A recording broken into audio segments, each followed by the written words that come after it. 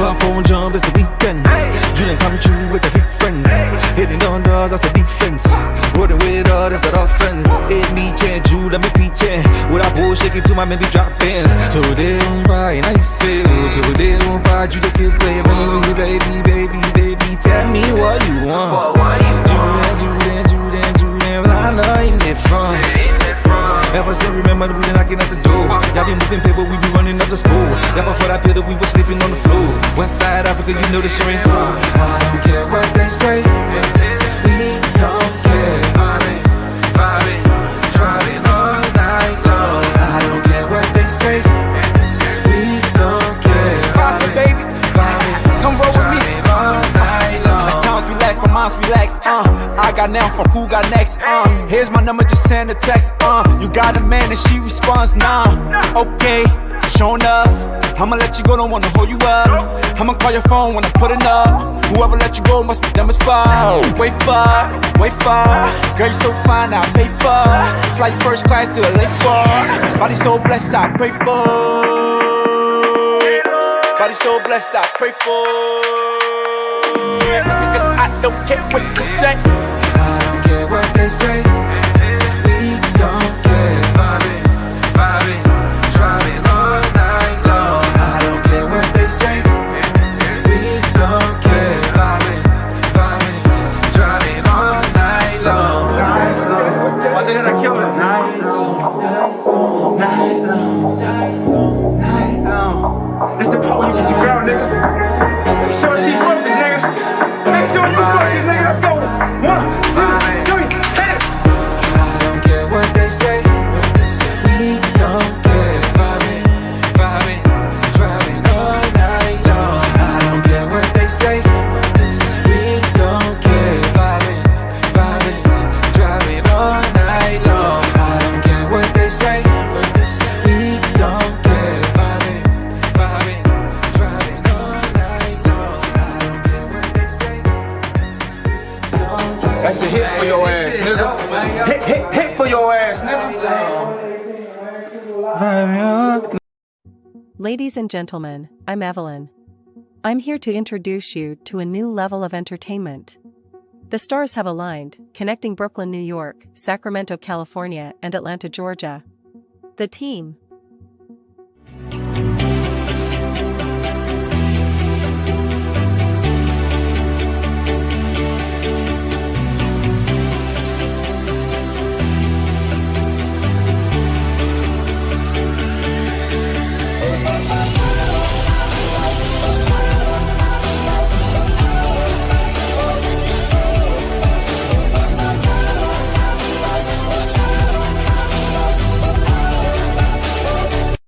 Introducing Flatbush, Brooklyn's finest, the boss, Chef Chupino. Hailing from Sacramento, California, is Andrea Lynch. From the dirty South Atlanta, Georgia, is your boy, Victor Freeze Music, or just Vic.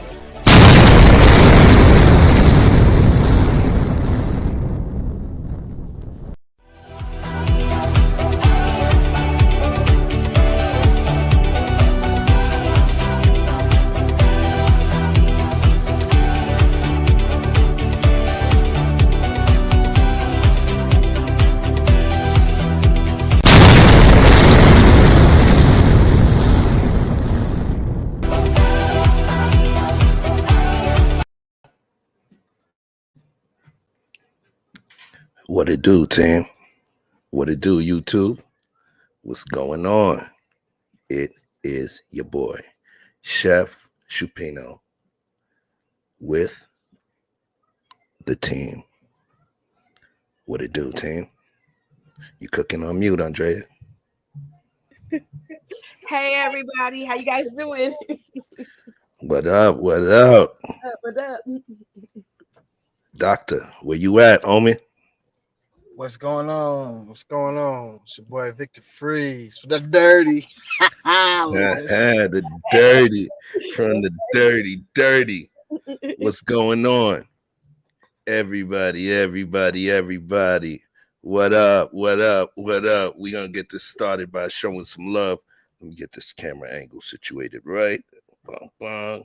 Let me get a little more light on this for you.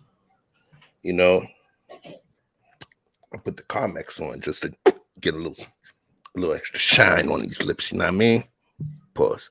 But anyway. My people voting up in the chat tonight, okay? They up in the chat tonight. Right. We got folks. And we got 11 already in. Hey, I love it. I love it. I love it. We got 11. How many likes? Let's get a couple more likes in, please. Okay. I'm being greedy. You know what I mean? Keep it real, partner. Give to the needy. I think you might have to roll that clip again, Chef, and show them the team. Okay, you gotta roll that clip again.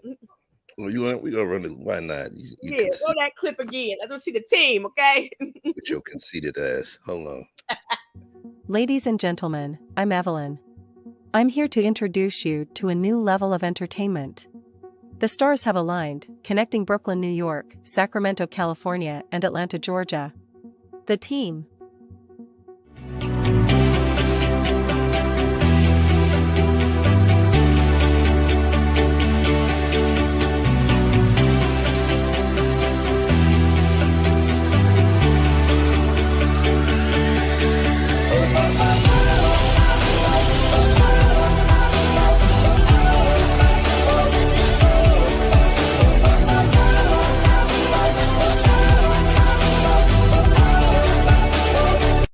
Introducing Flatbush, Brooklyn's finest, the boss, Chef Chupino.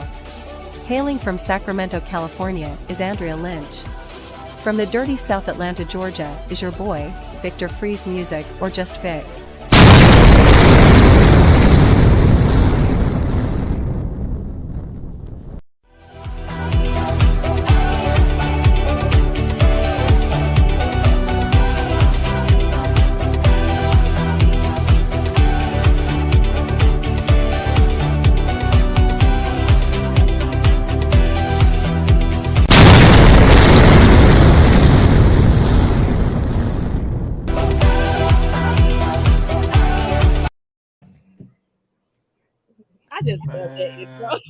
I get so tired of light-skinned people. There you go. Light skin, you know the light skin move. You don't know your name, but excuse me, miss. I saw you from across the room. You gotta have the sidewalk, you know, the light skin niggas. We got that, you know, the sidewalk dance where we just dance around you and just hit you with the you know what this is right there. When you hit them with this, that's Candy Rain. You hit it with the Candy Rain. You watch out if she diabetic. Right. I hit her with the Candy Rain. She better have that insulin in her purse. They ain't playing. But anyway. Don't look in his eyes. That look in his eyes. I seen you from across the room. What up? But tonight, we ain't talking about the ones you see from across the room. Nah. It's the motherfuckers you see from across the street. Yeah. Those. Them awful ass neighbors. Okay, the neighbors. Y'all see what's at the top of the screen. The team presents Awful Neighbors. But before we do that, you don't know what salty or sour is unless you taste sweet. So before we talk negative, we gonna talk positive. Mika Marcel, first on deck. What it do, Mika Marcel? Gabrielle, my Haitian brother up in Canada. What it do, family? Sac passé, sac fait, mon frère. All right. Who's this? Oh, there's some sexy dude in the avatar. All right. Hey, our A1, day one. Her chakra's right, her spirit's right. She's a metaphysician, and it doesn't matter if she knows what to say. She knows how to feel. Mm-hmm.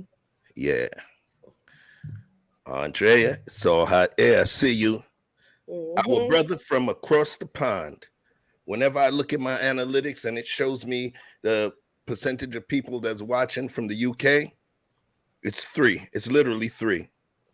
One is Simon. He was the first one. Next one is Claire76. And the next one is my bro, King Riches. All right. He actually goes by the name of he goes by the name of, Michael King now. But peace to King Riches. We did some work together too on Colette Over the Top with WME's channel. Stay tuned for the clip. Sac passé cousin. This is my blood cousin right here. Cousin Ev. If you Haitian, if anybody's Haitian and you know there's only one in one generation where there's somebody that they call Frérot in the Haitian family. He's the one that they call Frérot. If you don't know what that means, don't worry about it. All right. Ty, what up? Red Lipstick Vibes. What's good? What's good? Allie. Okay. Yeah, I see you, Allie. What else we got? That's my friend Allie. That's TC. That's TC. Look, TC. HBCU Queen TV. Yeah. Now listen here. Everybody ain't get to go to a HBCU, so you might have to use less letters for some of the folks that came. I'll let it go. What's up? Thank you for coming through. I hope you enjoy yourself. But remember, since you're here and Andrea's family, your family as well. So go grab you a spot on the couch.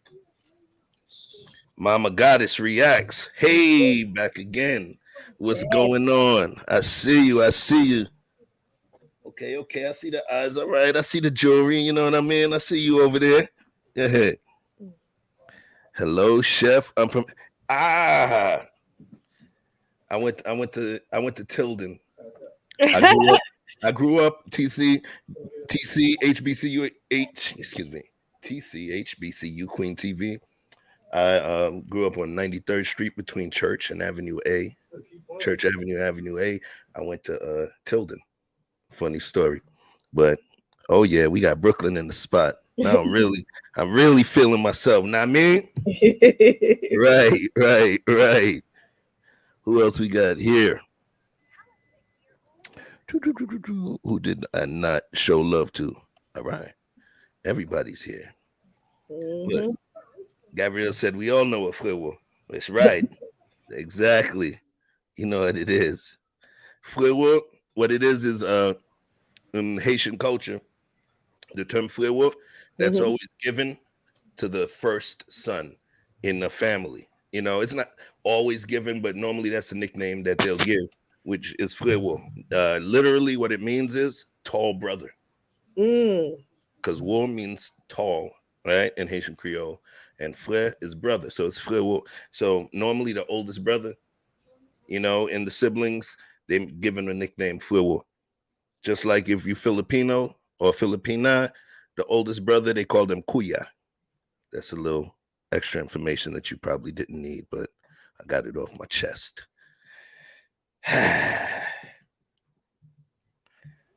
So let's talk. You know, we talk about community. We talk about our people. Yes, we do. And then when you drop it closer, we talk about community, right? And then when you zoom the lens in a little more, it comes down to neighborhood. Wait. We have somebody else new. MLW Fishing Man. Hello, my brother. I've never met you before, but you're in the house and you deserve honor.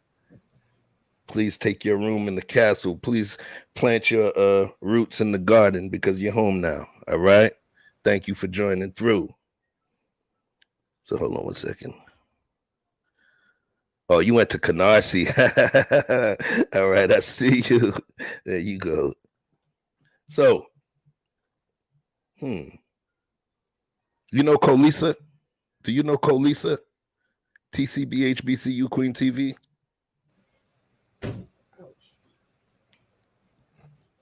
No, just checking. But anyway, MLW Fishing Man. Welcome. And he sends his love out to all of y'all in the garden and all of you guys that's here. So, hold on. I got to make sure I check for text when I'm on. My guy. All right.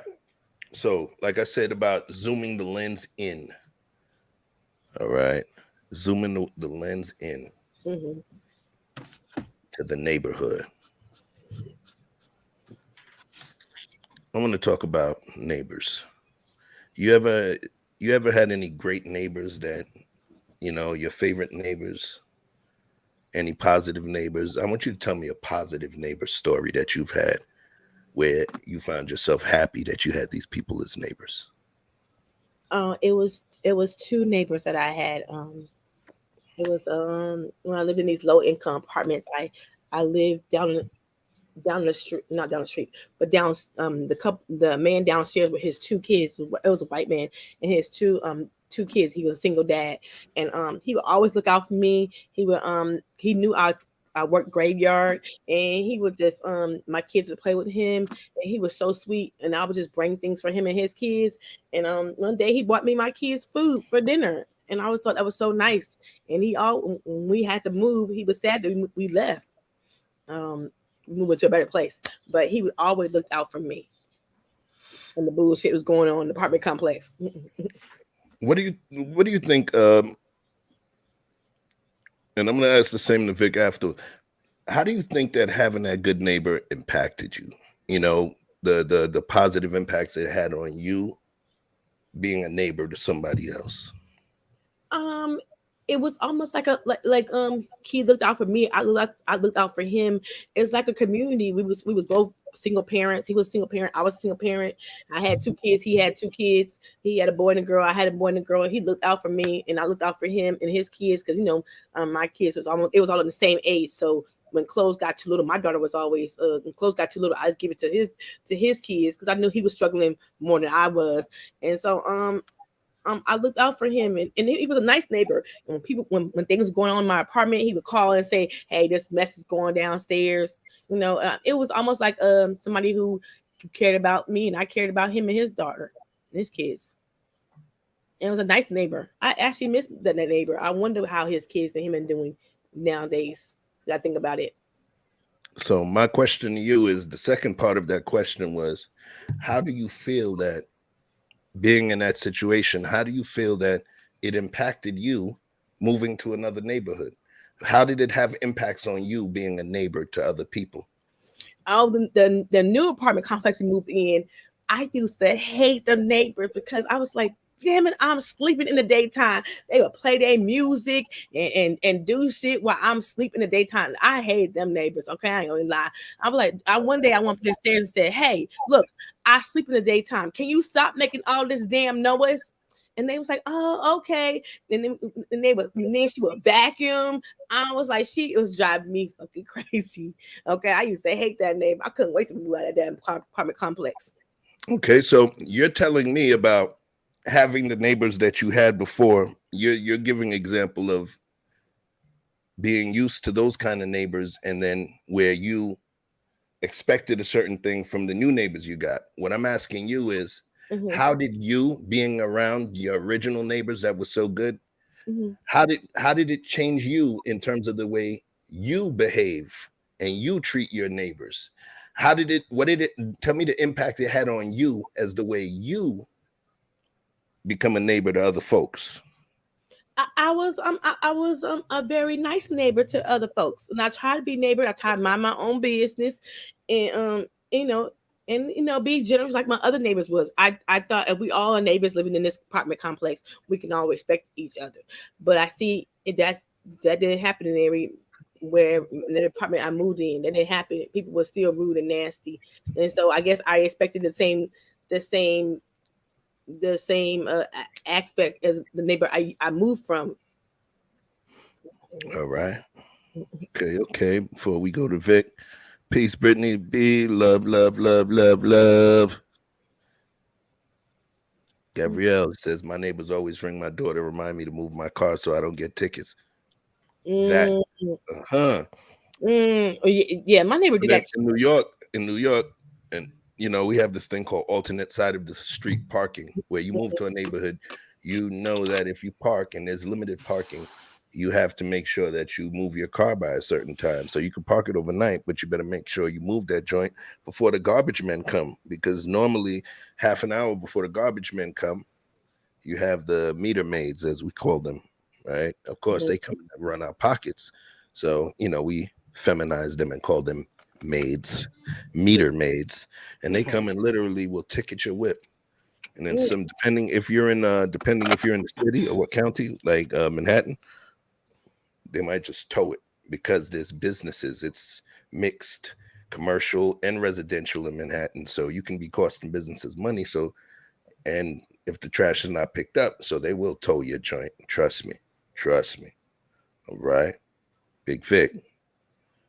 Talk to us about the neighbors that have positively impacted you. Oh man. Let me tell you something. He gonna say he had technical difficulties. He didn't. All it means is he wasn't a good neighbor. All right. How about that? Okay. He was the neighbor that get drunk and then you see him outside in the middle of the night coming from the club. He taking a shit on your lawn. He's that neighbor. Okay. Hey, old shitty, you back? Hey, don't do me like this. Hey, nah, man.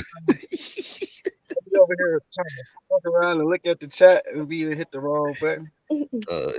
Yeah, man.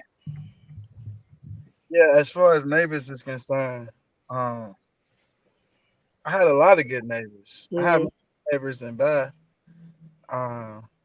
Sound like a bad racist joke. Black man, white man, Mexican. Hey, seriously. When I was a young buck, you know what I'm saying? Shout out to Kato. Everybody who know. But you remember a Blockbuster, right? And when we used to have to watch videos. Kato was the first one in the neighborhood with a satellite. He had a big, I'm talking about not the little shit you can sit on your roof. Like you had to have a spot in your yard for it. The big dish had to go into the ground. Yeah, the big dish. Yeah. And he used to record all the new movies. He used to have everything in that joint. And as long as you was cool with him, you could come by and rent a movie like it was Blockbuster. As long as you record over his shit and you rewinded it, you know, you was good. So I mean, he was just a solid character. He looked out for everybody. And then I had a older white man. He was like Scottish or something like this. He had like a really heavy accent, but I'm gonna say Scottish. But I mean, he was a man's fucking man, like all the time. He never took a day off. But I used to leave my key or whatever, and he's the one that showed me how to like break into my own house. And he kind of like started something. But nevertheless, he would like, I'm telling you when I showed you this, eh? You know what I mean? He'd come over there with the credit card and Jimmy my shit. You know what I'm saying? I'm like, oh, that's how you do that. You know what I'm saying? But he was always super cool. He ain't never gave me no grief. Simon trolling. He said Flanders. But last but not least, I had a Mexican neighbor. And I got to see how the Mexican folks move up close on a regular basis. And like they so family oriented. And you would think that, okay, that's just towards each other, but no, they were, hey, they drinking, you drinking, they eating, you eating. And I'm talking about, you know what I'm saying? Some of my homeboys look like some unsavory characters, but they would offer us all into that kitchen and eat with them. You feel me? And I thought that was all right. You know what I mean? And one of these days, I think I was Olo in my apartment and some things was going on. So he came over, boom, boom, boom, knock on the door. He's like, hey, I'm just making sure everything all right with you. He's like, you need anything? I'm here. I know some of your friends, you know, they left, making sure you's all right. Motherfucker had that thing that sound like when you put boots in the dryer. You know what I'm saying? I was like, oh, okay. But you would never know because he's such a sweet man. So that kind of in turn, put it like this. I always looked at whoever your immediate neighbors are, the people who share walls with you. If you were in a situation like that, or the people who you can see out of your window, I look at them as like bunkmate. You feel me? For everyone. Yo, you read my mind. Go ahead. The people, put it like this, for those who've ever been incarcerated, the person who shares a cell or a bunk or your close proximity with, they call them your bunkmate. And no matter if you like them, dislike them, you came in with them, you respect them, regardless of the fact you look out for them because that's the person who sleep next to you. Yep. It's automatic. So I kind of took that same ideal into the world, and just the people who is touchable, who I see every day when I come out my door. I'm not gonna necessarily be at your door asking for sugar or want you at mine, but if you do, you got it. You know what I mean? If you need something, if I see your children out there and you ain't present, you know what I'm saying? I might not say nothing to the rest of them, but I'm gonna look out for that one, you know? So Damn it, yo. Damn it, man. Let me do this real quick, y'all. Y'all will understand. Hold on. This is better. So yeah.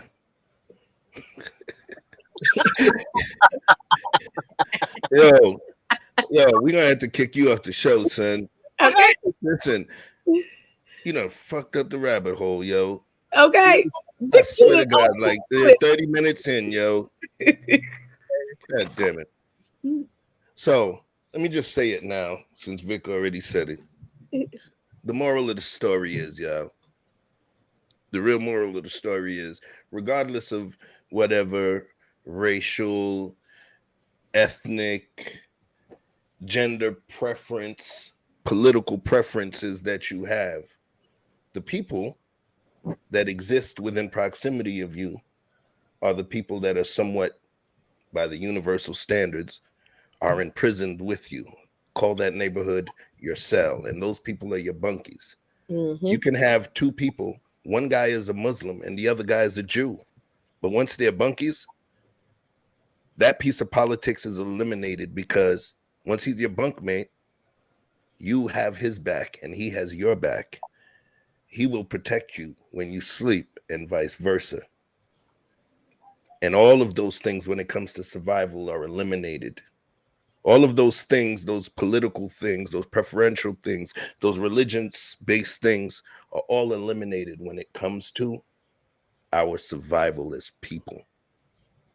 You got cats that lived on 3rd Street that didn't like the cats that lived in the 20s in Brooklyn. Right? But then they go to jail. Yep. And now it's Brooklyn versus the Bronx in that particular prison, in that city jail. They ain't going to talk about 3rd Street and 20th Street. They're going to fight alongside each other because Brooklyn. But now you take it to a state level, it may be a city, Brooklyn versus Queens or what have you. Take it to Fed level, it's going to be a whole state, New York versus Texas. Or it may just be, at some point you go up within the penal system, it's just going to be black versus white versus Mexican, Aryan Brotherhood, Black Guerrilla Family. You know what I'm saying? A lot of different things are eliminated as you go up within that system. Why? Because survival is the most important. It's the most important. So the people that I believe that we should establish or provide the most amount of grace are the people that live closest to us, right? So for me, I'm going to throw some love out there for the people that have taught me how to be as a neighbor. Rest in peace, and peace to Esther Fuchs. It was a Jewish lady that lived in the building that my grandmother owned, and she babysat me, and I learned a lot about Judaism, a lot. I read the Torah as a child, as a 9-year-old, 8-year-old. You know, I came from a situation where I didn't see the racial issues. Then we moved. Send a special shout out, rest in peace to Herbert Starks, and send love to Sandy Starks. Those are my next door neighbors, directly next door. To the other side with the Sabatinos, Rachel Sabatino, you know, one of my best friends ever, her brother Peter, her brother Chris, her sister Laura, you know, her mother Margaret. These were all my people. The Lang family, the Hewitts across the street, the Cave family. These were the people that I learned when you're out in the front shoveling snow, you don't just shovel your walkway and you don't just shovel the front of your house. Mm-hmm. You keep going. Now, mind you, it was my mom and my stepdad that forced me to shovel it too, but I didn't understand it until later. I learned that, but I also learned it from watching them, watching the other neighbors.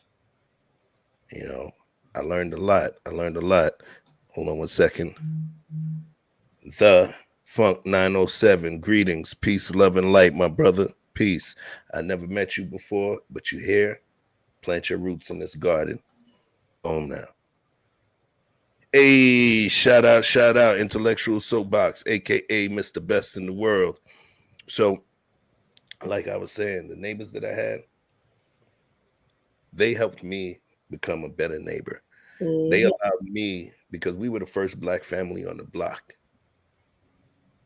they allowed me to understand how to be a neighbor. They showed us love, lots of love. You know, I moved to Atlanta. One of my favorite neighbors, I had a few good neighbors, but one of my favorite neighbors was a guy that the other neighbors didn't mess with. But this dude was the most friendliest guy ever. His pops was the nicest guy ever, you know, and he would just come and do stuff for you that you didn't ask. If he saw you drink a certain type of beer, when he looked out his window, he'll go to the store, and next thing you know, he's rolling up on you with a 6-pack of your beer, just to sit and have conversation. You know, yeah, I ain't gonna get choked up, but you know, peace and love to my boy John. John passed away recently, so I'm gonna just send a little love and a little tribute to my homie John. Hello, my family, my friends, my ladies, my children. God bless you all. Uh-oh, John got fam, he got ladies, he got children. Oh, snap. And we have beef short ribs, marinated. We call them jerk because I did marinate them in some jerk, Walker's Wood jerk seasoning. But you notice I got them offset. I got the heat over here. Got some hickory over there. We got these short ribs over here on the skewers, you know, kebab style. And then for all of the ladies that want pleasure, we got Big John. Oh my goodness, ladies. God bless you all. He is and I thank you, every one of you. He is the Caucasian persuasion, baby. Get it. Holla. Yeah, rest in peace to John, my guy. Peace. Hold on, he said Intellectual Soapbox said, Chef, you trying to get people to cry, grown man tears. Nah, I be trying to make you cry, yo. I think I might have to clip that episode where, you know, we got you emotional. That's a beautiful thing. Yep. Hey, my man E Blizzy, he said, yes, peace to John. John, watch this. You got an HOA, right? John and his dad, they're renters. Well, his dad doesn't live here now, but they were renters. HOA meeting is only for owners. Yo, John used to walk in barefoot into the into the HOA meetings with him pulling a little wrinkled piece of paper out of his pocket where he has stuff he wants to discuss on the agenda. And they're like, yo, you're not an owner though. You're renting. He was one of those cool white boys where you can't say jungle for white folks, but yo, he loved walking barefoot, yo. He would love walking barefoot. So you'll see him a mile and a half away at the AT&T store at the grocery, and he'll be barefoot. He was that dude, man. Peace to John. That's my guy, man. Straight up and down. Rest in peace, homie. But yeah. Just for the record, I know you can grill because you separated the coals. That's the only people who know what they do and do that. Which part? The coals, separating the coals for the hot zones. Oh yeah. That's how the so side note, the smoking process, it's about offset heat. And we ain't talking about offset, you know, Migo, but literally it's low and slow. You put the coals on one side and you throw some hickory chunks or whichever wood element you like. And then you have the meat on the other side. It cooks slow and it infuses that woody flavor to it, you know? Yeah, man, that's the way I do it. I do a process called reverse sear, where you actually slow smoke first, and then you what they call turn and burn, so you get a nice crust. Where you guys go check my food playlist, and you know what the hell I'm talking about. So let's see who's here. Send love to everybody. I want to make sure everybody get their love today. So yeah, neighbors. You ever had any annoying neighbors? Yeah, I told the one neighbor that I couldn't stand, I cussed her ass out for decking her floor early in the morning while I'm sleeping. Yeah, but I don't listen, yo. I hate folks who will. I mean, you expect people who. I mean, I'm a nice neighbor. Say, hey, is it mind if you don't vacuum until like noon or 1 o'clock when I wake up? Let me tell y'all something, yo. One thing I'm not gonna do. I said I'm not gonna be on some BS. So I'm not gonna let and stand behind any team member that's gonna be on some BS. So let me let you know who this person you're talking to is. She's the same lady that broke up with a dude she was with about 6-7 months. Why? Because she's not a morning person, and he worked overnight, and he just really wanted to hear her voice in the morning. Normally you work and you don't give a shit about nothing. You just want to work and get. He wanted to hear her voice in the morning. Let them know the rest, Andrea. Let them know the rest. I'm gonna let you incriminate yourself. Let that down, Andrea. I'm working with his dumb ass because he kept calling me in the morning. I said, "Look, I'm not a morning person. I don't want to talk to nobody in the morning. Call me about noon. I'm bushy side. I'm up. I'm chilling. Okay, call me at noon. In the morning, I'm just not a morning person because man, I'm getting the kids to school. I'm just getting off graveyard. I'm not a morning person. And yes, I'm a foster mom, and I'm still not a morning person in the morning. I'm getting my kids ready. I'm playing Hallelujah, thank you Jesus. I wake me up in the morning, but don't call me until noon. Understand that? What's wrong with that? Just to recap, on the time she mentioned that, I said to her, "You're into sports, right?" Sports, yes. Right, Andrea? Yes. Big time. And I said, and she said that she said, yes, I like to be up under my man and we watch the games together. And I said, So what if the dude don't like nobody messing with him when he watching the game? Andrea said, then we can't. Go ahead. We can't be together, okay? Right. You see that? He's talking. He want to hear his woman, the woman he lays with, that he's working hard to want to be with, and working hard to be able to be that provider and all of that. And he want to hear her voice in the morning.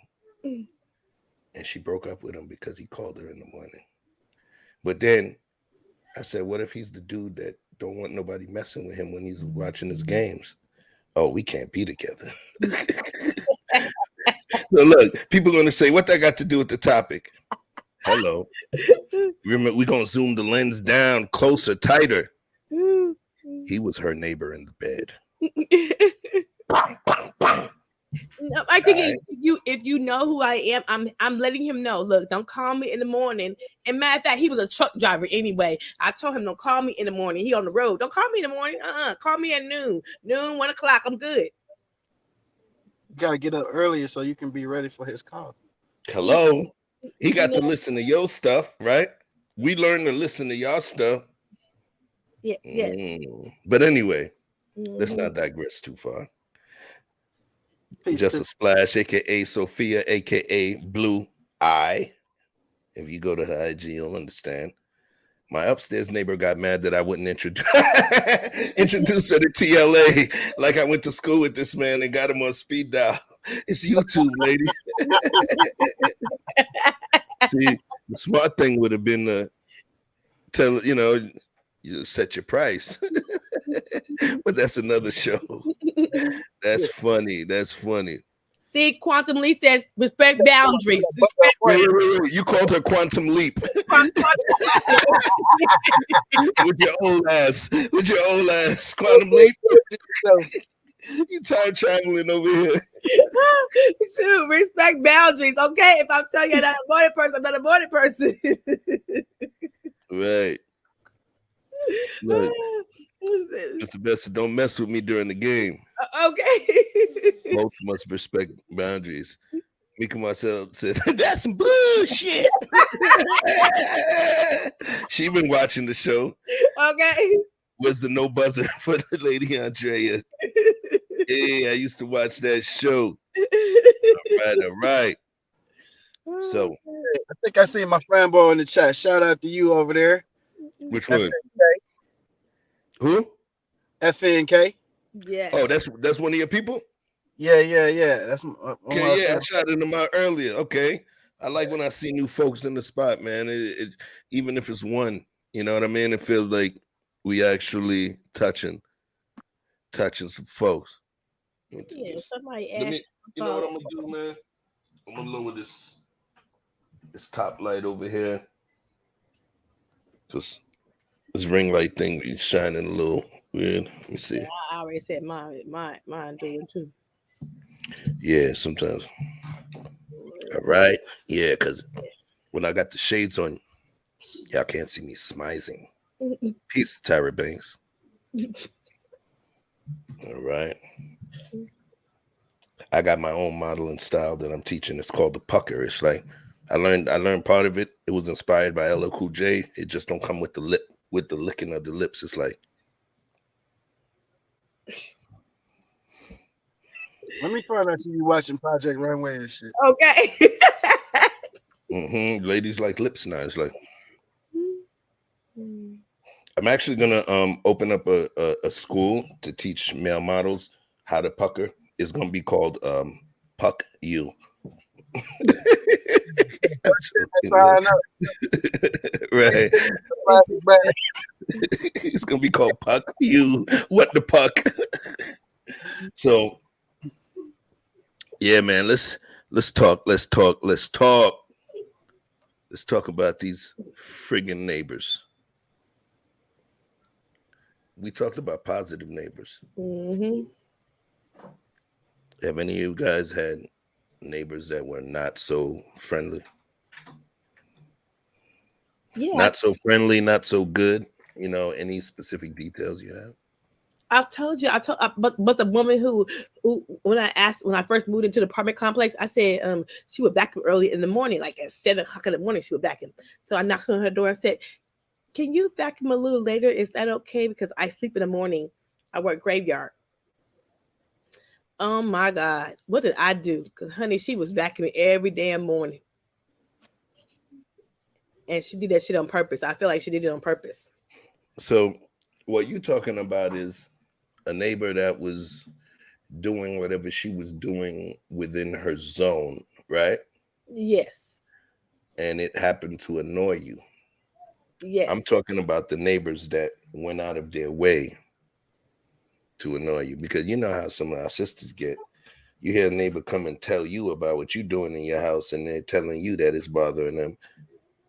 You just gave them the prescription to your trigger, and they're gonna keep doing it every time you get pissed, right? Yes. Tell me about the ones that actually came to start messing with you, like out of their way, not something they were doing that they didn't know annoyed you, but oh my God, purposely parking in my parking space. I used to hate them neighbors that park in my parking space. And you know, I was like, look here, and I it happened for a whole month until one day I went and I said, look here, I work graveyard. I want to come home. I don't want to be looking for no parking place when I get home. This is my parking space. I paid my rent. Olivia, I paid my rent, and I don't want to be looking for no parking place. And they was like, well, you not be here at night. Yeah, because I'm at work. Did you hear me? I'm at work. When I come home, I want you to be moved in. And she was like, well, I don't know what time you get off. Oh, I'm gonna say this. That's some renters shit right there. And when I say that's some renters shit, the person who'll say, look, it's not like you even be there. You know what I mean? Damn, you wasn't even there. You could tell that person hasn't owned anything. They've only rented. And it's like, look, man, you wasn't there. Let me just sit in the chair. Owning, when you understand you have ownership an understanding of what's considered your property, personal property, it changes the dynamic of your boundaries, you know? Yeah, What do you think about that, Vic? I agree with that. Mm-hmm. Some people tend, you know, you never own something, you don't even get it. It's like, damn, it ain't a big deal. I mean, shit, why y'all making a big deal about this? Yes. There's people who ain't never had leg room. Mm-hmm. Can't appreciate what that means. Tell them about legroom, bro. When it's pretty much what you said. Like even in that case that Andrea is speaking of, is like, listen, I don't care if I ain't there. I want it available at all times. Should I have a home? I don't care if I come home for lunch early or whatever. I want it available just on the screen. I want to be thinking about at the job, like, boy, I know nobody better not be in my shit. For real. just on the screen, you know, and if you used to being in a situation where you're always having to share, or you're always subject to someone else's whims and wills, you wouldn't know what it's like. You know what I mean? It's like having your own crib. You know what I mean? And hey, we can make noise in here, and ain't nobody gonna say nothing. You know what I mean? You can turn up the radio as loud as it go, and ain't nobody coming. So I mean, it's just levels to this shit. I like that. Yeah.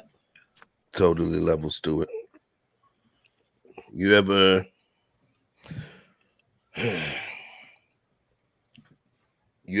found yourself in a place where you might have been, where you can honestly admit that you were not a really, really good neighbor?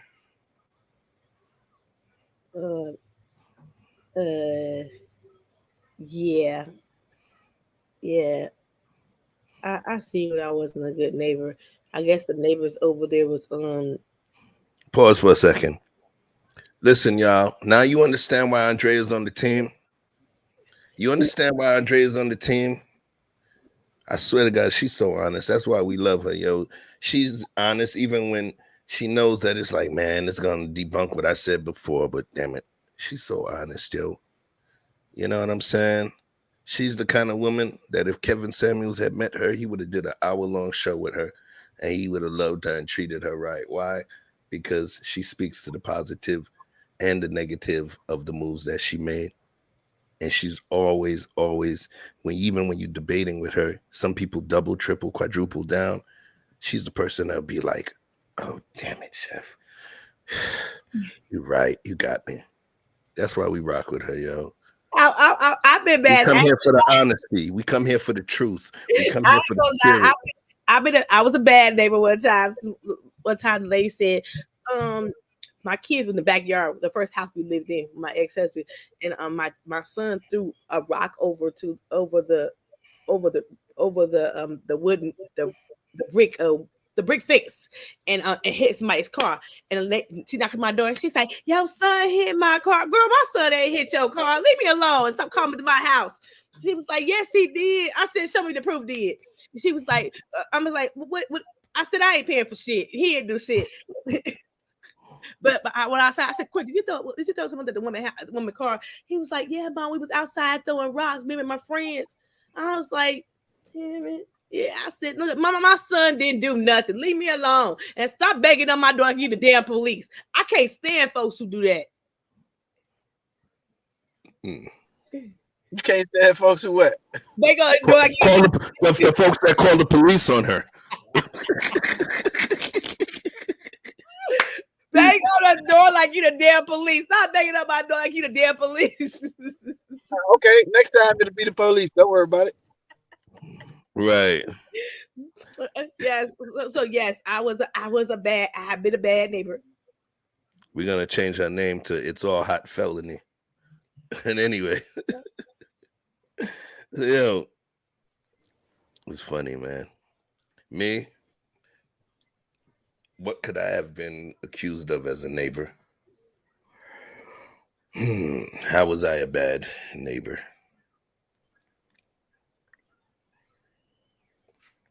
There was a luxury condo that I lived in.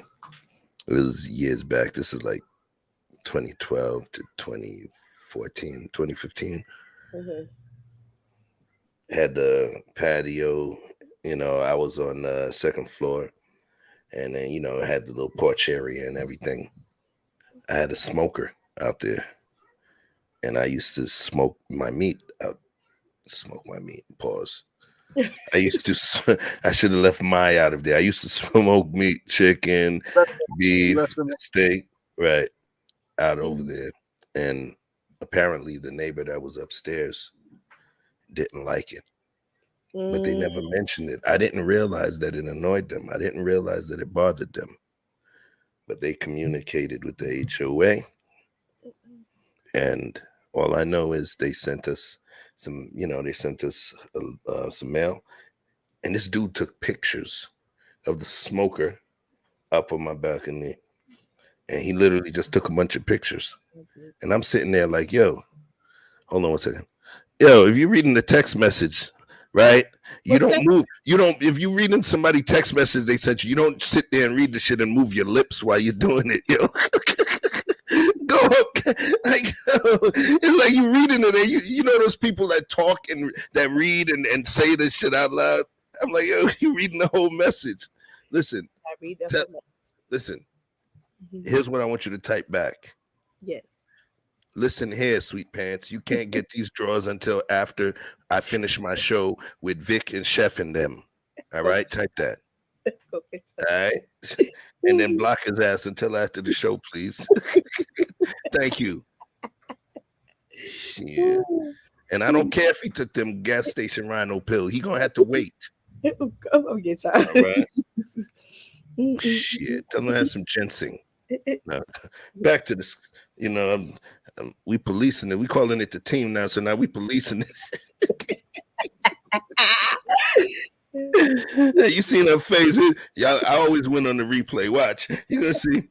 Look, Allie know it's good. Allie know it's good. She probably know who texting her right now. You see the double laughs? I don't know about the rainbow thing. You know what I mean? I know Andre always look a little freaky. So I don't know.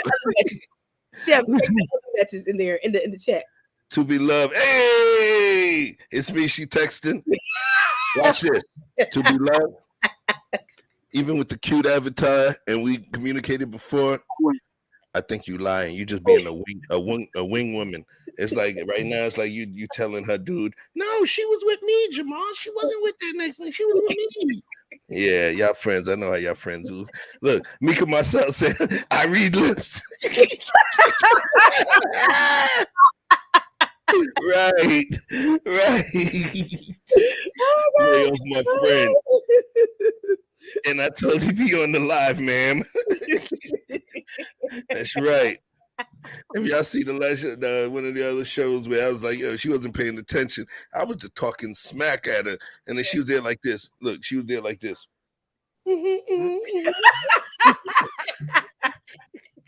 Right. It was funny. That's how you be listening to your man.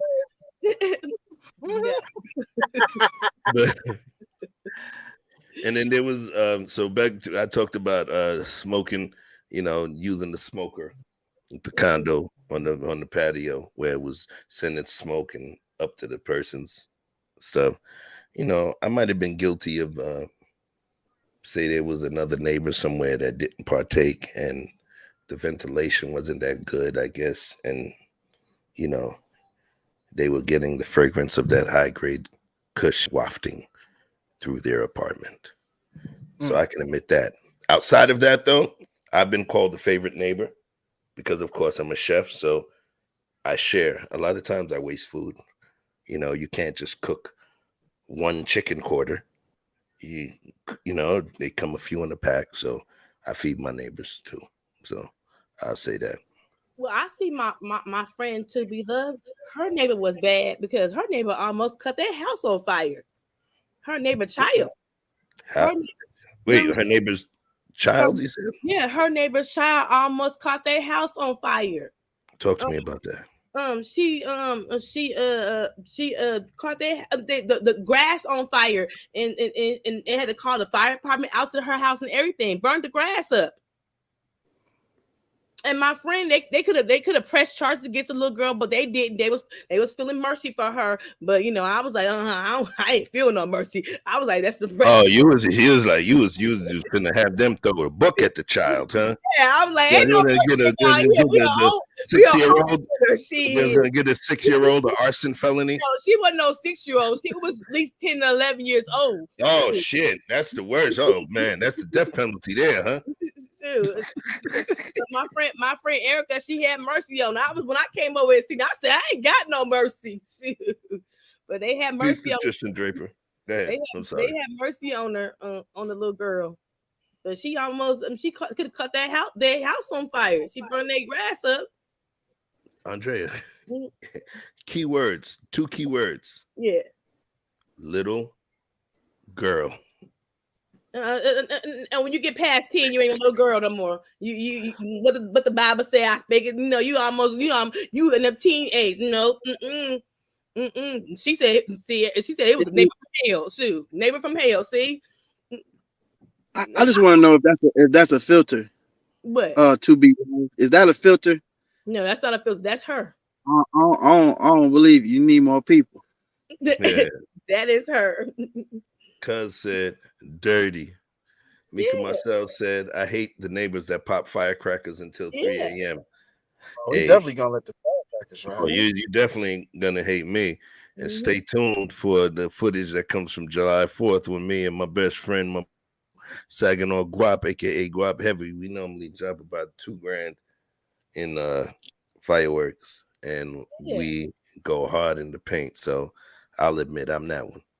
I'm one of those. The neighbor almost. Hold on 1 second. Tristan, we had your ex. We I think we got your sister on the line. We got your sister in the spot. Tell us about your big bro Tristan, to be loved. But anyway, it's a Snapchat filter, but I'm cute. Wait. We got to do the Brooklyn BS face. We don't say that's some bullshit in Brooklyn. We go like this. They got the cam up. I don't know about that. What his face said, okay? Yeah.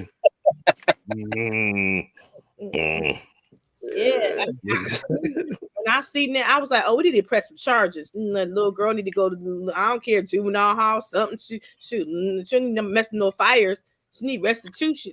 That grass is burnt up for a couple months. There ain't nothing a little ass whipping couldn't have fixed. Why you want the kid to go to prison, man? I don't want to go to prison, but playing with fire is dangerous. And your mama didn't teach you that. Mine did. Right. So you want the prison industrial complex to teach her that?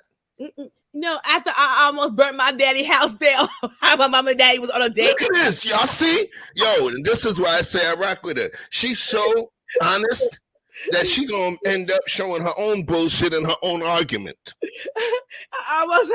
My mom and daddy was on a date. Okay, they was on a date. They was just there. They was on a date, and you went. So wait. So not only are you an arsonist, but you're a cock blocker too. No, my mama and daddy was on a date. Okay, it was my freshman year of high school, and she told me to cook for the family. Okay, I was cooking for my brothers and sisters, and then I forgot that I put grease. I was watching the basketball game.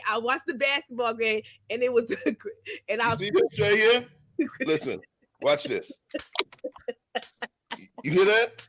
This is for the motherfucking mosquitoes. All right. I was cooking. You see that spot? That's for the mosquitoes. That's what we give to Andrea, because she talking some bullshit. But let me show you what we normally use for Andrea. This is what we use for her. Me and Vic are the cats. Stop!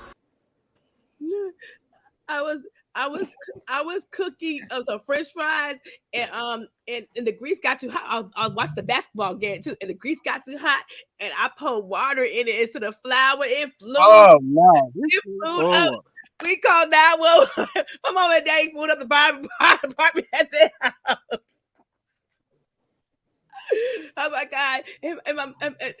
my daddy was so mad with me. Ladies and gentlemen, this show is unscripted. Oh, my mama and We are daddy was not so mad. making this up. No, I'm not making it up. They was on a date and they came home to the fire department at their house. Even Tristan even said you wild. Oh my God. I was Look, like, my shit City is Love said you haven't cooked since.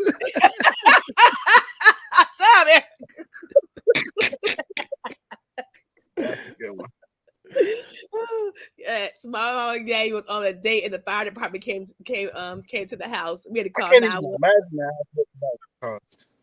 It was the whole microwave in the kitchen. They had to redo the kitchen. Lord have mercy. I cost my daddy some money that day. Man, listen, now that's crazy right there. And it was a Yeah. rental too. We wasn't buying yet. It was a rental. It was a brand new house. Oh, Rental. Ooh. It was a rental. I did. My daddy was so mad with me. He was so mad. But I learned you never put water on a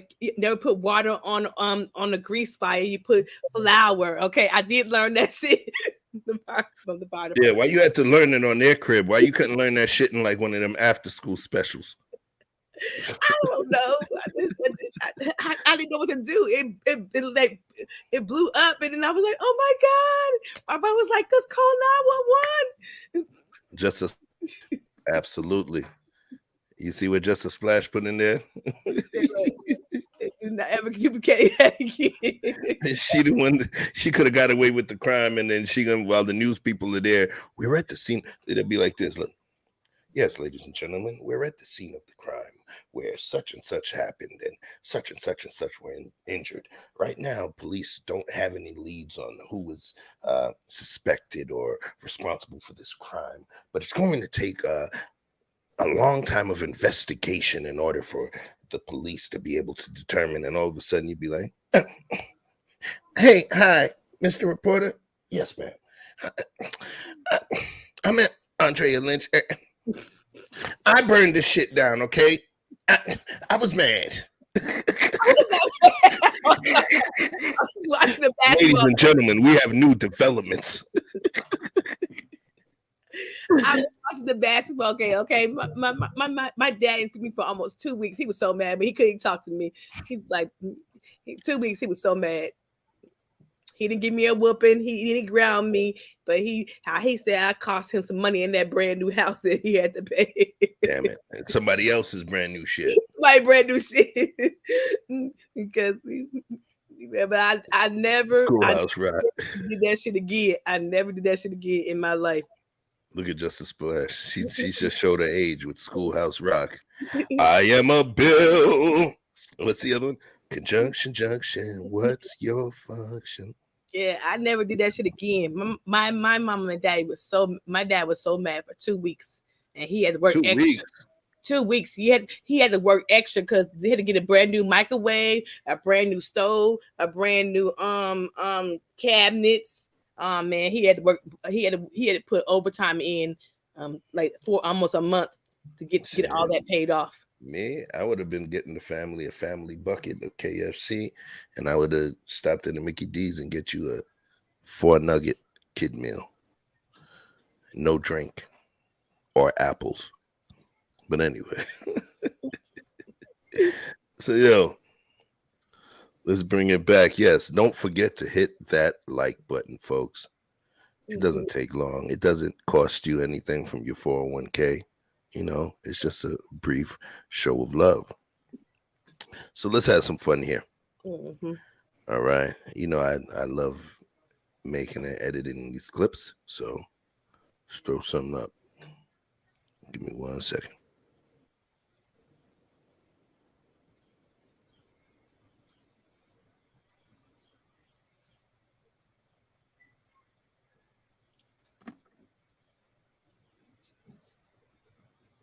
Get the fuck out of my driveway. I'm not in driveway. Get your goddamn hands off her now! Do it Fuck again. you! Do it again. I got you on video. Cunt. Yeah, I'm fat. I'm Call called her a fat cunt. Did you get it too? Right on video, thank you. A woman. We'll wait for the cops together. Because technically, I can play my music until 9 o'clock. Read your piece. Then go ahead and do it. Have nobody knocking on my goddamn door. When your music is I don't give a shit. You got music. it's not Let me over tell you there. something. Mind your business. If Jody Mind calls- your if business. Jody Mind calls your you- business. I don't give a shit about Jody. I don't wanna She hear had your nothing to do with this. business. I'm talking about you. I don't want to hear your music right I don't want to hear you. Don't have nobody knock on my Michael. goddamn door no more. Michael. Do you understand? now. Oh my God. Do you understand? Or I'm gonna fuck you up on sight. You understand that? Tell the cops that. You knocked on my fucking door. Mic on my ass. You so goddamn bad. Okay, well then don't have nobody knock on my fucking door no more. Do you understand? I'll punch you right in your fucking face. Do you understand? Call Michael. Call Okay. Michael. No. Call him. Get on my ass. Get on my ass. Okay.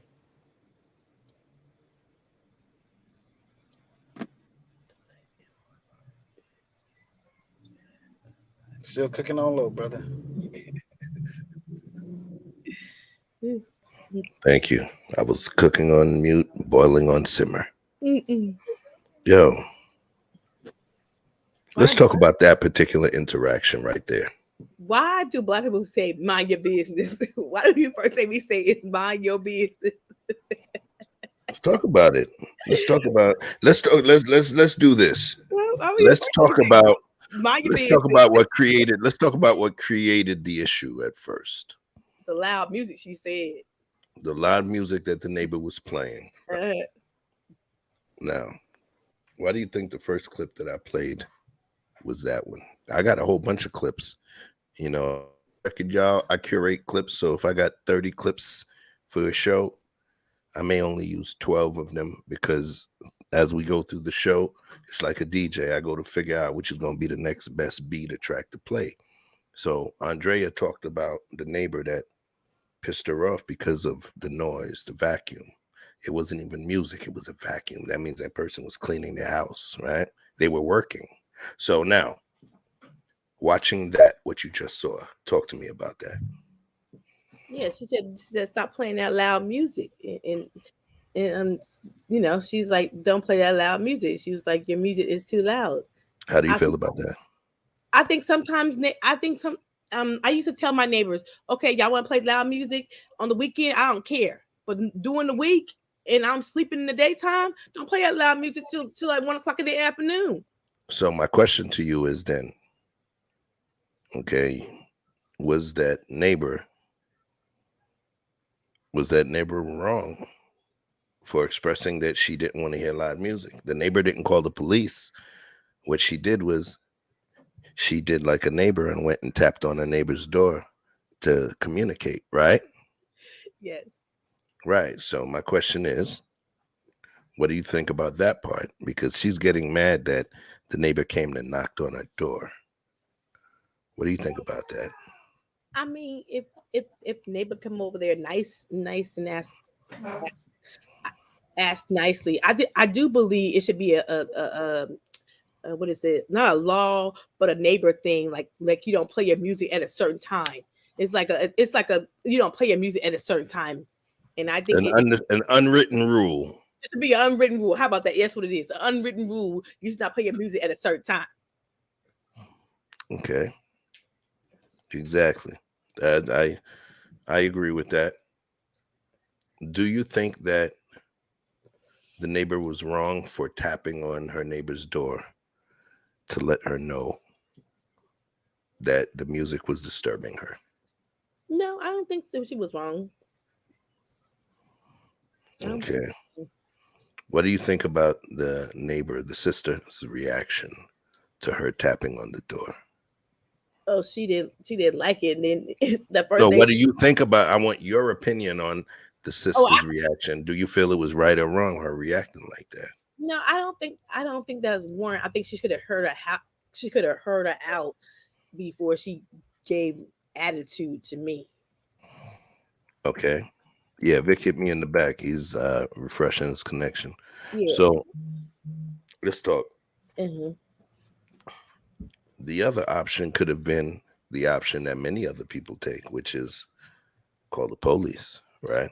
And I think that's a problem for me, because the police got so much. They got robbery, rape, they got mass shooting. They have a lot to do, and for you calling the police because somebody's playing loud music, I think is a waste of police. Okay, I agree. I definitely agree. All right. So, Vic, can you hear? Yeah, I got you. All right. Were you able to see the clip? Yeah, I saw it. So, what do you think about that interaction you saw?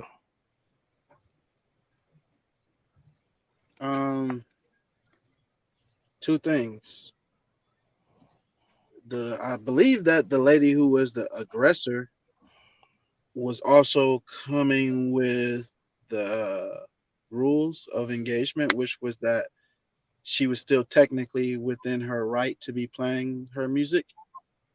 I noticed that a lot of times when there's a racial component, that tempers can escalate a lot faster, or if there's children involved, things can escalate really fast, no matter who's right or wrong.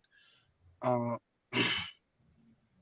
but outside of that, I think it's a courtesy that people extend to say, hey, let me just talk to you directly, and give you an opportunity, because maybe you're unaware that you're offending me.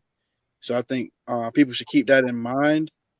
But I think that's the reason why a lot of times the police get called before anyone even knows that there's an offense, because people don't even want to take an opportunity for some shit like that to happen. And that's where you get those letters in your mailbox and police knocking at your door. Yeah, I agree with that. And I do believe in that situation that the sisters should have employed a higher degree of diplomacy. Yeah, because she could have Diplomacy. She had to be a diplomat.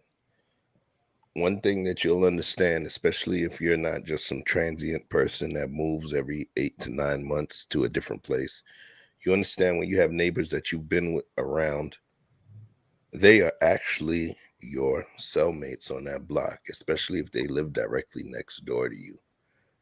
Those are your bunkies. Those are your bunkmates. Those are the people that can be negatively impacted by your house catching on fire, because they're closest to you. Their houses will catch on fire. So I think it's important. I don't believe the sister was behaving diplomatically as well. I think it was rather foolish. It was rather foolish because not only did she show that she didn't give a damn about being neighborly, the neighbor didn't go to the police. The neighbor actually went to communicate with her. And what she said is, don't you come to knock on my door. And she threatened her. Yeah. And she advanced physically upon her. Where if you watched closely, do I believe that she would have accepted that kind of movement from that other person? Nah, she encroached into her personal space with threats. So personally, I don't think that she was neighborly. And personally, I think she would have been the neighbor that pissed me off as well. I'm just saying. Anybody disagree with me? Want to debate it? No, I mean, I know she was the aggressor. She was. Extremely aggressive. Hold on 1 second.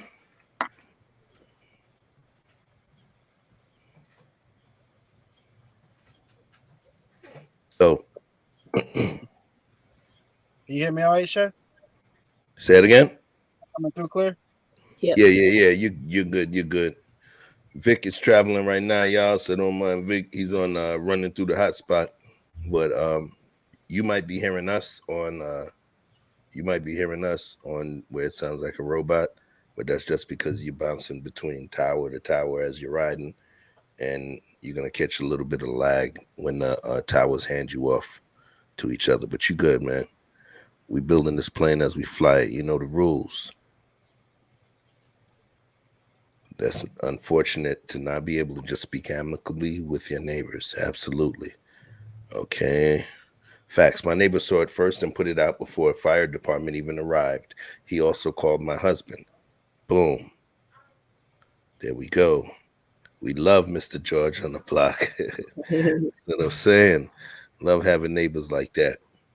So, anybody have any pushback about what I said? Nope. All right, we're going to keep this party going.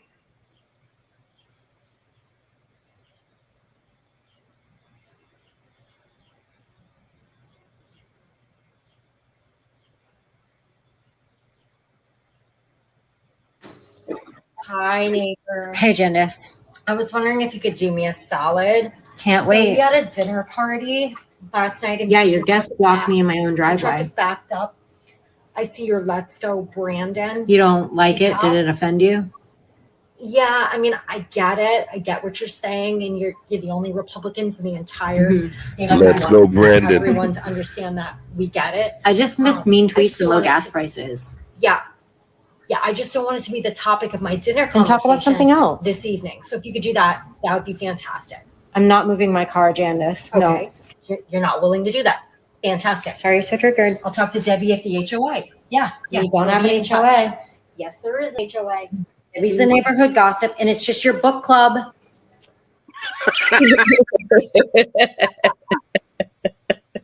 That shit funny. Hold on. Andrea said, wait. Sophia said, be right back. She got to pee, y'all. If she comes back in less than 3 minutes, that means she ain't wash her hands. Okay. So go ahead, y'all. Don't mind me. I'm trolling. The crazy neighbor stealing kids. That's so wait. Ignore that picture, Andrea. Ignore that one. Or you want to explain it? Say it again. I don't know if you want to play that clip again or you want to explain it. What was she like? Did she have a flag or something? Hold on, I'm gonna need you to get on the good ear. Okay. Okay. Hold on, I'm gonna play it again. She had something to talk about. Go Brandon. Brandon is a politician that was running. Brandon was the last name. Is a politician that was running in their area. Gotcha. And Brandon happened to be conservative, not conservative, but Republican. Right. I heard. So I'm gonna bring it back. I'm gonna run it back because you on the show, so a few other people watching may have missed that. So I'm gonna bring it back.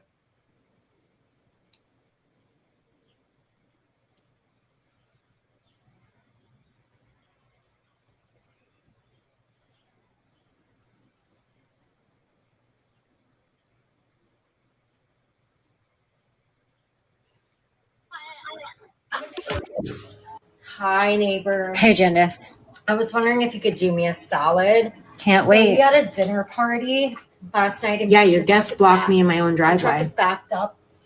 I see your Let's Go Brandon. You don't like it? Did it offend you? Yeah, I mean, I get it. I get what you're saying, and you're the only Republicans in the entire neighborhood. Okay. You want everyone to understand that we get it. I just miss mean tweets and low gas prices. Yeah, I just don't want it to be the topic of my dinner conversation. Talk about something else this evening. So if you could do that, that would be fantastic. I'm not moving my car, Janice. Okay. No, you're not willing to do that. Fantastic. Sorry, you're so triggered. I'll talk to Debbie at the HOA. Yeah. You don't have an HOA. Yes, there is an HOA. Debbie's the neighborhood gossip, and it's just your book club.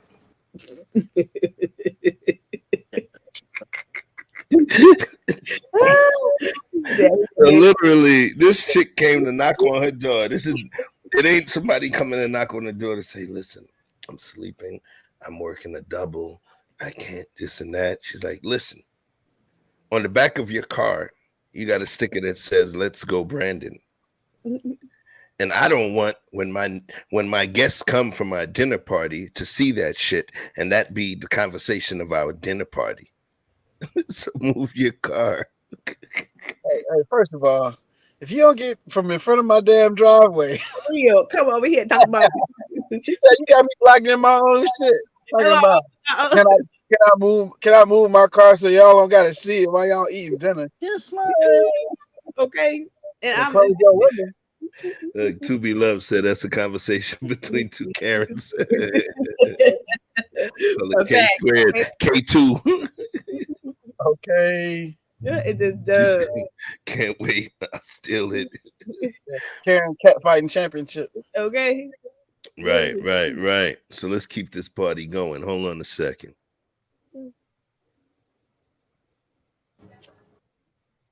Get in your house, or I'm going to call the cops on They you. she already called them. Go ahead, we're videotaping all of Right it. to be here. I'll haul it away right That's now. not your property, and the cops said we can have it there. What do you think you're doing? It's all right. I got it on video for you. If you want us to show the cops the video, then we'll show them. I'm not gonna be here. Okay. I said, and when the cops came this time, they said, Try to be that's nice. theft now. It's not even your property. I will report theft now. Okay. Oh, it's okay, honey. Abram, I'm sorry. He's a jerk.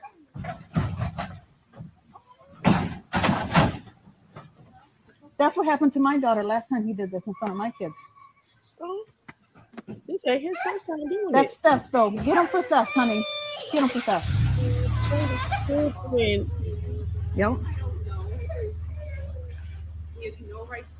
No, get theft on him.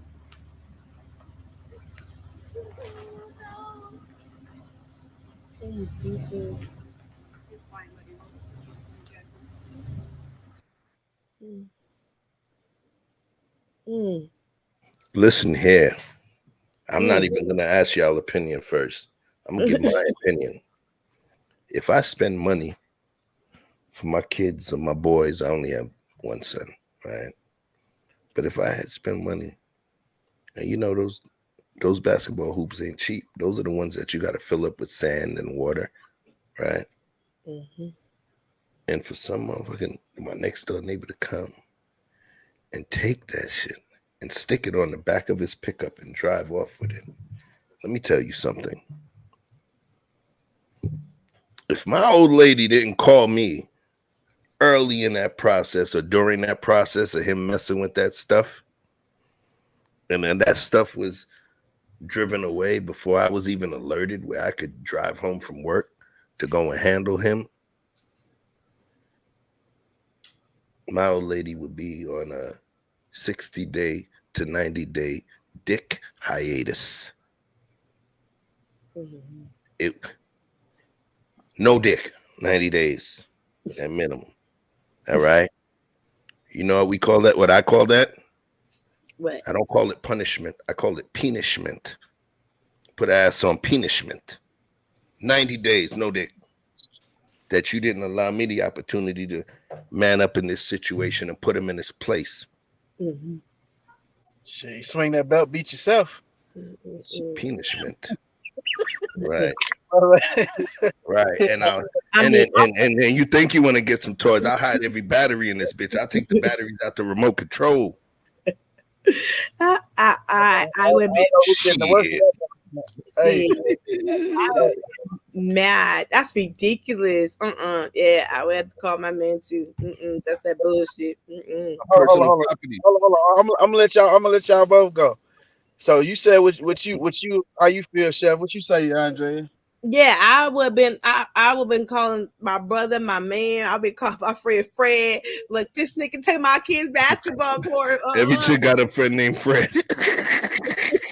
I'm trying to get Fred fucked up on his office. That friend Fred.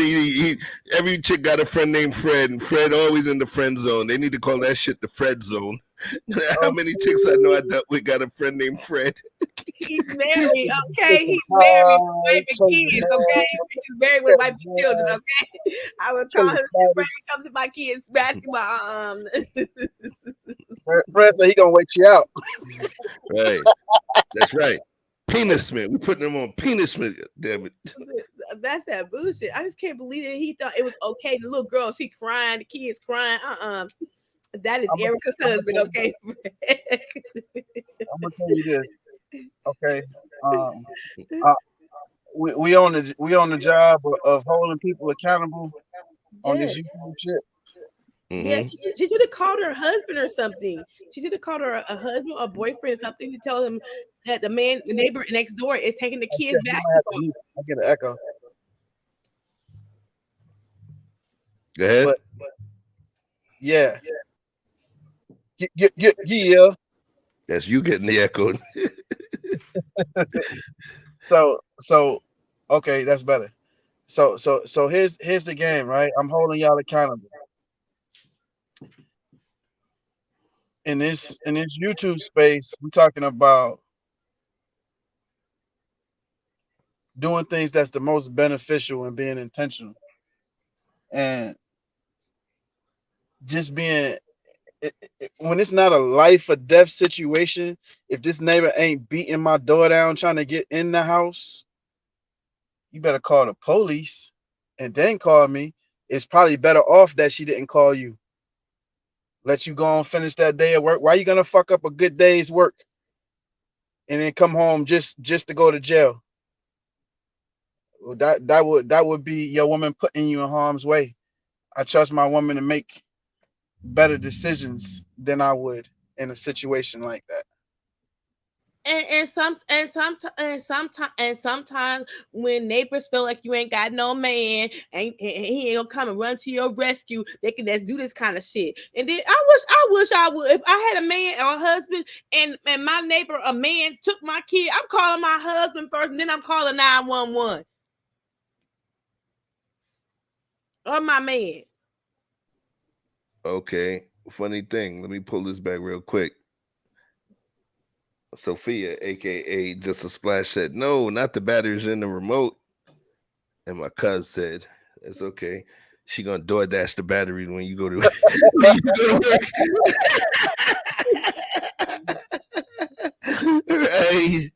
Right. To the love said, "I would protect mine like that, Vic." Oh shit. Hey, you know. Right. Yeah, I'd prefer to be there in real time. You know, that's just me. That's just me. So let's keep this thing going. Let's go.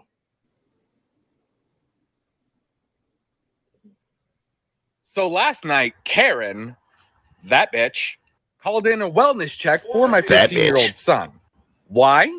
Because my 15-year-old was home alone while I was gone at work. So I'm at work and my son calls me. Dad, there's a police officer here. Oh, sweet baby Jesus. What did you do? Nothing. He just came over to see if I was okay. That's weird. What did you tell him? Oh, no, that I was okay. Well, that's good. Yeah, he wants to talk to you. The officer on the other line was like, hey, are you aware that your son is home alone? Seeing as I'm at work, yeah, I'm aware. Do you believe that he possesses the capabilities of taking care of himself? Yes, sir, I do. Food is in the fridge? Yep. All firearms, if any, are locked up? Yep.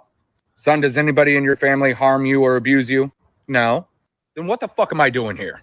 Oh, my son had the answer. Probably because our neighbor is a Karen who can't mind her own fucking business.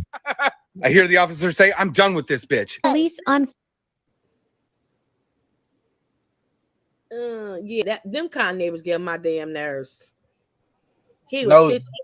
Nosy. He was 15 years old. Basically, by the state, you can stay home at 12 years old. So he was 15. He was in high school or barely. Yeah, he in high school. He might be a sophomore or freshman. Why are you worried about it? He ain't over there bother you. He ain't doing that. He at home. His daddy at work. What do you say, Vic? I know a lot of situations like that, and I can't stand a nosy neighbor. Like unless I'm putting somebody in danger, or think the kid is in some substantial amount of danger, and with you being my neighbor, and I've been leaving his little ass over there, so you know for a while this has been going on. This ain't day one, so you just been messy at that point. Yeah. But I'll say this. I got jammed a long time ago like that. But it wasn't because I left no kids. It was just one of them. They be having too many cars, too much traffic be coming through here. Bitch. So you call the police? Now that is ridiculous. I like that one. You know, people normally say that your freedoms stop where my nose begins. Mm. The antithetical aspect of it is, listen here. Yeah, my freedom stop where your nose begins. But your hang-ups stop where my nose begins, where my freedoms begin, rather. Your hang-ups stop where my freedoms begin. Some people have different hang-ups. Some people work a certain shift of the day. You know, we know that after a certain point of the night, that's where noise complaints can come in, because in most states, the average time frame is 9 p.m. to 10 p.m., where you have to reduce the noise. Right. You can't play music as loud, right? So they say the best thing to do, the most diplomatic thing to do, is if you wish to play your music and your loud music, do it in the daytime, right? Mm-hmm. Have you guys ever lived around people that worked graveyard shift or third shift? Yes. And the neighbors that, when the noise is supposed to be made, or where you're allowed to make the noise, but because of the schedule they chose or the schedule that they work by virtue of the job they have, they sleep during the time when everybody else in the world is awake, in the time zone is awake, right? Mm-hmm. What do you think about that? I remember I worked graveyard for almost 9 years. I worked graveyard for 9 years. I told you I hate my neighbors with that vacuuming early in the damn morning, because I was like, look, I work graveyard. I was matter of fact is my kids was young, so I would take them to school and then I go home and sleep. And then she vacuum in the morning. I was like, finally I told my landlord. I said, can you tell her not to vacuum in the morning, like in the afternoon after I get some sleep? Okay, so hold up. Peace, Dawn. She said, beautiful Andrea. All right. Hello, Chef and Vic. All right. So let's say this. Mm-hmm. They're allowed to make noise at a certain point. The HOA, the complex, the whoever state that it's okay for you to make certain noises. But you were getting pissed off at a person that was vacuuming their own home during the day. That mean y'all walls too damn thin. Right. If you worked a different shift, you would have been pissed off about that person vacuuming their shit at night, right? But I was gone at night. That's not what. Okay, I'm gonna say it again. I said if you worked a different shift, which means that if you was home at night sleeping, you would have been pissed off if they was vacuuming at night, right? Well, not necessarily. Come on, yo. Okay, watch this. They were vacuuming their home during the daytime, Andrea. It wasn't 11 o'clock at night. It wasn't midnight. They were vacuuming their home in the daytime. Mm-hmm. What I'm saying to you is, let's make believe you worked a different shift. And the time at the nighttime that they was vacuuming, you was asleep and they was waking your ass up. You would have complained then, right? Yeah, I think so. I would complain vacuuming if I'm asleep. Yeah. Right. So guess what? Yeah. Your hang-ups end where their freedom starts. You would have been pissed off regardless. You getting pissed off at a person that is vacuuming in the daytime. What time do most people in the world, let's say if you ask, what time do most people in the world on this planet do you think on average, what time do you think they vacuum? In the daytime or in the middle of the night? In the daytime. Okay. When do you think most people work? In the daytime on this planet? In the daytime or the middle of the night? Daytime. Okay. That means that less people work on the other time. So what I'm stating to you is, whose fault is it? Yours or hers? Well, I guess it was mine then, because I worked at graveyard. So that's what I'm saying when we talk about when we talk about our expectations as neighbors. I gotta understand Somebody, you was complaining about somebody vacuuming in the daytime, not because it was weird, not because it was abnormal, but just because it didn't work with your shift. And you even said if your shift was a different time, and you, because in the daytime you work in the daytime, you're like, why they can't do their shit at night? Okay, what if 2 days later your shift was changed to the daytime and now you sleep at night? Okay. So you would go and complain to the landlord. You get what I'm saying? Yes. Okay, I can see. Yes. Now it's not about me shining on you or nothing like that. Mm-hmm. This kind of leads to the overarching point that Vic already revealed, that we survive together. We arm to arm, house to house, elbow to elbow. We cellies, we bunkmates. Diplomacy. You feel me? Mm-hmm. Diplomacy. All right. Now on that same point, I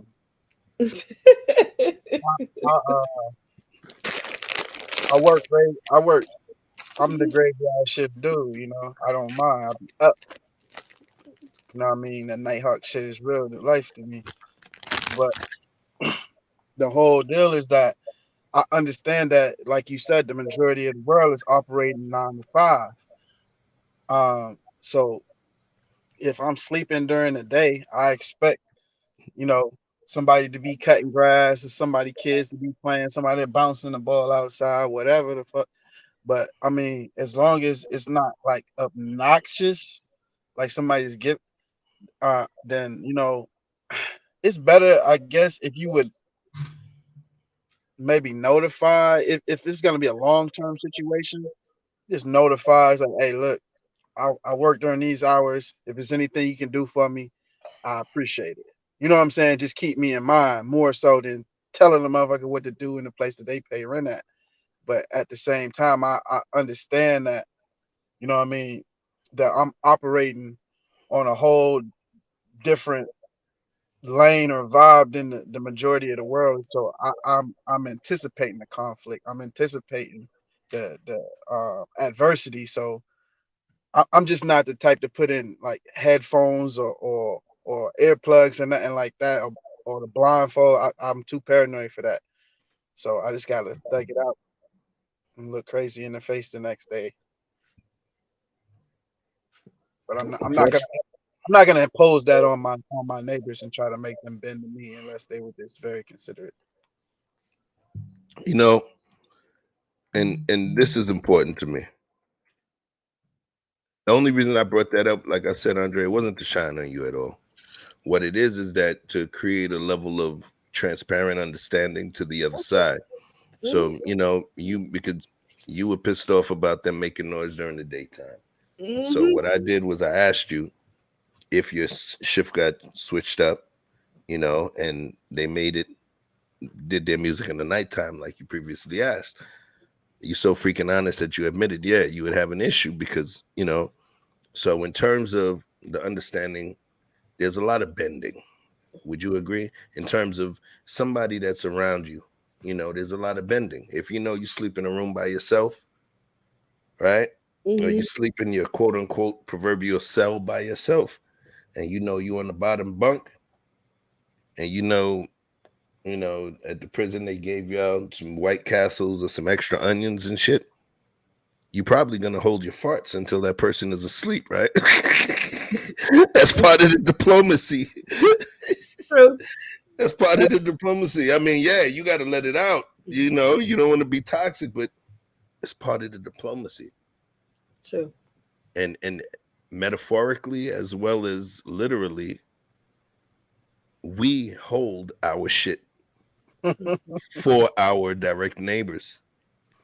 Because even whether it's reasonable or not, we understand. I mean, that's true. Men, we learn how to do it all the time. We learn how to do it all the time, you know, especially when you're dealing with a sister. We know how to do it all the time. Certain time. We know how to do it every single 3 to 5 days of every single month that we know this woman. We recognize that. It's life, you know. But let's keep it going. Let's keep this going. Let me see what the Love Shack says. To Love says Vic, absolutely. Lipstick laughing. Mr. Toledo says it's all about respect. While some are very thoughtful not to disturb neighbors, there are those whom don't care if their music or party noise go on all night. Absolutely. My thing is this: the worst thing you could do, or is the worst thing you could do, and the easiest thing you can do. The worst thing you can do is have a late night event that can disturb the neighbors without you advising them. Yes. Right. The best thing you can do is, guess what? Invite their ass to the shit. Yeah. Or tell them that you're having a party, or you tell me you're having a party and you guys want to welcome them to come, but you know, and they you know, I have seen that done. Well, you know, when you're gonna have the parking all fucked up, you gotta say something. And what it is part of the trick is not just that you're being diplomatic in terms of letting them know what's going on. Part is that you're allowing them to come to the crib, participate in the early part, and then you know you get them wired up on some of that liquor you got at the crib, the white or the white or the brown. You let them drink.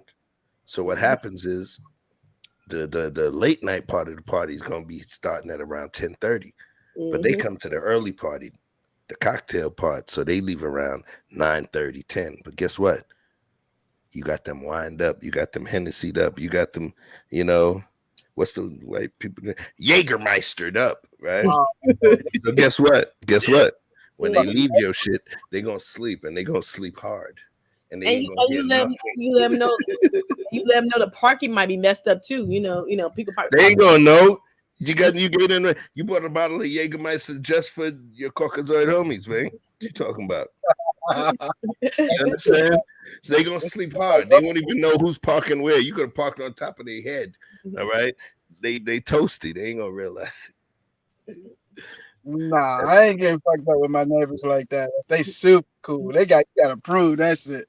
That'd be the one time, boy. Shit. Like I knew I shouldn't have got this motherfucker. He over here, he part of the party for real. He want to come over every weekend now. Okay, he think to ask me questions about my business and all kind of shit. Think we cool. We ain't that damn cool. Joe, let's keep this thing going. I got some more for you. I'm done with this bitch. Police on funeral event. Mama, No respect for nobody. why would you Listen, y'all. Okay, so I'm recording. They're saying that we're in front of their house. Hold on. They saying we're in front of their house. It's my daddy's funeral. And they're over here recording us and arguing with us. And he do this all the time. All the time they do this. As y'all can see, we are not in front of their house. It's my daddy's funeral today, and this is what they doing. Like, come on now. And I called and told my landlord it was my daddy's funeral. So come on, go. As y'all see, we are not in front of their house. Y'all, they pick at me all the time. Like, literally, they pick at me all the time. Look at this. I want y'all to see we are not blocking. No driving. You don't need to aggravate. Like, this is ridiculous. Ton. And I make sure I always record, and I don't have nothing parked in front of nothing because I know how they are. Come on, y'all. Let's go. Let's go, y'all. Get in the car, please. Come on. Everybody get in the car. I got the video. I don't care. Y'all see, this is not blocking their driveway at all. This is just some Karen racist. Totally racist.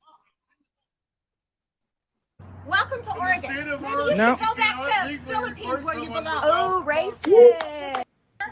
Philippines where you belong. Oh, racist. Sorry about that. So let's talk about the levels of diplomacy from one side to another. I mean, What do y'all think about that? You couldn't even respect the dead. The lady said it's her daddy's funeral. She said, I let my landlord know too.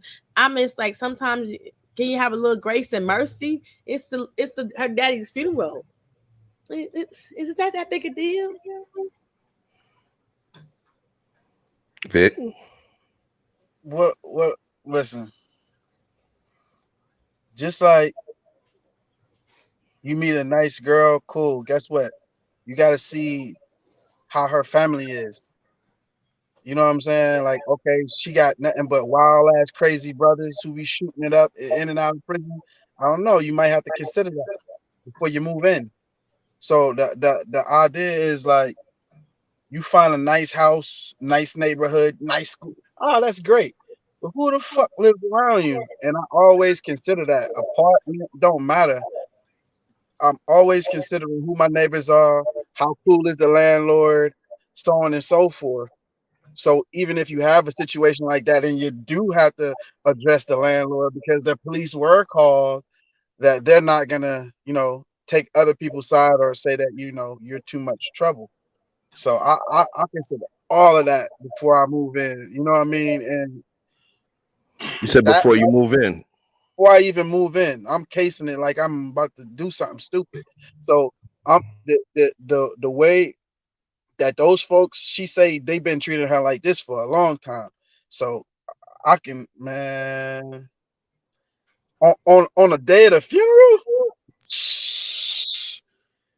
I would have went right over there to the police escort and be like, let me tell you something. You better get her. Ain't no damn way. Not on funeral day. That'll get your eyes pushed out. All right. To Be Loved said that's why she moved out of the bougie neighborhood. She lived with a hoe. No, I'm joking. I'm joking. She said I lived in with an HOA. It was just funny. Pardon me. I'm just trolling on my own show, right? Sophia, aka Just a Splash, said I'll just take some Fireball and a Bud Light. I'm cousin Lucky with liquor.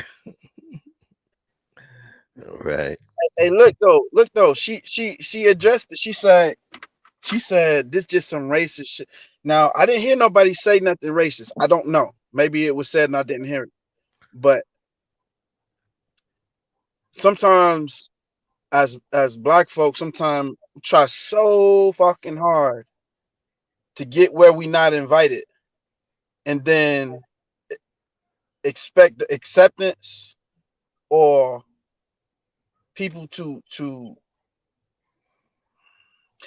put it like this. We don't see this shit coming when you should. I don't know if I like that one. So I'm gonna tell you why. The first part where you said that, she said some racial shit, right? Mm-hmm. Remember, the person specified racial stuff and specified previous instances, right? Mm-hmm. About their racial insensitivity or those folks' racial predeterminations about people of other races. And she kind of referenced previous interactions. I believe that this particular interaction was a combination of everything, to the extent where this person is burying their father who lived there. Mm-hmm. And these people don't even have the grace to allow them a moment to have that moment, right? So to the second part that I push back on, I think we're making an assumption. Right? Well, actually, the assumption was the first part. The second part that I push back on is I don't know. That statement you made rubbed me the wrong way, where you said going to places we're not invited. What the fuck got through it? Wait. Let me drop this on you. Hold on a second. I'm gonna just say this. I don't need no fucking people that live in a neighborhood to invite me into their neighborhood. Part of progress is moving forward. I don't have to be invited by the other people, especially if I have some sort of idea that they want to keep me out. If I want better, I want better. So I can't, when we use the term going where you're not invited, and where I'm not invited happens to be a better place. A place that I've earned my spot at. I kind of got to take issue with that. I don't need to be invited to success. I take my fucking success. I don't need to be invited to prosperity.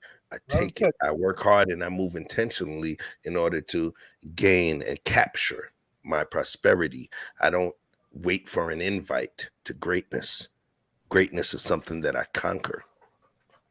Okay, I hear what you're saying, but what about when your father moved into a nice neighborhood and he worked and make sure that he had enough money, and then he gets called all kinds of names and everything. It's a true story. I'm just being honest with you. Okay, yeah, you being honest. You always being honest. I guarantee it. Yeah, but he was like. So then, what's the other side? So I stay in the hood. I stay in the hood. No. The side is when your children when your children hear your father's called the N-word. You ain't never heard that before. But every day they complaining. Every day they calling you the N-word because why we in the so-called white neighborhood now. But who's wrong? Are we wrong or are they wrong for calling us the N-word? Are they wrong for calling us the N-word, or are we wrong for being niggas that just happen to want to move to a better place that we bust our ass to earn? That's my question. Are we wrong or are they wrong? No, they're wrong because we okay. So then if something is wrong, if somebody is wrong, do I sit down and lay down and allow the bully to keep taking my lunch money when they're wrong and I know I'm right and I worked and bust my ass to get to where I get? Or do I say, well, hey, man, you know they don't like you, so you should have stayed your punk ass in the hood? Chef. Well. Wait, let her answer that. You ain't gonna answer it. Let her answer that. Well, me personally, the story is my dad said he was tired of calling the N-word, so he moved his family up out of that state and moved us to a state that he don't have to hear that every day. And I said hallelujah. Check this out, right? I'm just saying. There's a is it it's Netflix or Showtime? I don't know. One of them series. I don't know if Jordan Peele put it out, but it's about like way back in the day about Compton and how it was a white area before it was a black area. Oh, that was on HBO Max. It was on HBO Max. The one I know, the one you're talking about, where it had yeah. I know what you're talking about. I see a lot of this. It's like a continuation of the civil rights movement, where your ice is colder, your schools is better, your grass is fucking greener. Then put some more nutrients on your fucking grass. Change the books you got in your schools. Improve your fucking neighborhood. But if my pure existence, the way that I move, the way that my culture is, the way that my swag, the smell of the food that we cook, the sound of my children playing annoyed. Let me tell you something. If my state of being is a hindrance or a nuisance to you, why in the fuck do I want to see you every day? If you don't appreciate my presence, why am I fighting so hard to move beside you? Just to say I live in this area, just to say I'm like the Jeffersons and we up, and y'all don't understand. Black people can have this too. Black people can have a lot of fucking things, but it don't always got to be what the next man already got. If I come into a white neighborhood, predominantly white neighborhood, and I know that I'm the first black face in this motherfucker, I'm expecting at least one of these houses to cause me a problem and to poison the water hole against me. Question and for that you. everything that I do is going to be under scrutiny. So I can't just relax. I got to start conforming. I got to, what's the word for it when you change into something to make the people around you comfortable? Acquiesce. It's acquiesce, but it's another word, but assimilate. And if I got to change everything I do to make other people around me feel comfortable, and I'm the most uncomfortable trying to make them comfortable, then why would I pay extra for that? Question for you. So I hear what you're saying. But let's what I want us to do is when we discuss something in terms of what we will not do, the same way if you tell me don't do some shit, if you want me to really pay attention to you, you're going to tell me don't do some shit and you're going to give me an alternative option. What you're saying, what it sounded like to me is like, fuck that. Why I want to be a part of that shit? So what's the alternative? Staying in the hood? Staying in the broken. Let me hold on one second. You gotta let me land this. What's the alternative? Staying in the hood, staying within a district that has a broken school system, or creating a dynamic where I'm in a place. Yes, I may have to deal with some shit, but I'm in a place where my child will be able to learn and have the same options that others have, instead of him just being one that will sit, or my children being one that will sit within the district where the schools are broken and they're unable to help us. There's sacrifice. With greatness comes sacrifice. An Olympian, guess what? Somebody who gets a gold medal, bronze medal, who even almost gets a bronze medal, even though they didn't get it. They put in so much hard work. They put in so much sacrifice for the past 4 years just for this pivotal point. It's sacrifice. As parents, we sacrifice for our children. So, with that being said, sacrifice means you will have to deal with some sort of pain in order to progress your movement or whatever movement it is that you're working with. In terms of the alternative option, what is the alternative option then, Vic? Because you're saying that for us to be like them, to live in a house, to be able to provide, you know what I mean? To live in a house, to move forward. You know what the fuck I'm talking about, Chef. Nah, man, it's not about me and you. We remember we got an audience, so you tell them what you're talking about. Then allow me to elaborate. Because you didn't elaborate. That's why I'm creating it. Hold on. I'm creating an opportunity for you to elaborate. If I didn't say none of this shit, then hold on. Wait. I didn't interrupt you before. That's right. You did, but you didn't know. No, I didn't. Hold on. I didn't interrupt you before. You said what you said, and then you were done. Nah, I wasn't. If I didn't say what I said, you would not even interrupted me to elaborate. Allowed you to do that, brother. So allow me to continue. Oh, so wait, what you're saying is that you were going to elaborate before I said all of this. Is that what you're saying? I went on the replay, Chef. Oh, no, that's my line. Go ahead, elaborate. No, go ahead. Elaborate and drive. I'm listening. Go ahead. So the point that I was making is that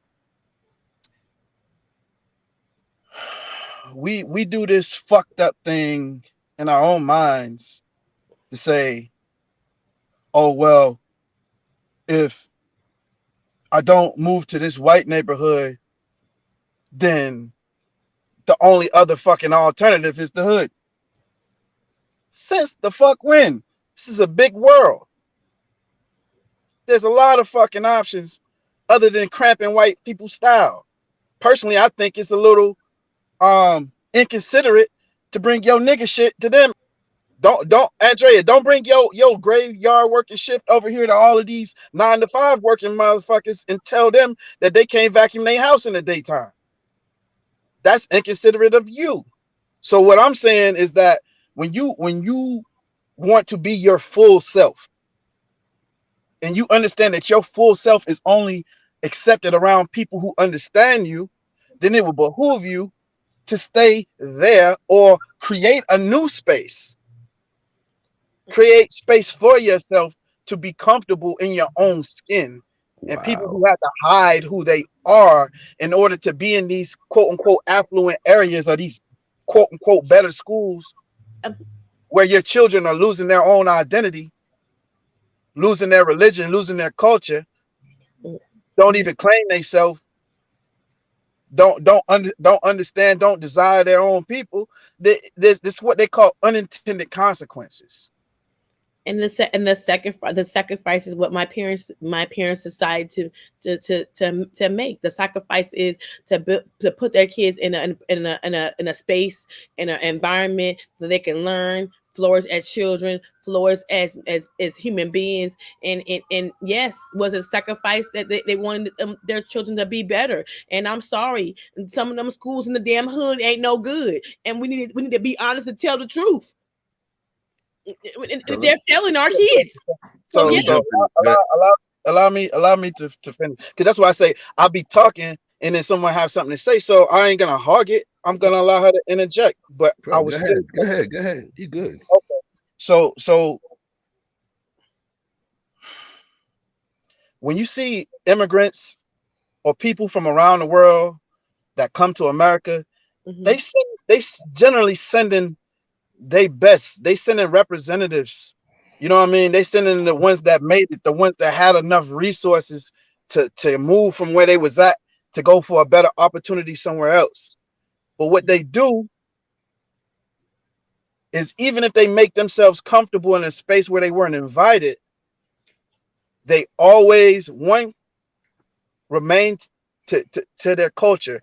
They stay true to their culture, and the majority of them is sending resources back.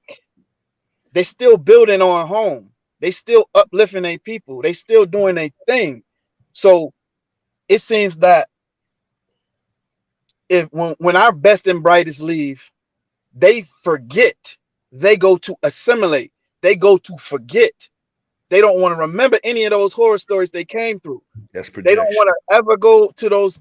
I'm just telling you what I think. No, I know that. I'm just throwing that. That's projection. I'm going to explain that after, but go ahead. That's projection. Go ahead. But what I'm saying is that in the cases that I see, the majority, not the minority,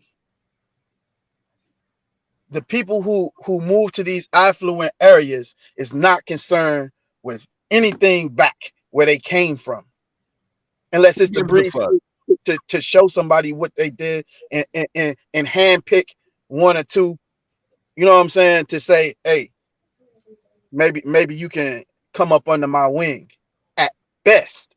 And I'm saying all that does is leave an environment with everybody clamoring and clawing to get up out of this situation, but ain't nobody trying to uplift the whole situation as a whole. That's why you feel you need to move. No, it's called progress, bro. Wait, before we continue, hold on. Let me. I don't want to cut you off, so you say I'm cutting you off. No, go ahead. Okay. Yo, I got a problem with what you're saying. Why I got a problem with what you're saying? Because you talking about progress is like progress is trying to be like the fucking Joneses. If I live in a 2-bedroom house with 3 or 4 kids in an area that's downtrodden where the schools are shit, I'm going to take my kids and go to a place. It's not my job to save the whole fucking community as one person. It's not my job. Right. Okay? I'm responsible for my family first. Remember, Jordan Peterson, you clean your own room. So what I'm saying to you is, I'm making sacrifices for my family, but you talking some other shit about, oh, if you don't want to look back and clean up the community, if I feel like I'm the only one doing it, who cares? I'm working for my family to move my family forward. The issue that I have is you speaking towards progress and moving to a bigger house and a better neighborhood and a better school system is somehow turning your back on your community, and somehow you said, and then somehow bringing your nigga shit to theirs? Come on, son. Come on, yo. Me wanting to be in a better place is bringing my nigga shit to them? That kind of, to me, wait, hold on. That's why I asked you if you was done. I'm saying that type of communication right there, it speaks to a desired lack of progress, because you don't want to piss off the white man with your nigga shit. And you speaking to somebody moving to a better place as though it's they're turning their back on the community. I believe that's a problem. There's a lot of people that, perfect example. There's a girl I dealt with Her family came in from out of town. Okay. And we were all going to go out and eat. And my girlfriend's sister lived in the hood for a long time. We went to, what was the shit? Outback Steakhouse, which is the Australian equivalent of Longhorns. We went to Outback. And the girl I was dealing with, her sister felt uncomfortable there. She's like, yo, I don't like it here. Why? She's like, yo, it feel like we ain't supposed to be here. It's like too classy in here. And she didn't feel comfortable. She felt like she was bringing nigga shit to Outback Steakhouse. And we had a table of about 15, 20 people where he had more than one person serving us, and she felt uncomfortable. That mindset right there will force people into ramen because they don't want to eat steak, because they don't feel comfortable being in those places. That level of discomfort that the other side who's in that area wish to make us feel uncomfortable, with the mindset that you're pushing or the idea you're pushing that we don't need to fucking be there anyway because we're coming to bring our nigga shit to them. That's a negative, scary, and highly pervasive mindset. It's insecurity at its finest, bro. You should ask more questions, Chef. I hate assertions. That's my number one. Listen to what you're saying. The statement that you're saying were assertions. You made assertions that people that were moving to a better community were trying to be like the white man and turning their back on the black on the hood they came from. So you made those assertions. That's why I'm addressing them categorically. Hey man, you can like enunciate all your words, but it don't make them any more true. All right, man. Listen, me and you talking is me and you talking, but remember, we got at least 12 other people that are watching as well. So the conversations you and I have when we sit and kicking it, having a drink, whatever the case may be, is going to be different. I'm talking about the messages we put out that they absorb, right? You made some assertions. Now, please allow me to respond to them. Okay. Because you got a good grasp on what I'm saying. We haven't had this conversation before. These are the first time you're hearing these opinions for sure. I know it because I haven't said them to you. So, show or no show, ask more questions and I'll elaborate because I ain't no dumb nigga, no matter where I stand on this earth. Not at all. You wouldn't be on the stage, son. So what I'm saying is that when I say bringing your nigga shit, a nigga know what I'm talking about. And if you don't claim nigga, then let it breeze over you.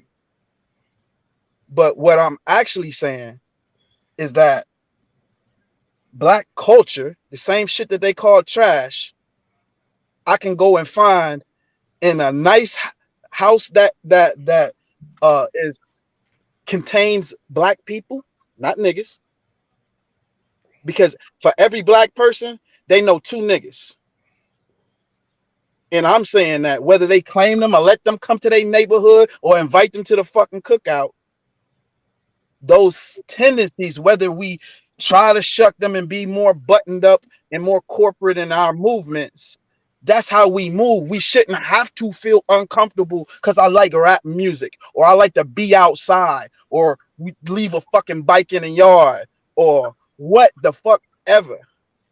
Because you wanna put up your Haitian flag on your front porch, and they say that's un-American. It wouldn't matter. And the whole idea of what I'm saying is that we make it. First of all, let me clear this up. I've known some good white people in my life, quite a few who've done well by me, in a lot of these places that I speak of. Now I've had ill said and done to me as well. So I'm not jaded in one way or the other. I've seen the full spectrum. But what I am saying is that even though people will be tolerant of you, people will speak nice to you, a lot of times you cramp their style. There's people in your own family that come by who you love well, but you're glad to see them go. You had a great time, but you can't take a whole bunch of that shit. So what I'm saying is that That's fine. You got your space, I got my space. Your space don't gotta be no better than my space, and vice versa. But who's to say that even if it's not in the hood, I ain't saying you gotta go back and right all the wrongs of the hood. The hood's a project. They meant that to be like that. That's a petri dish of bullshit. And you know you can't take everybody and you can't fix everything. So but just because you're successful don't mean you gotta go move to a white neighborhood. Okay. There's a lot of developing areas. There's a lot of things that's going on in the cities you live in and around you. Affluent black people who doing well, who don't mind you hanging whatever flag, who don't mind if you come in the neighborhood beating a little bit louder, because they used to that shit. They're not tripping off of it. And it's still a nice, it's still a nice neighborhood. It's still a better school area. Because the people here actually care about their lawn. They actually take care of their landscape, and they actually pressure wash their houses. They actually petition for the fucking roads to get fixed. But they ain't necessarily got to be a host of white people to ingratiate you in and bring you fucking fruitcake when you come in and ask you all your personal business. So what's the alternative? That is the alternative.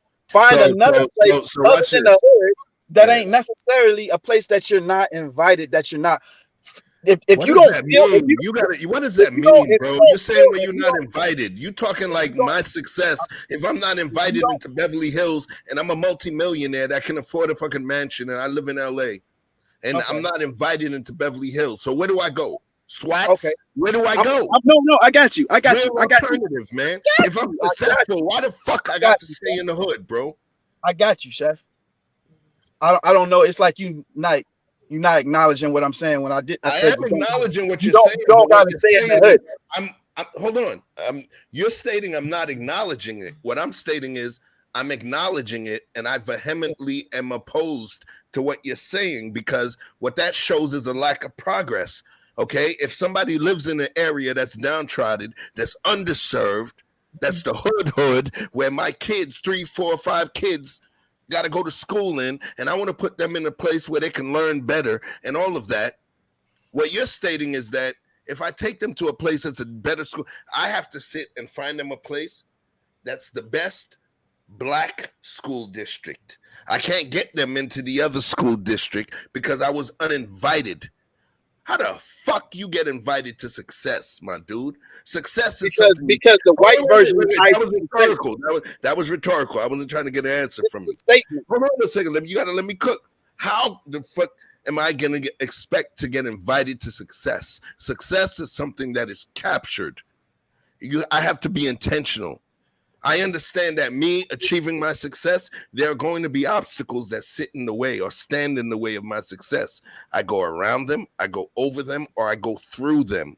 But what you're stating is I should try to find something that's less vitriolic, something that doesn't involve other people that are in the place that I need to be accepting me or inviting me. That's slave mentality to me. I got to be invited to a place that I earned, that I can afford. I have to be invited. What if I'm the person that brings the change to that community? What if I'm the person that's going to be the one to change them? But no.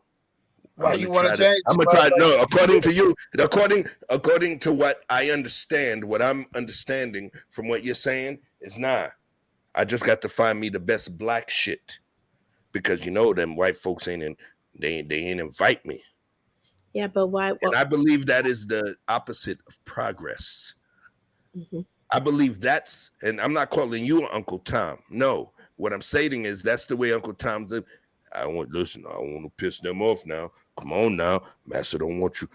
Don't let Master see you read now. He gonna whoop you. That's what that feels like to me. That's a hell of a leap, Chef. You just said why do I want to go to some place I was not invited? When you earned it, your children deserve it. Why are you yelling? You're not going to do it because you don't want some folks to rub you the wrong way. See, if we was on a white show, I have to turn your mic down because I can't take you yelling at me like that. But I know niggas get loud. Here we go. So Listen, I mean, you can feel comfortable over there doing your It's like it's so obvious. Please, Okay, Andreas. Okay, but Vic, I have children. Do you think if I had enough money, yeah, I move my kids to the white neighborhood? You know why? Because then we're gonna get better opportunity. We're gonna get better opportunity. We're gonna get better job. I want my kids to have the best. When my daddy built his house, he was the first black family on that block. Okay, on that block. So was we. Black family. Yeah. So my thing is, and right now it's multicultural, but we was the first black family on that block. Okay, and that was in the white neighborhood block. So my daddy said it's progress. I got 7 kids. I mean, he want better opportunity. He don't want his wife coming outside getting shot, gunfire, stabbed. Like she come home in the middle of the night buying groceries. So let me ask you a question, Andrea. Because see, I like to ask questions. I don't. Okay, sure. I'm trying to put you in a box. Okay.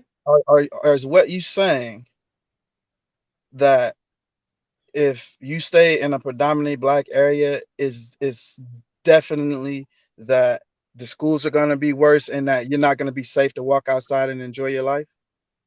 In some of the areas that we did stay in, it was bad. So is every black neighborhood that you know about? I'm not saying. I'm just asking in the areas that you know about personally. Is every black area that you know about personally in your life that you've seen with your own 2 eyes, the black people that have had success that have been around you, have they all moved to white neighborhoods, or are there other areas that are not the hood that are predominantly, not completely, but just predominantly black? But at the end of the day, it's proximity, and that's number one. I'm just asking a question. I'm giving you my answer. It's proximity, and it depends on how much it is in the neighborhood, because it do cost money. If you want to live in a better neighborhood, it's gonna cost you a little more. That's to be honest and tell the truth. I have seen it. I got friends right now paying $3,000 in the white neighborhood. You're not answering my question because they don't want to live in the hood. It's white folks' neighborhood or the hood? That's it. Black or white? Black is fucked up. White is right. No. Yeah. Let's get on the white train. That's progress. Right now, Barack Obama. Democrats. Crazy right now, man. Listen, if the schools is better, right? Your children. I mean, I got kids. Bag was in your mind. No, Vic, but I'm saying we got kids, bro. We got kids, bro. What that mean?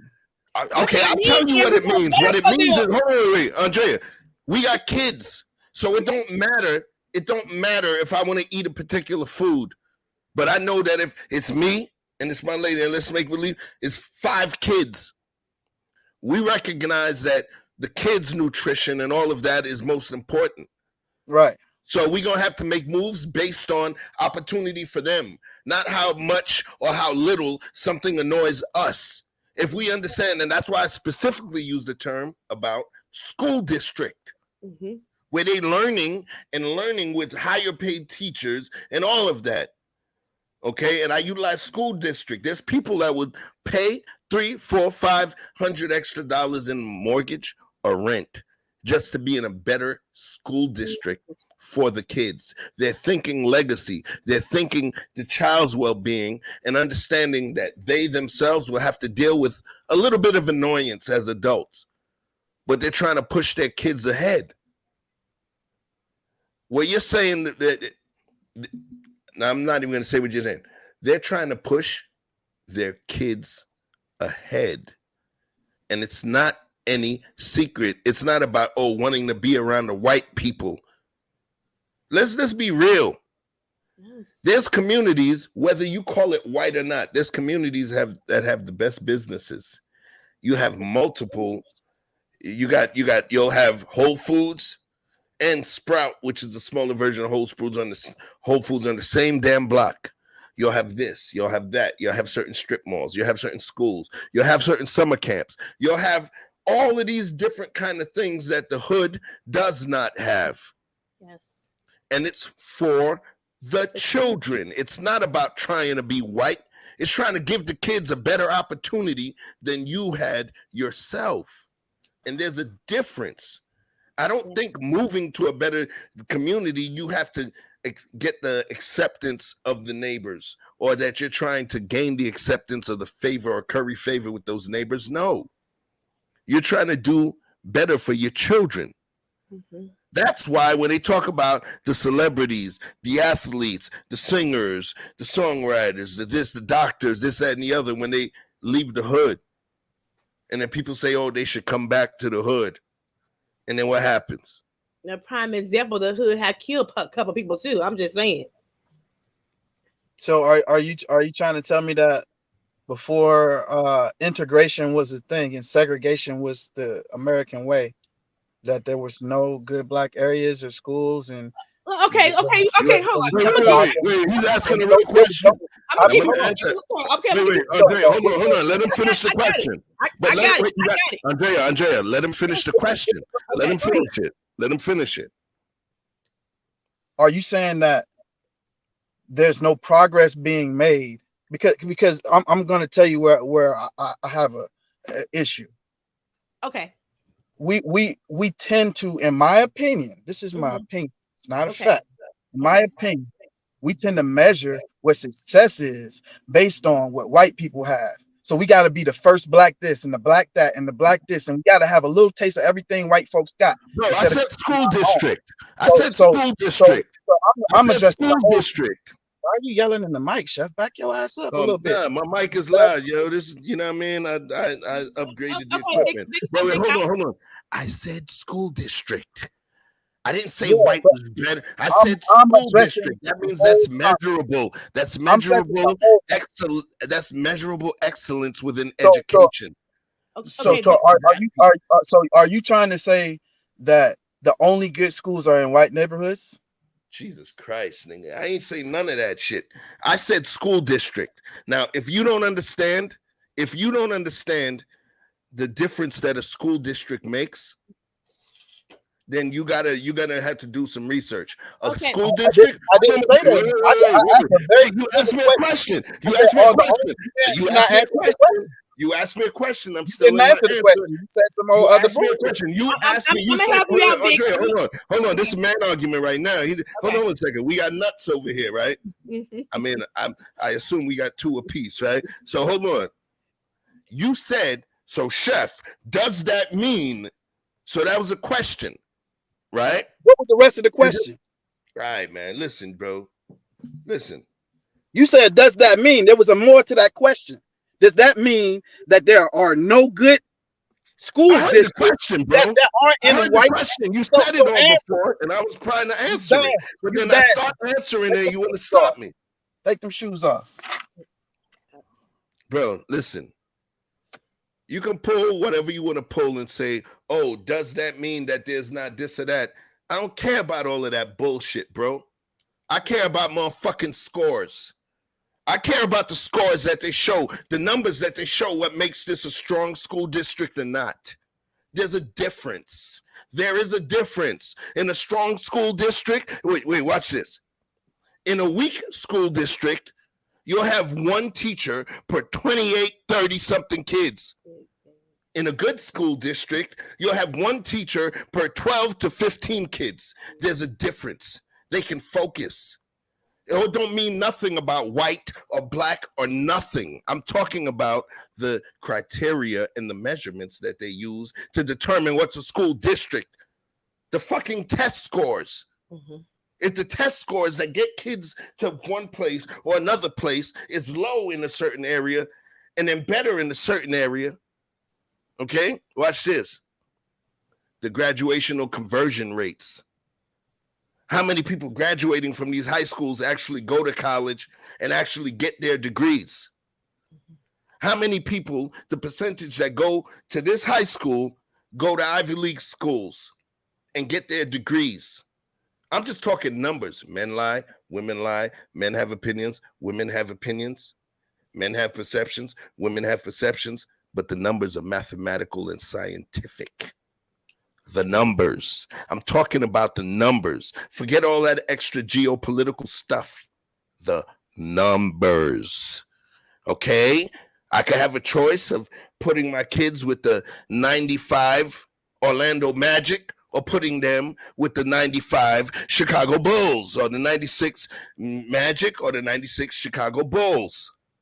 The numbers. Where do you want your kid playing? Your kid that you want to get a ring. Where do you want him playing? You want him in the SWAT, playing for the SWAT Saints NBA team in the SWATs in Atlanta?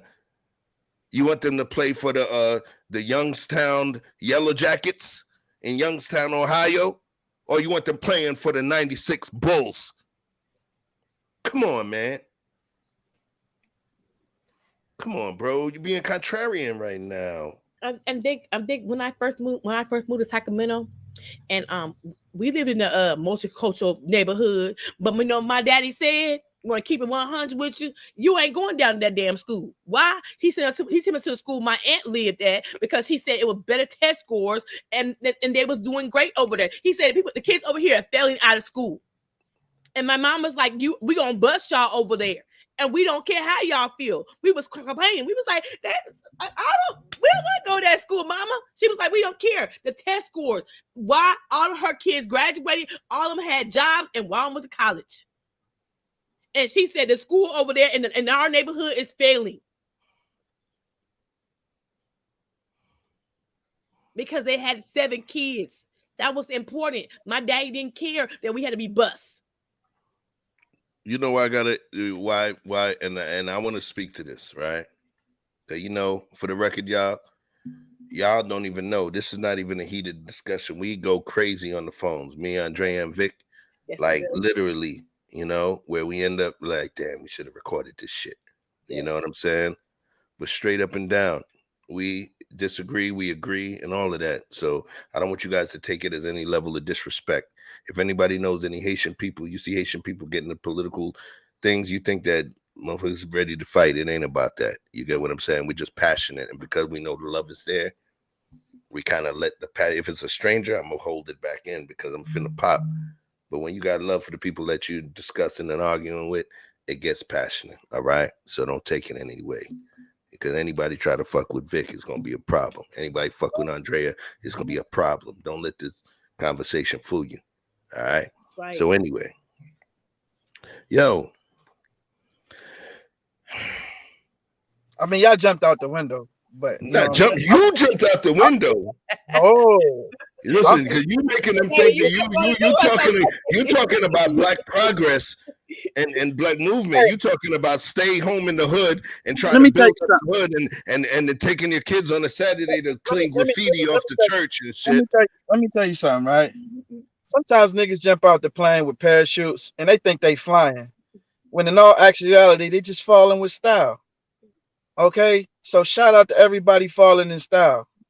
But what I'm getting at is this, Chef, and it's more fundamental, because no, we're not gonna leave the children out of the equation. Okay, these babies that I got my hands on, shit. Guess what? Had to change school districts for sure. I didn't have to go to a white neighborhood to do it. You understand what I'm saying? There's Black kids that go to those school districts that you're talking about. But that don't mean you got to move in a white neighborhood to go to that school. Okay, yes, it does. Yes, it does. It does. You got to move to that district. We got 5 years in prison. We got 5 years in prison. Everybody stop. Let's use our inside voices, because it appears that everybody's inside. Okay, so you know what? Hold on. Let me. I'm gonna mute both of y'all. Hold on.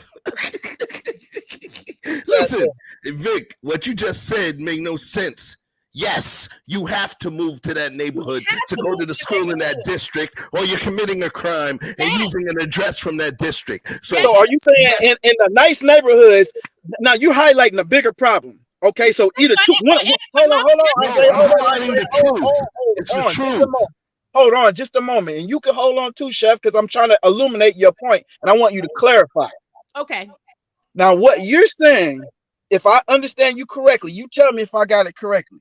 Mm-hmm. If you don't live in a white neighborhood, you can't go to a school district where there's smaller class sizes and higher education.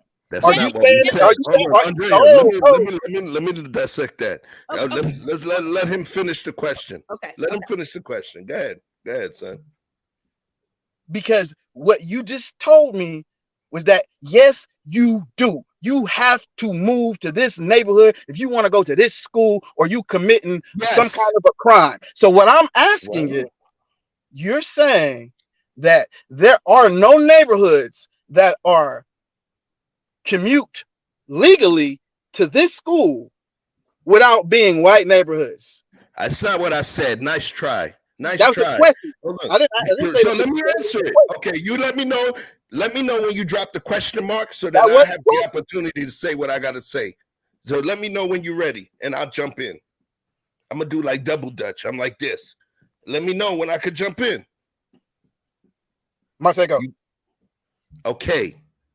1. Nice try. 1. If I want to go to school in a specific district, I have to live in that specific district. Period, point blank. That's the only point that I was talking about. You could talk about, you said that, oh, it means that you got to live in a white neighborhood in terms of to go to a school with this or that. That's not what I said. That's not what I said. That was a question. I heard your question. You let me know when I thought I jumped into the rope, right? What I'm saying to you is this. That's not what I said. So that question is disingenuous because that's not what I said. I'm talking about wanting better. And I said, in order to go to a specific district, school in a specific district, you have to reside within a specific area. So if I have children that I've mentally trained that are thinking at a higher degree, higher than their grade, I got second grader that's reading at 9th grade level. I got a 9th grader that's reading at a college level and able to do math. I got children that have a high degree of intelligence, IQ, and all of that. Okay. What I'm stating is I want to move to a place where their intellect is challenged, cultivated, and grown. Right? Period. Not, I got to find a black area where their shit is cultivated and grown. That's where the fuckery comes in my mind, because now I'm only up. You gotta let me finish, bro. Whether you like, once I let you go and I ask you, can I jump in? Whether you like where I'm going or not, you still got to wait till the end and then pull me back. But you gotta let me say the piece. What I'm saying is that it ain't about color. It's about the school system. It's about the opportunities that it creates for my children, not for my comfort, because my comfort is my children's progress. So if the best school district just happens to be white, I want my kid in the best school district. And if the best school district is white and the second best school district is Asian, and then there's a black neighborhood that is the best school district out of all of the black neighborhoods, if I decide I'm going to take my kid to the best black neighborhood school district, I believe I'm doing them a disservice because I'm ignoring the 2 better school districts that could take them further because of my own personal racial sensitivities. That's how I feel. I'm not choosing my shit based on race. The race thing is something that we need to overcome. The same way as the people 60 years ago, 70 years ago, 80 years ago that had to deal with Jim Crow and had to deal with the civil rights movement time. They fought and they did what they had to do to circumvent, to overcome, or to forge through the obstacle. They did it. We ain't finished. We still got shit to do. So We forge through and we keep fighting and we try to take ourselves to a better place. We don't say, well, hey, I don't want to deal with the Asians. I don't want to deal with them white folks because they don't want us there and invite us. So we're going to stay right here. I am totally and vehemently opposed to that. It's not about my comfort. We are supposed to deal with discomfort when we are raising children. That is a godly thing. Okay, Christ, the Son of our Creator, got up on the cross and allowed these mere mortals to kill him for our greatness. We were the children. It was a sacrifice. He sacrificed himself so his daddy did not wipe us out. He stood in the way so his daddy did not take us out. So what I say is this: that's the same level of intestinal fortitude and the same level of strength and the same level of sacrifice that we have to give to our own children. It's not about our level of comfort, and it's not about hiding the facts that certain people don't fuck with them. Go ahead, it's on you. So when I moved to Sacramento, my parents decided, since it is against the law to have your kids go to a school that you're not living in. So a lady in LA got 5 years in prison for that bullshit. But my parents decided to sign rights over to my aunt so she could put us in the school district to better us. So she said we live with my aunt. We stayed with my aunt during the week, and then on the weekend we go back home with mama and daddy. And that's the sacrifice that my daddy said that he was. And do you know what he really said? He want to keep it 100 around here. My child ain't going to the nigga school. How about that? That's what he said to us. He ain't going. They ain't going to the nigga school. And have I said that same shit about my own kids? You damn right.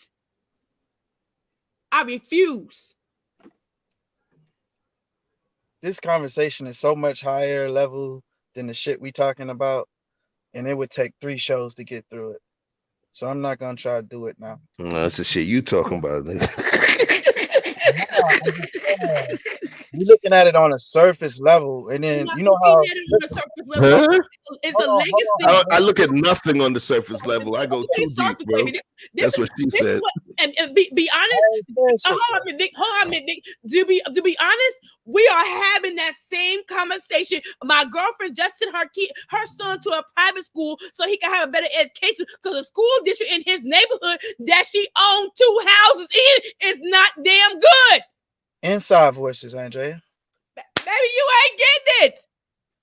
Yo, I know that when I argue with my lady and she don't like what I'm saying, she'd be like, "Why you screaming?" Come on now. I'm just saying, listen, when people get together, that make me feel like you think that what you saying, I'm not getting. And that's not what I'm trying to say too, Vicky, is my girlfriend owns 2 houses in this neighborhood. She owns 2 houses. Vic owns 2 houses in the neighborhood. She has a son. He's her only son, and he don't even go to the school in the neighborhood. You know what she calls it? The nigga school that he ain't going to. I got better for him. He's going somewhere that I'm gonna see him. That he's gonna be somebody. I'm not sitting him down next to that school. So here's the thing, right? I'm gonna reference the brother Anton, right? Anton. A lot of times when he's having conversations, a lot of people like Anton Daniels from Anton Daniels. Okay. A lot of people like to disqualify him from the conversation. They say, "Hey, you're an outlier. Hey, you're a unicorn. Hey, your profile doesn't fit the average person. So you can't take that and try to spread it across the whole of the people because that's a highly unlikely outcome, no matter if they followed everything you said." That's how they disqualify what he said. And that not saying that what he's saying is wrong and that he doesn't have a proven line of family that's done what he's done. So what I'm saying is this. Apollo, right? The Apollo Theater in New York. Yes. What's the one thing you can do to guarantee you don't get booed? You perform good. Sing a church song. Okay. You could be trash as you want to. They're not gonna boo Jesus nothing. Y'all speaking on children right now is the equivalent to singing a church song at the Apollo. But I'm still gonna sweep your asses off of the stage because that shit you saying, it don't fly. How, Vic? It's a legacy, Vic. We got kids. It's a legacy. I will. Okay, hold on a minute. I'm a mother. Okay, I got 4 kids. I'm a mother, and I got 4 kids. There's a difference, I don't Vic. care if it's white neighborhood, black neighborhood. I have heard you all. Wait, hold on. Wait. Let's everybody stop. Let's everybody stop real quick. Watch this. Yo, Mr. Best in the world. Mr. Best in the world. You drive real quick, man. I got to drop a number 1. Oh, damn. It ain't drop a number 1. It's little for number 1. You got to drop a number 2. Oh, you got to take away. Hey, you got to go to that doctor that check you out with the gloves. TMI, Mr. Best, you drive. You argue with them because I don't know what the hell he talking tonight. Lady Andrea, good to see you. Vic, what up, baby? You know what I mean? I know you're watching this game as well. I know y'all watching the game as well. You know what I mean? Tried to games at one time. I'm doing both at the same time. You already know me. Okay. Hey, look. First of all, everybody be screaming this kid shit like they the only ones got kids or responsible for kids. I don't want to hear that shit. I'm way too integrally tied into way too many children's lives for anybody to excuse me from no conversation involving kids. So I'll always keep them in mind. I love children. Vic, I never doubt that you don't. But at the end of the day, look. I'm black. I'm a black woman. Okay, I'm a black woman. But I don't give a damn. I don't give a damn. Okay, if it comes to my kids, they are my future and they are my legacy. And my father felt like this. I got 7 kids. I got to give them the opportunity to get out of the hood, get out of this situation. And I want better for them. And if my mama graduated from high school, my dad didn't have a high school diploma, but he making damn good money as a contract license. I want better for my children.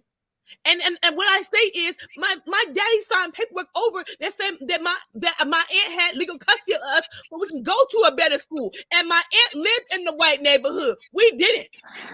We couldn't afford it. I'm so sick of this. What I'm saying to you, my brother, and I love you to death. But what I'm saying to you is they felt like they want to send us to the school because the school district had better test scores than what the school we were gonna go to. All I asked was a question. Best, I'm coming to you next. I asked was a question. I don't want to be interrupted, please. Okay. All I asked was a question. And I said, are you saying that if you don't live in a white neighborhood, it is impossible for you to be encompassed or a part of, based on where you live? It is impossible to move in an area that's not predominantly white and get the best or a high quality of schooling. Now, Chef spoke to there being a higher performing schools in each community, but he said he wouldn't bypass the Asian or the white community schools because they perhaps would be better. Now, I don't know why we would make an assumption that they would be any better than any other high performing schools, no matter what the color of the children that went to them. But if we are going to walk around, I can't stand people that say they don't see color, because we do. We live in America. It's like apple pie baseball. That's what we do here. Race. Run it up. So what I'm saying is that if we act like socialization isn't one of the largest points in school, otherwise a lot more people would homeschool their children. Because honestly, the school system is shit no matter where you go, compared to what they're actually teaching the kids and the opportunities. Now, every blue moon, you get to a nice one where when you get to the high school levels, they're offering a lot more technical courses and things of that nature. But when you're talking about elementary and middle school, man, they just shooing them kids along, waiting on teacher work days, giving out bullshit worksheets. They're not teaching these kids nothing. That's why I played the clip that I played the other day about people waiting to start their lives. we got to teach our children. People are late. I'm not even going to say lazy. People are busy. People are busy, way too busy to teach their own kids. So everything that we call in progress is just further integration or disintegration or assimilation into the same burning house. You want a bigger room in a burning house. Who gives a fuck what room? I want out the house, even if it means a smaller shack outside. Don't do it to yourself. You're saying better education for your kids is assimilation. That's a problem. Wait. If there's more nutrients in that area, wanting to eat healthy is not being right. Wanting to eat healthy is wanting to eat healthy. I asked not to be interrupted, and Mr. Best is gonna catch the flow. Mr. Best told me to interrupt you in text message. That's why I just came back. Go ahead. I'm trolling you, nigga. Go ahead.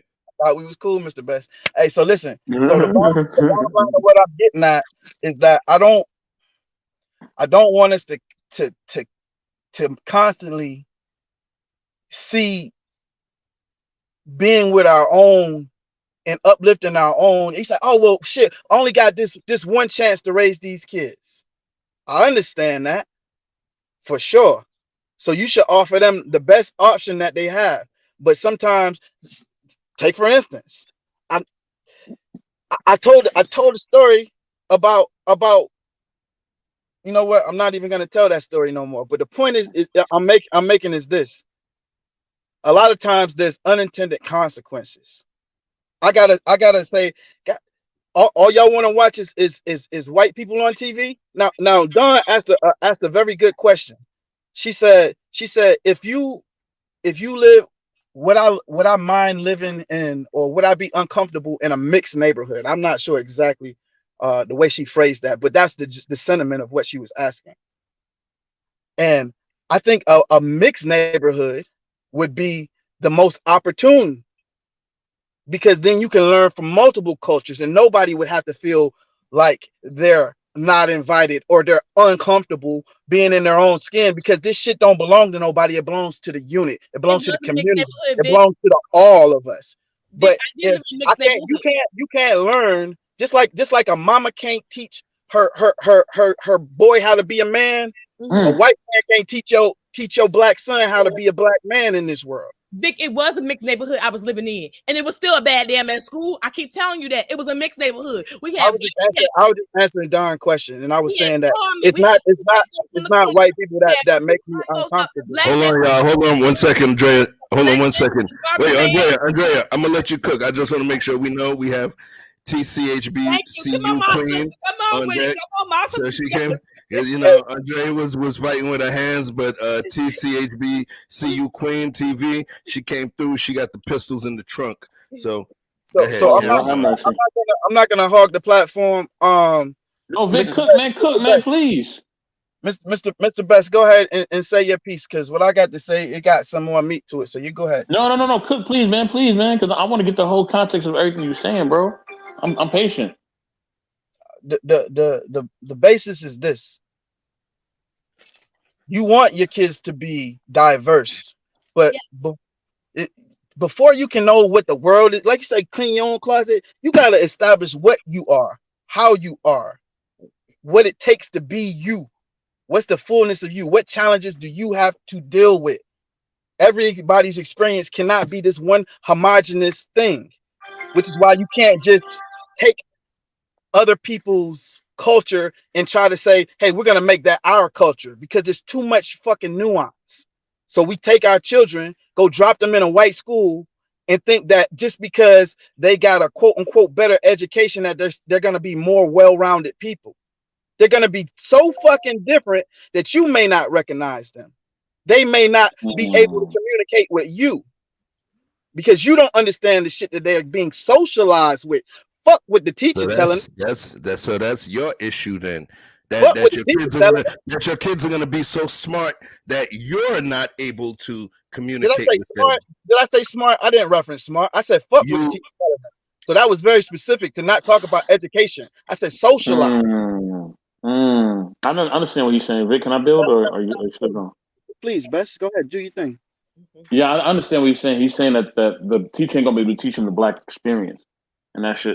He won't be able to. Already at home. Hold on, Lady Andrea. Hold on. We got the black experience now. Mama and daddy. Hold on. We got new faces on the panel, so please let the new faces speak. I feel you. I know you passionate. Wait for it. Write it down for me. No, but okay. So I got a question real quick for Lady Andrea, because it kind of ties into my point. So, I think that they have to be taught the black experience outside of what that white teacher can teach them, because they can't teach them that. And yes, they have that at home. You know what I'm saying? And that's true as well. You know what I mean? So I think overall, when it comes to our kids, yes. You know what I'm saying? You know, the location sometimes will matter as far as what they're taught and the resources and things that they're given. I mean, that's just a natural fact. I live in a community out here in Silicon Valley, California. You know the community very well, Lady Andrea. Yes. And the school out here, the high school out here, where I live at, is one of the most craziest high schools I've ever seen. They have a football field. They have a track and field theme. I mean, these kids be getting served, you know, boba and mixed tea drinks and stuff I ain't never had as a kid in my hood. Never ever had. Like, they have a totally different, and I mean, their football field got the high school logo on it, and it's immaculate. I have never seen nothing like this before. You know what I'm saying? Like, and that's just a regular school in this district that I live in Silicon Valley, but it's because of the neighborhood, because the neighborhood is so affluent. You know what I'm saying? Yes. And because I live in an affluent, hold on, sister. Because I live in an affluent neighborhood, that's what I see. My question for you, Lady Andrea, and I'm good to see Lady Sophia, Quantum Love metaphysician, or Quantum Leap metaphysician, as Lady Andrea said. And good to see Red Lipstick Vibes as well. You know what I mean? Good to see everybody. But my question to you, Lady Andrea, is this, right? And I want the other sister to cook too, so I'm not gonna take up too much time. Okay. Do you feel, because I see you have a lot of passion, you're always saying that, welcome Queen. You always say, okay, you feel like you have to do. I hear you say that a lot in different references. Do you feel like you have to do because you feel like at times, just as a sister, do you feel like Black men that we haven't led or we haven't provided, so you feel like you have to take up the mantle to do everything? Do you feel that way at times? Do I feel that way at times? Yes. And I'm man in this house. I'm mama and daddy up in here, so I have to be mama and daddy thinking all the time. And at the end of the day, is I Black people kill me. Okay, I'm gonna keep it 100, and now I'm mad. Black people kill me every time we get a little money and we want a little better for our children. Because at the end of the day, when you be a parent and you birth some children in the world, it ain't about you no more. It's about the damn kids. Okay, that's the end of the day. It's about the kids now.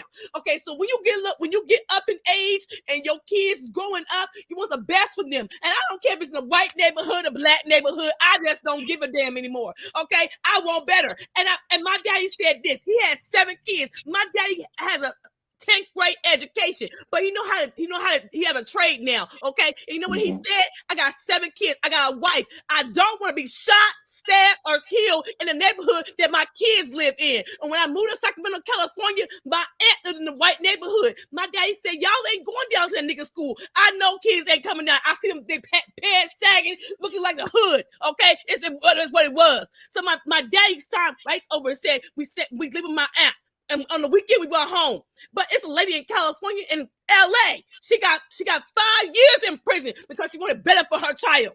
It happens. It don't act like it don't. And what I'm saying is, it ain't about you no more. When you have kids, it's about the kids. And if the test scores in the neighborhood is bad, the kids ain't getting shit. You know what? Let me tell you what. When my sister lived, it's a white neighborhood. It costs $3,000 for a bunch of damn rent over there. Okay, you don't get. You live in the hood, you get free child care. You live in the hood, you get free shit. You know why? Because you live in the hood. Yep. Why are we still talking about the hood? We talking about affluent Black areas. I mean, over there in the white neighborhood, you gotta pay like $2,000. Can we stop talking about the hood? Can we stop talking about the hood? It's the truth. So the only place Black people live in this world is in the hood. Lord have mercy, baby. The hood are with white folks. Either you fucked up with niggas or you doing good with white folks. Is that it? Ain't no in between there? Okay, Vic. It's kind of getting to that point, though, Vic. Though it is kind of getting to that point. I'm being honest. He just said in the neighborhood that he in. You're isolating a bigger fucking problem. It got if there ain't nowhere for a black child to go, but some fucked up hood schools look like Eastside High, you got Joe Clark in that motherfucker because they can't learn because they got too much fucking trouble going on in the day-to-day, then guess what? That's a bigger fucking problem. And the answer ain't moved to the fucking white neighborhood. So all I'm saying at the end of the day I'm gonna is go that on mute and I'm gonna let my girl TC talk because my sister is more educated and stuff too because she's older than me. I'm gonna let her talk right now. the only I'm gonna push it over here to TC HBCU. Peace, Queen forever. What's up, Flower? I'm so glad to see you in the house. Taking What's up, H2O? Hey, icy water, you okay? That's right. Good evening, y'all. Good evening, y'all. This is TC HBCU Queen, and to Andrea, thank you so much for sending me this link. This is an excellent discussion. And to the brother from Brooklyn, always, New York, big city of dreams. We know what it is, right? Yeah. Oh, okay. Especially Brooklyn's in the house. Here's the thing. Queens is Here's in the the house thing. too. Queens is here too. I'm Queens from Queens. Okay. So. All right, Queens is from Queens. All right, New York in the 5 boroughs. No, that's what's up. Let me just say this. I want to go back to the original. There was an original point that was being made that needs to be made and needs to then be solidified. Number one, in order for your children to go to a certain school, they have to live in that district. That's period, point blank in the story. If they were Martians, if they were white, black, polka dot, pinstripe, whatever they are, you live in that district, that's the school you go to. These districts have gotten so to the point where they have hired people to follow people home. They check their addresses. If you don't live in the district and you're going to that school and you don't live in the vicinity, they will put you in jail or they will fine you. It depends on where you are.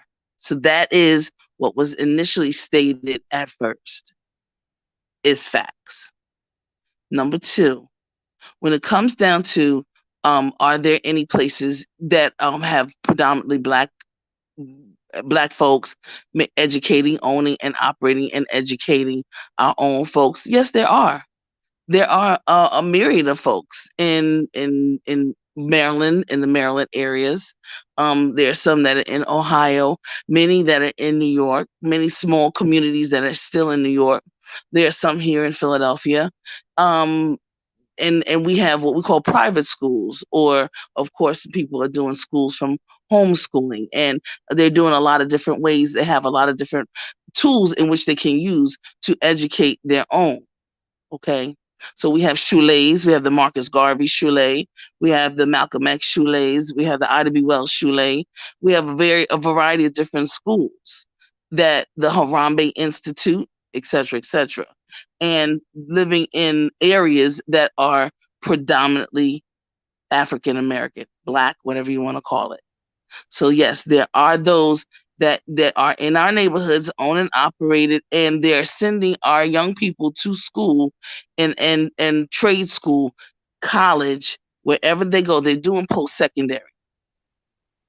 Now, I want to just say something back to the good neighborhood. When I listen, what's the brother Chef?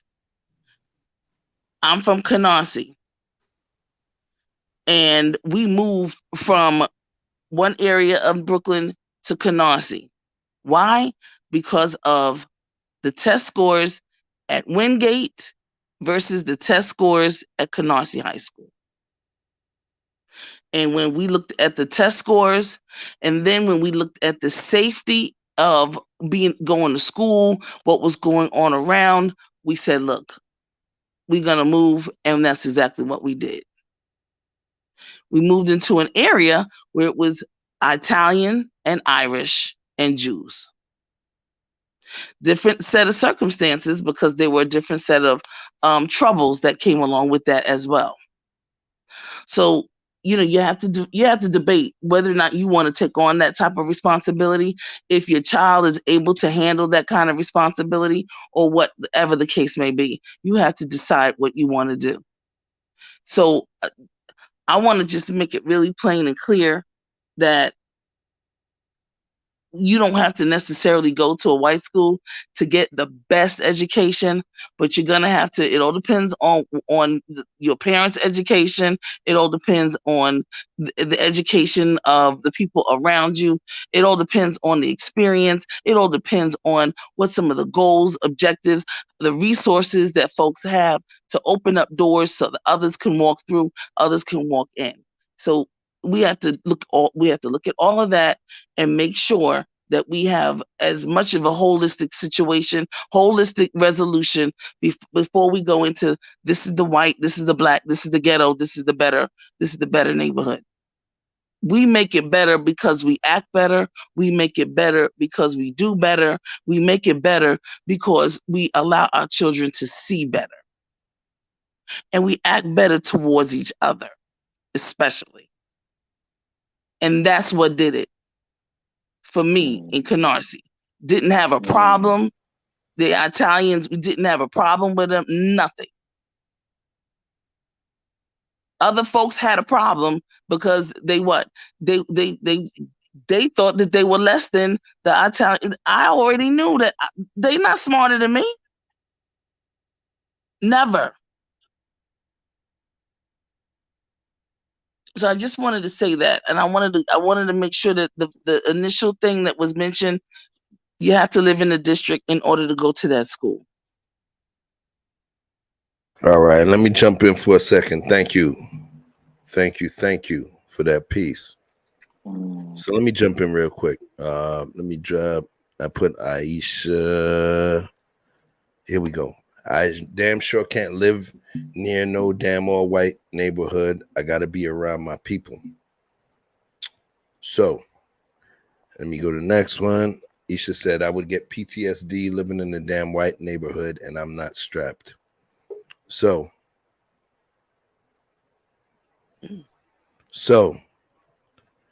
what I would say to those statements, I damn sure can't live near no damn all white neighborhood. I got to be around my people. So when parents, and this is what I'm stating, Isha, with all due respect, when parents make moves as parents, as progressive parents that are thinking about the next generation and making sacrifice, we don't think about what I can do. Because guess what? If we're strong parents, the kids is going to do whatever the fuck we tell them to do. And they're going to live wherever the fuck we take them to live. Right? Oh, that's and right. we outthink them. There's some kids that don't want to leave that school or that area, the school district where their friends are at. But you know, a good majority of the people don't come through in terms of that school district. You don't give a shit what your kid thinks. Because guess what? In your household, your kid thinks that he can be nutritionally perfect by just having ice cream, ices, candies, and shit all day, and not meat and the 4 food groups. They just want candy and sweets all day. That's what your kid wants. Exactly. That's what they desire. That's what they think is the right thing for their life. But it's you that come with the bullshit that they don't like, which is about the 4 food groups. So if you're a strong parent and you don't give a shit about what they like, you make your move based on what they need. And there's a difference. So what I'm saying is that if you recognize that you want your kid to have something better than you, and you know what's better than you is at a certain set of coordinates away from where you at. And that's the place where majority of the people get the best schooling. The majority of the people from that particular area go to the Ivy League schools, get the best colleges, are the most successful. At some point, if I say, well, hey, yeah, they're doing all of that, there's that level of success, but fuck that.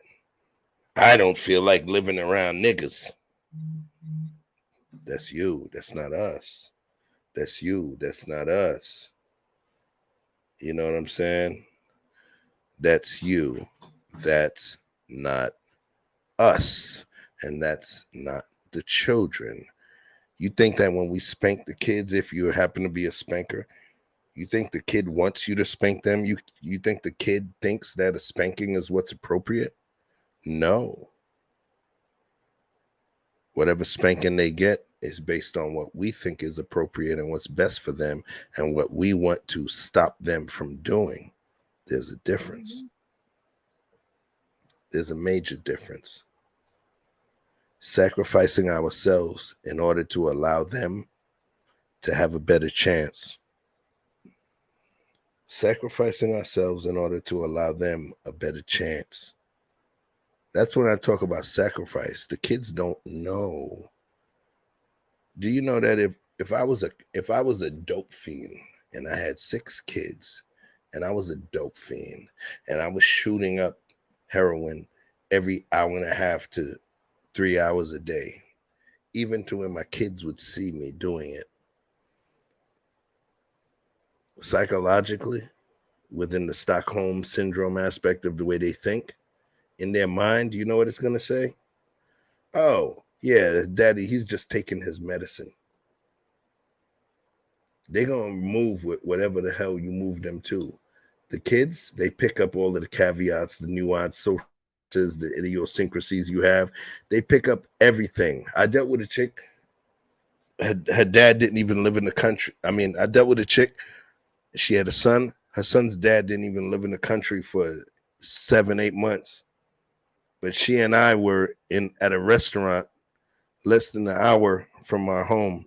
And because her son picked up her dad's hang up, where he did not like to take a shit in a public bathroom, she had the nerve while we were in an expensive restaurant to say, hey, babe, yeah, we got to go. What do you mean we got to go? Yeah, we got to go because he's not going to take a poop. He's not going to poop in the restaurant. I'm like, yo, we drove all this distance and we did all of this, and this was supposed to be you and I, but your babysitter fell out. So now you want us, you want me, you and him to leave this restaurant and drive a half hour back home so he could take a shit. Right? What that is a hang up that the child picked up from the parent. It's a hang up. That place, that bathroom is pretty clean. It's a dope restaurant. Between me, her, and her son, I probably would have walked out that bitch spending about $180. Easy. It was a clean spot. But because of parental hang-ups, he could not take a shit in a public establishment. So, in saying all of that, I believe that we as parents are in control. We are always in control. The thing is, we utilize our own personal hang-ups as things that, oh, yeah, this is the way life works. Nah, motherfucker, it ain't the way life works. It's the way you allow life to work you, and you are passing that trauma to your child. That's right. That's my opinion, right? So now I kind of got to bring the reins in on this one here, because we've been on this particular argument for a minute, right? What we are going to do is we're actually going to have another show that's going to come after this, and I'll explain it afterwards. But what I'm going to do is move to the next topic, all right? We got 5 people in the spot. Andrea had to step back. Remember, Andrea is a super mom.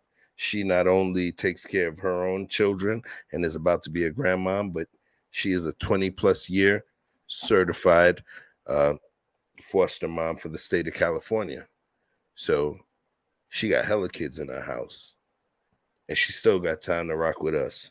So give my beautiful, loving sister some grace. All right?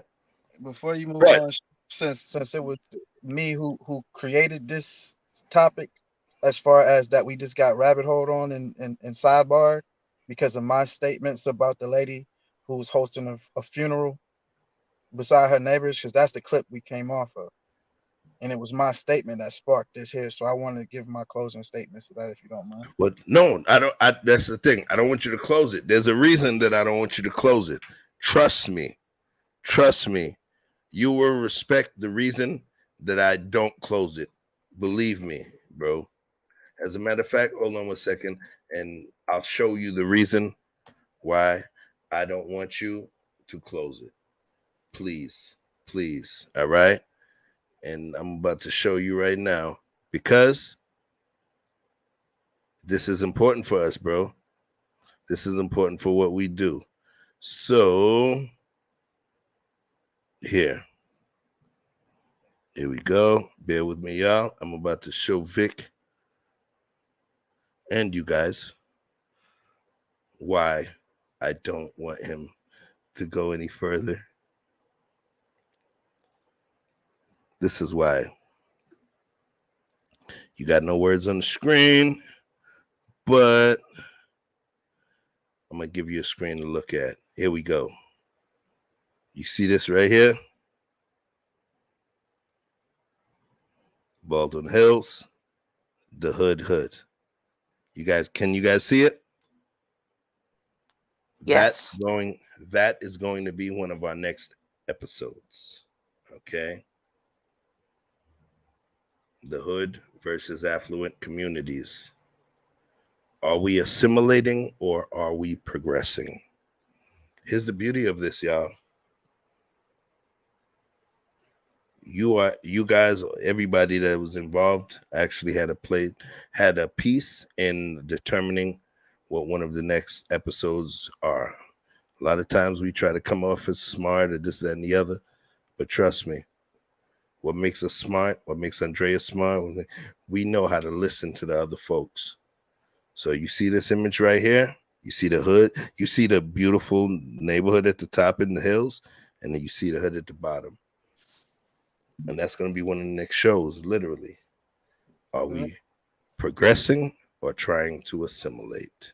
All right. Fuck them hills. What's TCH? I know. You heard y'all heard Vic himself. He said, fuck them hills. He's like, fuck that. I need my 2-story tenements, you know what I'm saying, with the graffiti and shit. Right? Yes. What's up, brother? Miss HBCU made a high quality point, which I don't know if it was her intentions, but very much so it supported my point, which was that, hey, there's nice black areas too. And there's fucking trailer parks too. And I don't see nobody rushing to go get beside them calling it progress. So it's very important that we just kind of encapsulate the fact that we're looking for better and not necessarily white. And I think because it was about 3 or 4 schools that you named, right?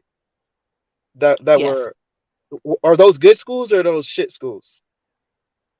Those are excellent schools. Are they like predominantly any particular culture? Black people. Is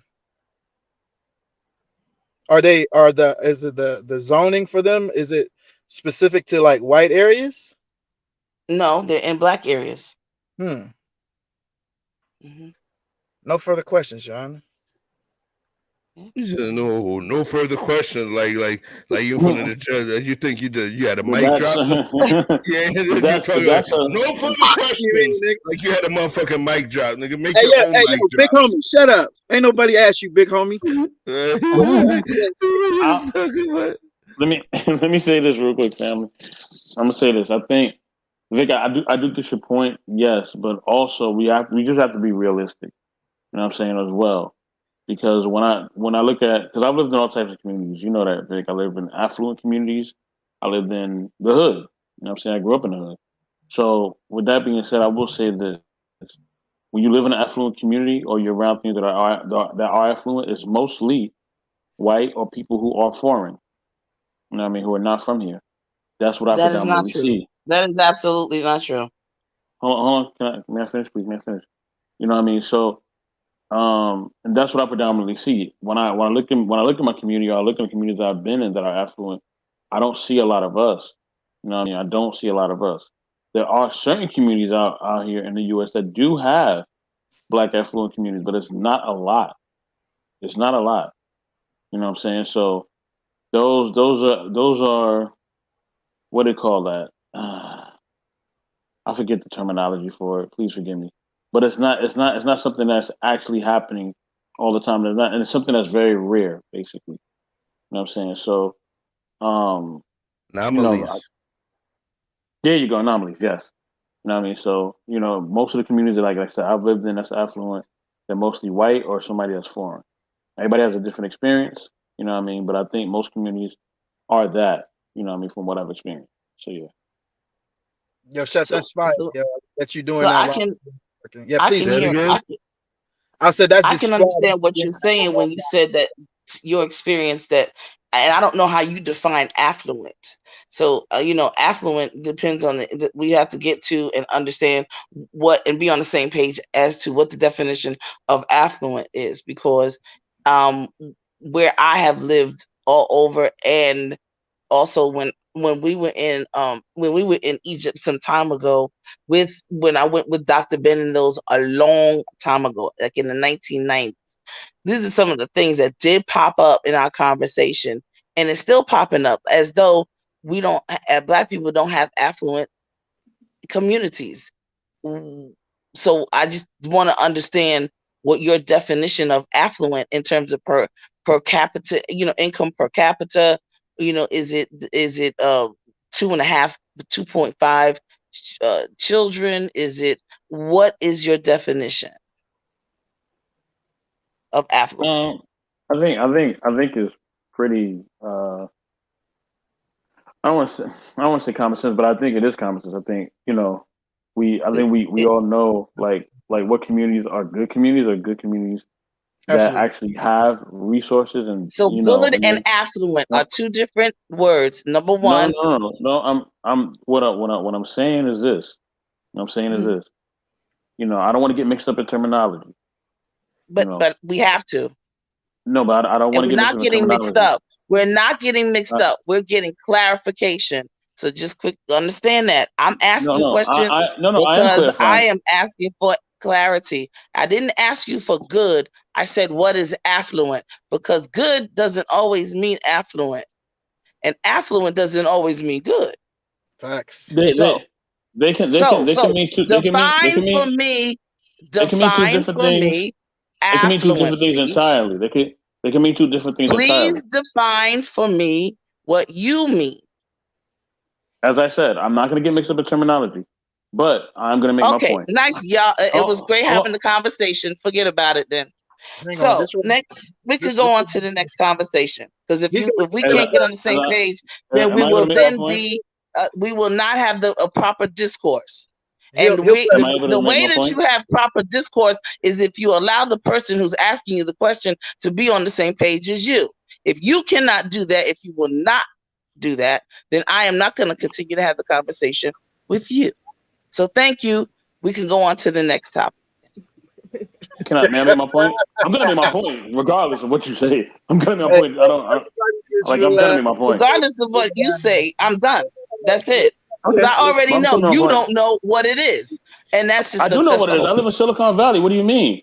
Somebody must have told you wrong, sis. So what? No, Silicon Valley. Somebody must have told you wrong. Okay, that doesn't mean anything. That does not mean anything.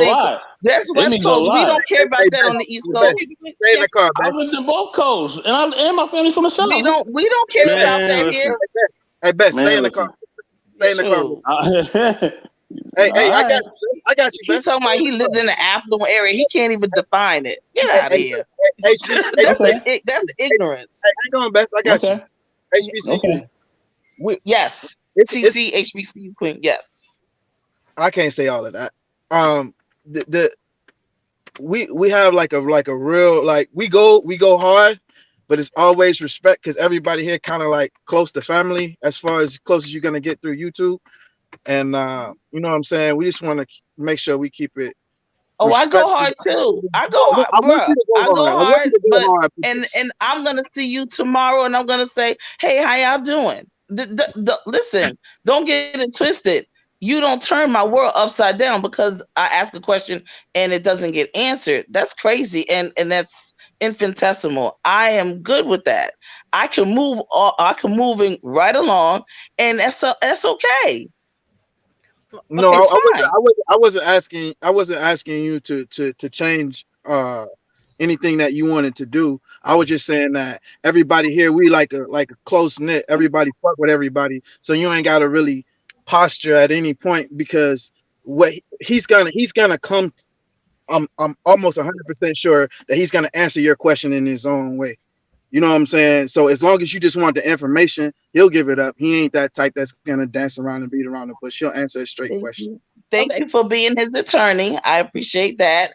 Thank you for being his spokesperson. I've never had another man speak for another man before, but anywhere that I've been in these YouTube streets, howsoever, that is fine.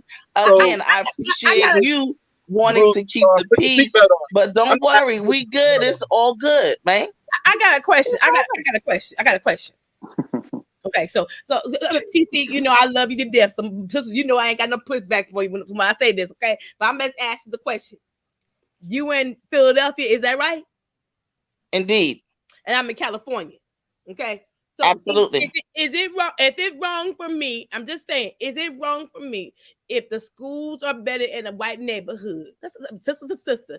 Put my kids in that school. Do I want my kids to be in a affluent neighborhood that is black and the schools are good? Hell yeah, I do. But if we don't see that, and what is wrong with us sending our kids to the school district is gonna better serve our kids? Because I think sometimes black folks want to call other black folks Uncle Tom because we want better for our children. And I'm just asking some questions. Why is it we can't, if we want better for our children and the white school is better in the white neighborhood?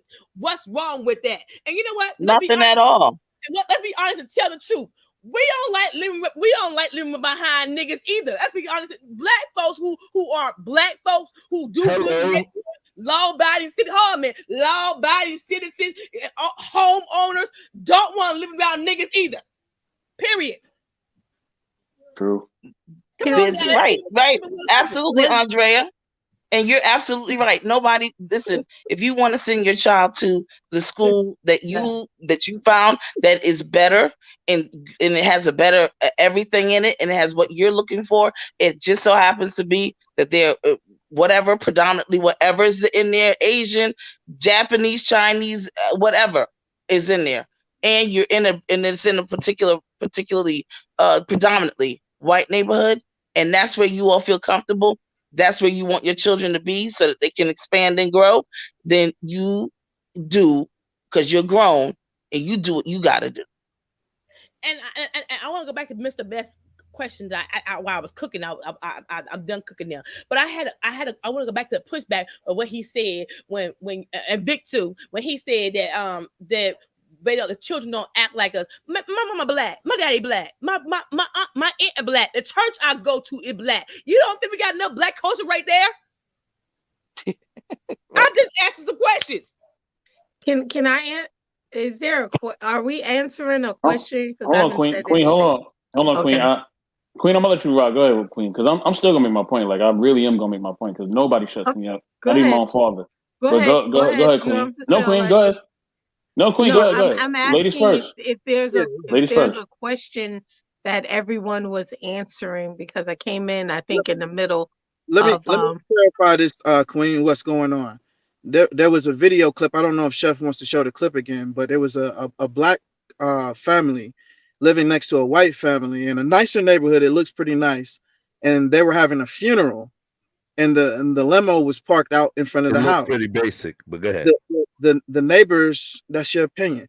The neighbors were giving them some grief about and saying that they were in front of their house and they were creating a ruckus, and they were going back and forth, and the black lady started recording. And one of her statements was that it was just some more racist shit. And I thought, because I didn't hear anybody say anything racist, but she implied that they had issues in the past with those people, and that they had determined that they were racist. That's the situation. So I commented about it saying that we as a people seem to be so headstrong on getting what white people got to feel successful that we didn't basically add in the fact that we may be uncomfortable inside of some of these situations based on people not wanting us there or being invited to the party. That's how this conversation. So let me do this for you, Queen. What up, Queen? I know you were quiet for a minute, right? Wait, hey, what's going on, lady? Let me just do this for you. I don't want anybody to discuss or tell you the opinion of what was viewed. Mm-hmm. I prefer that since you're here, that you actually get to see it yourself. Okay. And for the record, y'all, all bullshit aside, what did we play? 2 clips, 3 clips? So for the record, there is going to be a second half of the show because there's some heavy clips. The show morphed into something else with this conversation. I'm not annoyed about it. I'm actually feel that we're blessed behind it because you guys get to see real conversations from folks who love each other, but heated conversations as well. So, you know, I'm about to play it for you right now, Queen. Bear with me one moment.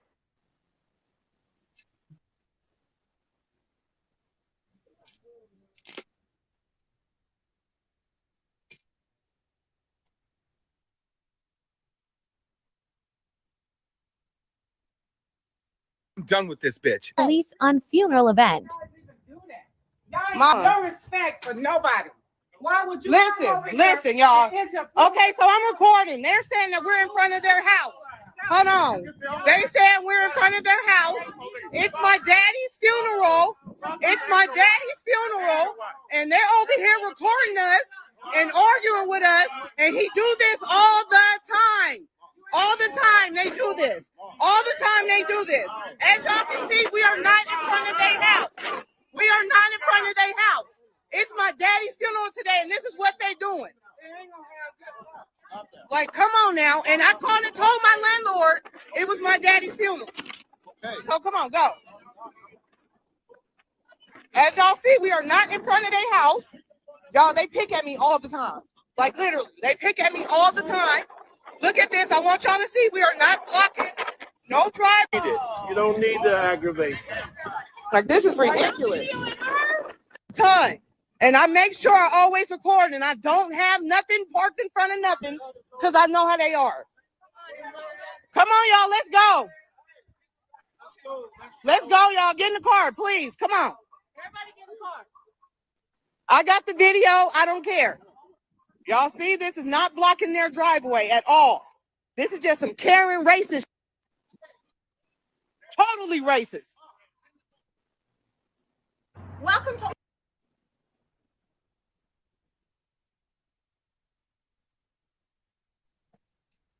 Okay.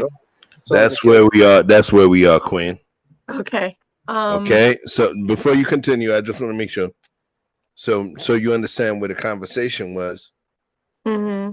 Vic made a statement saying, or to the effect of, see, that's why when we move to the white neighborhoods, and I had an issue with that. Because if the school districts are better, the property taxes are different. The way that the value in your home, you know, the property values move, and my kid has a better shot, I'm okay with them living in a neighborhood that may not be predominantly black. But what Vic said is he pretty much, and what my understanding that I got from what he was saying was that, see, y'all motherfuckers want to go to the white neighborhoods or the places you think is better, and this is what you got to deal with. And my pushback was, yes, parents of children who are progressive will sacrifice certain things so their kids have a better shot. The other side is always going to want to make you uncomfortable. But you're going to be a warrior, you're going to be a punk. and allow them to punk you out of the greatness that you've earned. If you've earned your way into that community, it don't fucking matter what color the person is that's there, whether they want you there or not. Conquest doesn't require confirmation. Conquest does not require authorization. Conquest, hold on, cam up on this shit for this one.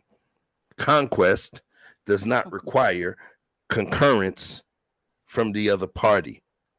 When I conquer you, I don't need your permission. I'm taking your shit, or I'm taking my place in your shit, period. Because I know that's what's best for my children. But there was a statement, you'll catch it on the replay, Vic stated about people wanting to go into white areas.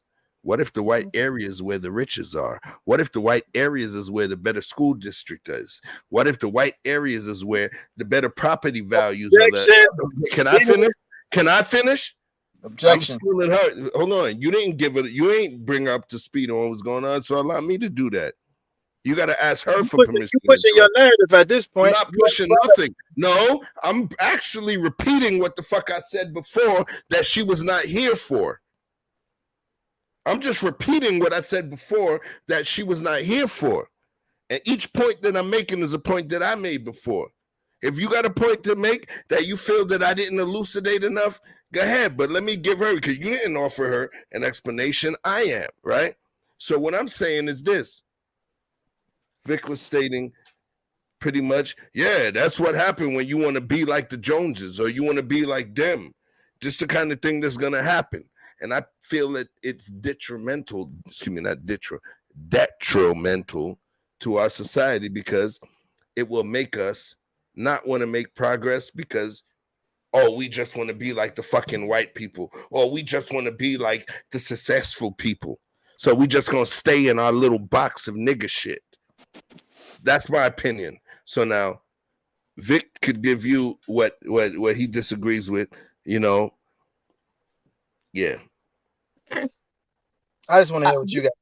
Vic, I have a question for Vic. This is TC HBC Queen, and it's real quick. The clip that was shown, that's your clip that you brought up. Can you tell me why, if I'm not mistaken, that community, are those people homeowners? That's Chef's clip, and no, she's not a homeowner because she said I called the landlord. If you pay attention, I know, Andrea. I know. No. Let her cook.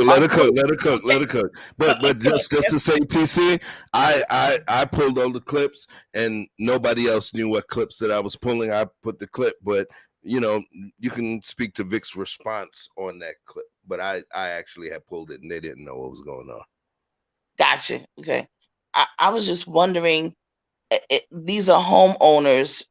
Are they all supposed to be homeowners? Let's say they are. What was the point? Hey, let her cook. I know where she's going. You gotta elucidate your point. Because as Andrea just said, when she said that she called the landlord. So if they own the house, why are they calling the landlord? I never made a point whether she owned or she didn't own. So I'm looking for the point that you're trying to make by talking about ownership. Don't look for the point. Just answer the questions. Let her make the point. Oh, relax. Now, TC, can you please make clear what point you're making about home ownership? I just wanted you to answer, but here's the thing. I was just wondering, I was under the impression until I just heard that again, that all of those people are supposed to be homeowners. She said she called the landlord. So now she said that they always do this. The neighbors always do this to them. And so I'm trying to figure out how are they there if they're calling the landlord? Like, so somebody, I'm really trying to understand the dynamics because now I'm feeling like they definitely rent, or are they Section 8? Are they renting? What is the deal? What's Does what that matter? how They does that just change don't the own it. context They of rent. what's That going on? doesn't matter. Doesn't matter how the landlord gets his money. They don't own it, but they still need to be treated like human beings, whether they're on Section 8 or whether they rent or whether they own. Like, but it's a difference. It's a difference. How they treat ownership and how you rent, because it's a difference. Hang on just a minute. Hang on just a minute. We don't know that community. We don't know that community and the things that go on there. I just think that there's something else that's cooking in that and brewing in that clip, other than somebody's treating her bad. I just. All right. Okay. Queen, you have responsibility. Please make your I'm trying to. I don't see anything wrong with wanting to move to be in a better neighborhood, to offer different things for your kids or schools. I also I mean, I didn't have that issue, although where I grew up, it was, your hood was determined by blocks. So, there was 5, 6 surrounding blocks and everybody owned their home. We went to the private school in the neighborhood. And then if you go 7 blocks over, they were on Section 8. They were the hood, so I don't understand the difference, but I understand needing to move differently to get your kids out. Hold on. Okay. Queen got to step away for just a second. I'm gonna say this because it's in response to what y'all saying, and I'm gonna make this part clear because we keep harping Vic, on I this. see you cook. Can I go? After you cook, can I go? I got you. You said save the children, save your children. If you are, put it like this, if my options are a low grade to mediocre black hospital or a high quality, well staffed and stocked white hospital, yeah, take me to the one where the doctors do the best work, for sure. So it's not lost on me about when you're dealing with triage in a dire situation and you're already behind the 8 ball with a gun to your head. Okay, yeah, you make the best decision for the situation. So if your child is in a fucked up area and your only next best option is to move to the neighboring place because that's as close as you can get to a good school that's close enough to your job as well, and whatever other extenuating circumstances you may be under that may not allow you to explore, to find the affluent black areas, and you're under that situation, I understand and I don't blame you, and you will have to reap the rewards, good or bad, of whatever that decision renders you, whether it's highly intelligent children or unbalanced children, whatever. They may come out perfectly fine, and your influence on them was enough to maintain them feeling like they got some black culture. So it's not to say every black child that goes to a predominantly white school is going to be so unbalanced that they don't understand what blackness is. But I am saying that there is other options if you have time to explore. That's it. Best. Yes, sir. And yes, I think what Vic is saying is true. And the experiences I'm speaking about are my experiences. It doesn't mean that all my experiences are correct. It doesn't mean that all my experiences speak for everybody else. I'm giving you my experiences.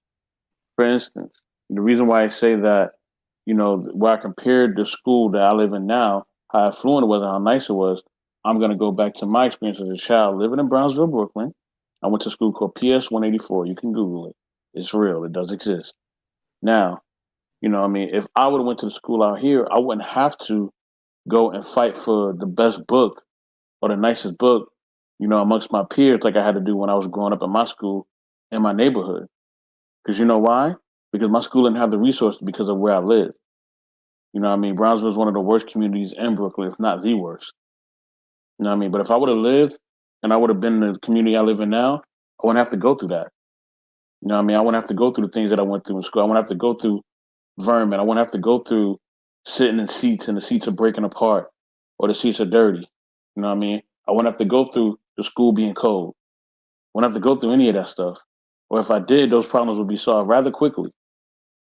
You know what I mean? So where you do live, where you do go, it does make a difference. You know what I'm saying? And when you live in an affluent community, you have good to great resources that other communities do not have. You know what I'm saying? And that's just a natural fact. You know, and I do, you know, I'm grateful for how I grew up. I believe it molded me and shaped me into the man I am now. But of course, if I could have better, of course, I would love to have better. Just like Vic said, if you could take me to the hospital, they got the best resources. Take me to the hospital so I can live, so I can make it. Don't take me to the one in the hood because I'm not gonna make it because they don't have the better doctors. Take me to the one where they know what they're doing, so that my life can be saved or extended. You choose to live there. No. But I'm saying yes. That is a choice as well, Chef. And your children. Exactly. I mean, you want to make the best options and the best choices. You know what I'm saying? So that's what I was saying. And in most of those communities, you know, we are not in those communities. Most of us, a lot of times, we're not. You know what I'm saying? It's a very small percentage of it. And if you want to just look at it from just a statistical standpoint, look how much of the wealth we have in this country, or much of the wealth we actually own in this country. Look as much of the resources that we own. You can look up statistics. It's right there for you to see. It's not hard. I would like to say, I'm sorry. Are you done? No, so that's it. That's what I had to say. Yeah, I want to say that there is a particular hospital that if you have a gunshot wound, it's in the middle of the hood, and that's the best hospital to go to.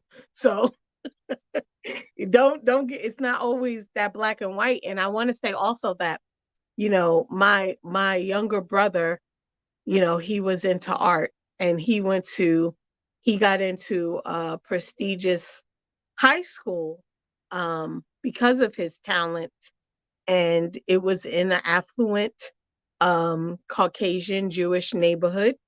And you know, he did well, he did great, but a lot of the projects that were given to the students, he was passed over. Him and the other, he said it was about 5 Black kids in his class, that they were all passed over because they were Black.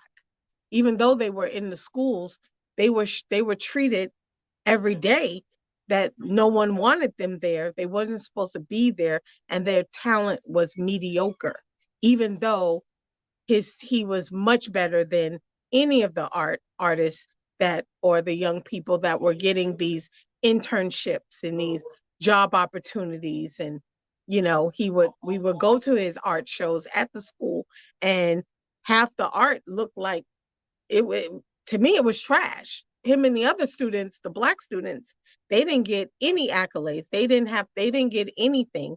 And you know, my mother and father talked to the principal about it, and it was like, oh, well, the teacher felt like, but it was always an excuse. So it's not so much as just to give them a better education. It's also, you know, making sure that your kids are emotionally prepared for what they deal with in school.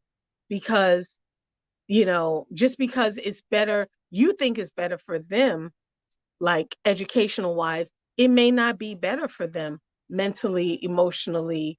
They might not be able to handle what the pushback that they're given, the isolation, the, you know, the things that you're not there to witness, the bullying. You know, how many kids, Black kids, have deleted themselves because of different situations. I'm not saying it's all because they went to a non-Black school, but I'm just saying that also plays a major role in it. I'm in the social work field. I deal with it all the time. These kids are in foster care families that don't look like them, and they're in these schools, and I got to pick them up. They're talking to me as they're going to therapy, telling me how much they hate it, telling me how much the kids make fun of their coarse hair, that the teachers don't say anything, so it's not that black and white sometimes when we just want to give our kids a better life. It's also there's costs that come into that, and not everybody's prepared for that. So let me do this. Let me do this real quick, because I know we've been in this piece for a minute. And the beauty of it is, even though some people have curriculums, and when things go sideline or they monkey branch off into something else, I'm not saying monkey like black folks, but there's a term, monkey branch. They monkey branch into something else. One of the things that's important to me is that I don't stop the conversation and pull it back to where we were. I allow it to flow. So here's the beauty of all of this thing here. I'll explain. The beauty of all of this thing here is the fact that, we know how we feel, and we understand that other people are not going to feel the same way that we actually feel. So what took place with this potential monkey branch, if you will? I'll tell you what took place. Let me share this screen with you. I'm still trying to figure this out. I ain't as smooth as I thought I was on this thing here. Boom, boom, boom. Here we go. Canva. Look at the screen clearly. Black excellence. Do we have progress? Are we progressing? Black excellence. Are we progressing, or are we assimilating? I kind of allowed the conversation to take itself to a place where, that wasn't where it was going. Literally, all I did tonight was play three clips. I had about 11 clips, but I played 3. But the beauty of it is you guys have thinkers that think on a particular mindset, mind frame, and we still rock with each other, but we have different ideas. Love, respect, and loyalty. Those are the things that keep us glued together, regardless if I feel 2 + 2 is 4, or if someone else feels 2 + 2 is 6. So don't get it twisted. You can't break this thing that we got here. You feel me? We're just being honest enough not to script this show and to, expose the way that we truly feel. So Black excellence, are we progressing or are we assimilating? So stay tuned for that one. That is what we would call a saved thumbnail. And that's going to be the part 2 to this particular episode. So are we going to finish the neighbor kids? The neighbor kids. Are we going to finish that tonight? I mean, say what you want to say about the neighbor kids. I'm just talking about, remember, we don't got another damn show at this. Let's say it was 15 clips and we only used 3. So we only used 20% of the heat that we had for these audiences. And that 20% allowed us to venture into a particular range or topic or what have you. But we ain't finna put these motherfuckers on, have them watching us for 6 or 7 hours, right? And Queen, I want to answer Queen's question today, because I am a 20-year-old foster mom. I do think when it comes to the foster care system, if we don't have foster parents who look like us, I definitely think it's their obligation to find somebody to do their hair. Okay? I will say that. I think it's their obligation to find somebody who do the girl's hair. And that is mind-boggling to me. And don't you think, and I must say this, I am an advocate of that, because I do think that children should be their hair is important to them. Absolutely. No, I'm not talking about the kids getting made fun of. Like their hair is done when I pick them up, when I drop them off. It's the kids at the school that make fun of their hair. Okay. It's their peers. That's what I'm talking about. I had one foster girl, young lady who mom had a hard time, and she was in her house was so far up the damn hills. I hated driving to go get her. Right? The school, beautiful. Like it looked like a university. And she would have long conversations with me after visiting with her mom and say, my mom is doing well. That means that, I'm going to go back. I can't wait to go back and live with my mom. It's going to be hard. Right? So then I would have conversations with the mom. The mom would say, I don't know if I want her back because I can't give her the life that she just had. I can't give her that. She's coming into a 2-bedroom Section 8 apartment. It's not in the best neighborhood, but it's not in the worst neighborhood. And I don't want to take her back. I'm thinking about giving up my rights. Queen, that's another show, baby. Hold that. I know. That's another show in itself. Hold that thought, baby. Hold that thought, because hold it, my sister, because that's another show in itself. And honey, I want to get into it. Okay, but give us some time. Give us some time to research. Hold it. I'm with you. I'm with you, my sister. Yeah. I'm with you. I mean, so and then I've had, there's a lot, so it's what I've seen, and then with the adoption of the different races and and how quickly they move when it's a non-Black family adopting these kids. Queen, baby. That's a show in itself, girl. We got you. Listen to Andrea. She's putting that chef. She sounded like chef right now. She's thinking now. Nah, that's a neighborhood. Andrea, you said flag on the plate. Andrea said flag on the plate. I'll DM you. We'll talk about that. Yes, we got you, honey. Man, we got you. Yeah, I've been so frustrated, but it's my job. But so that's all I'm saying is that sometimes when you take kids, and they're not emotionally ready for it. And you put them in an environment where they are a fish out of sea. Some survive, some don't, and that's my whole thing is that, I was fortunate where even though there were hood elements around me, my parents worked their asses off to make sure that we didn't go to the hood school, but we stayed in the neighborhood. It wasn't bad. Like I said, I mean, everybody owned their house and it was family oriented. It was all kind of races, Italian, Puerto Ricans, Dominicans, white people on my block, on the block next to me. So, I was able to experience it and go to different places.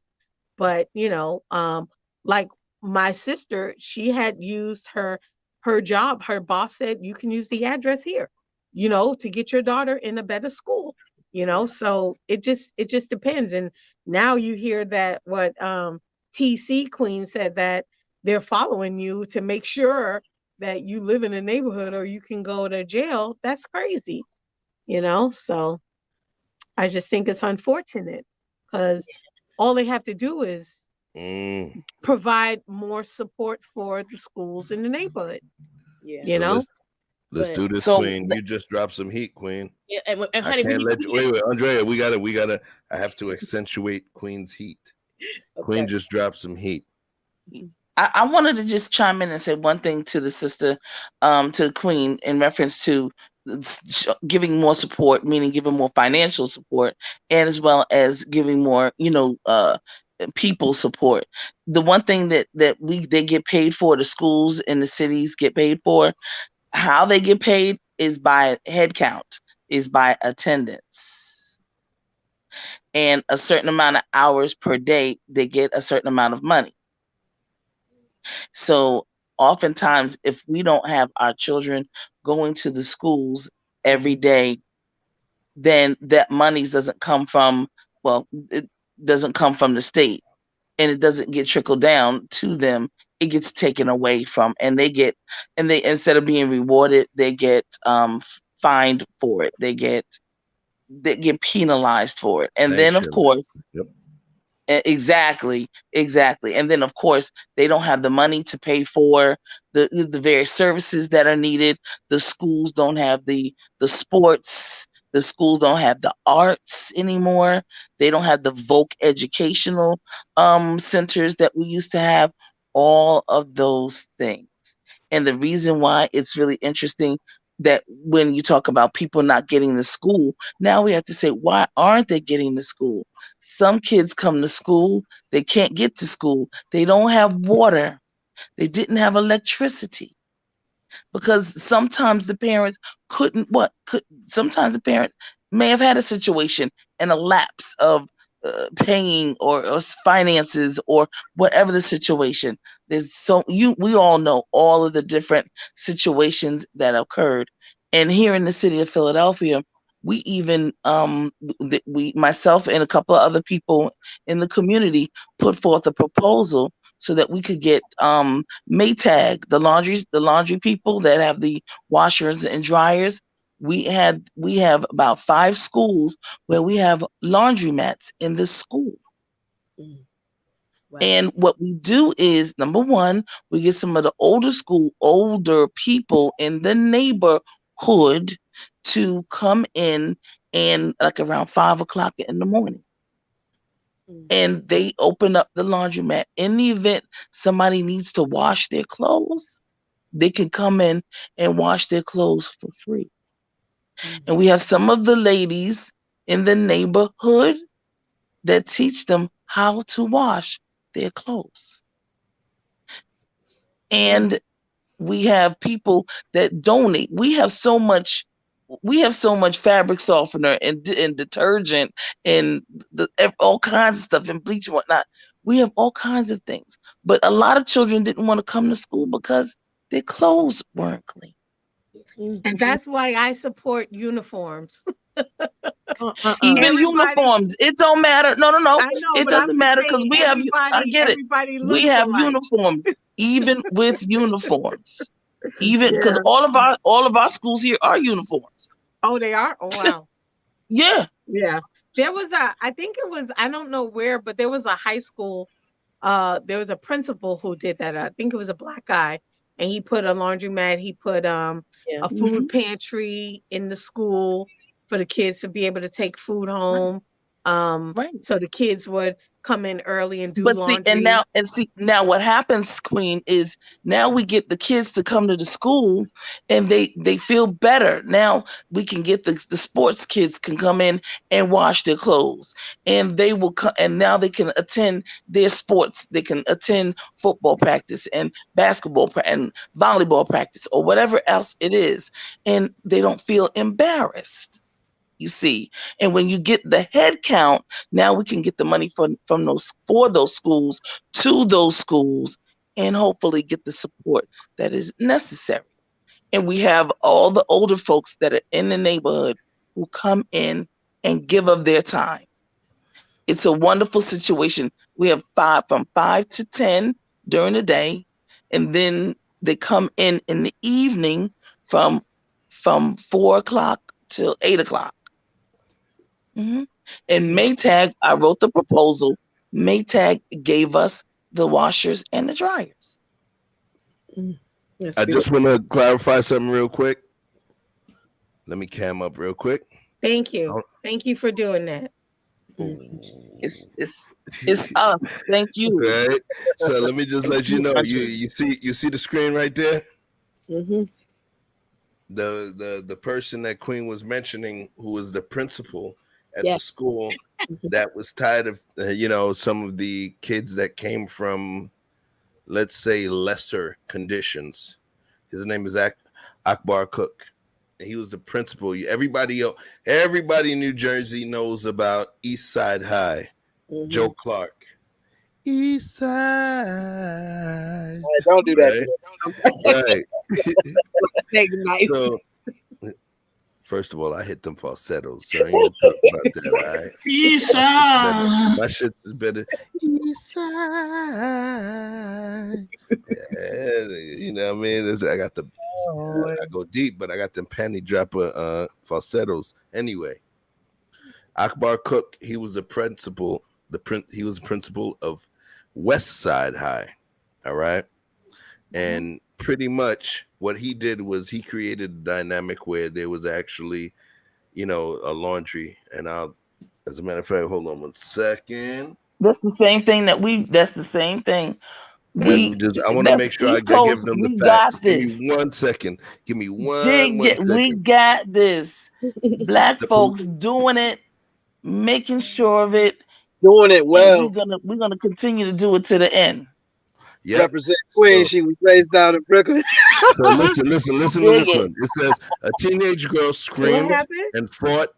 They said a teenage girl screamed and fought with the school security officer when he tried to check her bag.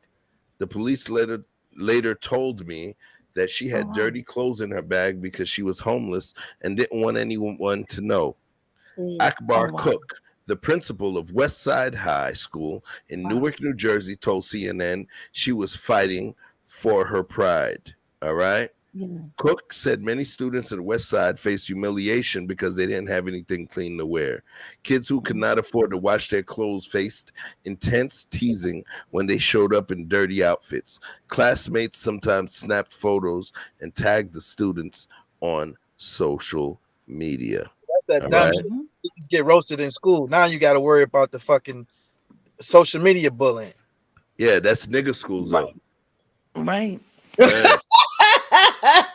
So we already know. We already know white kids. We already know. No. I've been quiet for a minute. We already know that the people with the money, we already know the people. We already know the people with the money and the rich folks. We already know the poor folks wear a shitload of labels to show that they got something. The rich people, the billionaires, they dress cheaper than the middle class people because they know they have true wealth. So, like I said, all of that shit that I just mentioned was going on with our kids being amongst our niggas. You said the bullying happens in the Negro schools? That's not what I said. Wait. No, Vic. Let me answer the question. Let me answer the question she asked me. I'm just saying what you said. Let me answer the question. She didn't ask you shit. She knows where your head is at. She's interested in my opinion. I'm articulating so I can get her up to what she asked me a question though. I'm just telling them what you said, brother. I don't need you to tell me what I said. I know what I said, and I can articulate it, and I can make the shit sound more horrible, and I can make it sound more horrible than what I said. I don't need your help. I did say nigga school. I did. I ain't lying. I did say it. Andrea, hold up. So then let Vic answer. Let Vic answer Queen, even though she was asking me some shit. You answer what she asked me. Go ahead. No, what did you say, Chef? I'm saying, Vic want to answer. Go ahead, Vic. Answer Vic. Answer her what she was asking me. I don't even remember what the fuck she was asking me. But you answer. I asked you, did you say, because he said something about the internet, and then you said that happens in schools. I don't use that word. You said something about that only happens. That was probably I never used the word only. I never said that only. I'm paraphrasing. I'm not. I know, but that paraphrase that you gave changes what I said. Okay, so you said that I said it only happens in the Negro schools. Okay. Or what I said was, go figure. That was a nigga school. That's what I said. I didn't say N-word. I said a nigga school. And I said that took place at a nigga school. I didn't say it only happens there. I didn't say that at all. Oh, so you're saying the security guard checking her bag? No. Okay, so I get you. I see what you're saying. So I'm gonna go and I'm gonna clarify it, right? I want to make sure I clarify it so there's no confusion as to what I'm saying, right? So let me pull this up right here. Hold on. No, that's the wrong one. Hold on 1 second. I want to make sure we all on the same page here. Peace, Gabrielle. Peace, peace, peace, King. All right. Here we go. Cool. So I'm going to go back again, right? Because I parsed my words specifically. So I'm going to highlight it for y'all. The teenage girl screamed and fought with the security officer when he tried to check her bag. That's one thing. The police later told me she had dirty clothes in her bag because she was homeless and didn't want anyone to know. Akbar Cook, the principal of Westside High School in Newark, New Jersey, told CNN she was fighting for her pride. Cook, the principal, let me make sure I'm on cam. Okay, cool. Cook, the principal of Westside High School in Newark, New Jersey, told she was fighting. Cook said many students at Westside face humiliation because they didn't have clean water. I'm going to give you 10 seconds to go, if you got access to Google, what is the racial setup or makeup of Newark, Westside High School in Newark.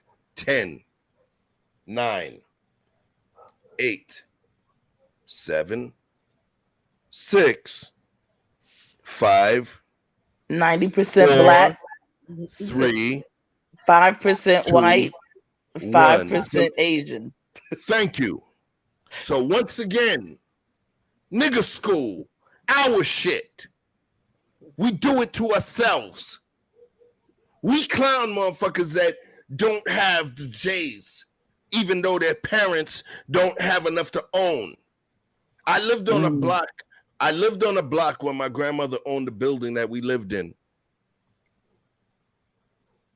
We were technically the most affluent family on the block, but we were immigrants. I was born here, but my parents were immigrants. My mom's came in middle school. My dad came in first half of high school to the country. We were immigrants. And we were treated like shit because we didn't have this sneaker and that sneaker. And you're talking about the kids whose parents were renting from my grandmother, clowning us about the footwear that we made. And guess what? There was only one white person on the block who just happened to be a tenant of my grandmother. So when I say we do it to our fucking selves, we do it to ourselves. I came up in New York. I didn't come up in the South. I didn't come up in a place where things were a certain way. I came up in a place where there was black people, there was white people, there was opportunity. You get what I'm saying? So in the end, like I said, I never use the word only, because I don't use the word only. That's an absolute that I'm not able to quantify, qualify, or even factually be able to pass to people. I would never say only, because I don't know all 8.7 billion people on this planet. So I would never be able to use an absolute like that. I'm talking about what the principle of a 90% black inner city urban institution has to say. That's the only thing that I mentioned. I didn't say only about anything. This was the principle of an inner city black school. And watch this. It's not even the worst one within that state or within that city. We do it to ourselves. Kids are mean everywhere, all the time. Because that's what kids. Man. All right, yo. Listen. Truth is truth. You get what I'm saying? But my thing is this. Hold on a second. If I believe the truth is the truth, my truth doesn't change because I don't want to make it seem like I'm talking bad on black people. We should be able to talk bad on ourselves. We should. Yeah. We should. I believe. I just asked you not to gloss over. Does not reflect Vic's opinions. This doesn't reflect Andrea's opinions or anybody else. I'm speaking of myself. I believe that we're so concerned with not speaking and keeping our dirty laundry clean or keeping our dirty laundry secret from the others that we don't hold ourselves accountable. And I believe that is the problem. Anytime I talk about what we as a people need to do, fuck what somebody else says. When somebody comes to me and be like, oh, you sounded like you saying, oh, that black people do, I don't give a fuck, yo. If I see something is wrong, something is wrong. If I see my 5 or 6 year old twerking after looking at videos of these motherfucking hip hop females and I see them twerking and I tell them something about it, I don't give a fuck if it seems like I'm talking about black culture. I'm raising my children. Right is right, wrong is wrong. And when I determine for my children and for my family what is right and what is wrong, I don't give a fuck what anybody else thinks. If somebody else thinks that, oh, black, white. No, I'm doing what's right for my family and for my children. I have a problem with the fact that some of us have a tendency to not want to speak to what we're doing right or what we're doing wrong because we feel that it's going to be pandering to another race. And we ignore what's right and wrong. This is Chef speaking. I'm just saying. Ditto. I agree. Follow, disagree. Ain't nobody yelling at you, Chef. You've been yelling. Right, man. Yo, you sounding like my baby mama now, man. Why are you talking so loud? Tell me about what I said, yo. You sounded like the people that talk about Kevin Samuels. Wait. You got a problem with the messenger, or you got a problem with the message, or you got a problem with the volume of the message? You still yelling at me? Why? Nigga, I'm passionate, man. But you knocked it off already. 4, 5, 6. I'm holding you accountable. I don't want it to seem like I'm not holding you accountable, Chef. I'm just saying. I don't care what nobody think. I'm holding Chef accountable in front of all of y'all. This is Chef voice, y'all. Are you mad with the message? Are you mad with the message? Are you mad with the message? Okay, I'm not never mad. I'm never mad because I know nobody. I'm not mad because nobody can fuck me on this mic, so I'm never mad. So yeah. Hold on, Mr. Best. Let Vic do it again. I like that. Do it again. Do the That was a good one, Vic. That was a good one. Vic, do it again. Yeah, it was good. Yeah. Come on, baby. Oh, you had some bullshit, man. Come on, yo. Got that word you said. I will say this. Hey, Vic, you just 8-miled them, Vic? You just 8-miled them? I will let y'all in a secret. Me, Vic, and Chef have these heated conversations behind the scenes. Okay, super heated. Super heated. So when you guys think we're over here mad at each other, we're not. Because honey, we have the most heated ones behind the scenes. You guys just don't see. But Quantum, sister, hey, there's some great shows. You gave us some ideas, and my sister, we will be DMing you and having the conversation on this channel. You said Quantum? Quantum. Shit, Quantum been here before you, yo. She got to DM you. she approved you. Quantum approved you being on the show. Quantum, well, I call her A1 Day 1. She was there A1 Day 1, yo. I definitely think these conversations we should have because, you know, the foster care system is not a perfect system, but, you know, I'm just learning how to work in the system. But I definitely think these are conversations that people are not listening to and people don't know about it. And we're not bringing them more awareness to it. So that's why I keep saying, hold on, my sister. We're going to have these conversations. Just give us some time. Because, honey, every time we have a show, we bring another show and involved in the same show we doing. That's good. Well, listen, Sister Andrea, thank you for having me. I have to bid everyone a farewell. It's been real. It's been fun. And I appreciate it. Trust me when I am. No, yo, Vic. Vic, get the duct tape. Andrea, get the rope. She ain't going nowhere. Okay. What? Well, let me come back because somebody just called me. I have to answer to them. That ain't And nothing but grub. You leaving us for a booty call? I got a problem with yeah. Actually, I don't. Do your thing. Get your magic. Conversation. We would love to have you come back, TC. No. I'll come back, but let me. Andre, you know the boss is calling. Yes, I understand. I love it. I love it. I understand. But we will have you back. Andre ain't teach her who the boss is yet. That's your house call, doctor, for sure. Thank you, TC. Appreciate you. Thank you. Appreciate you all the way. All the way. Man, listen, yo. She ain't come say what she said. I've been arguing with you niggas all night. Cause I swear out it ain't no nice black areas of schools in this motherfucker. Nah, son. What it is that she left. You know, you understand why she left, right? It was because she knew that you was not gonna listen and you wasn't gonna pay attention, and you know what I mean. So she left because she thought that it was gonna take too long for you to learn. I ain't gonna tell you why she left. She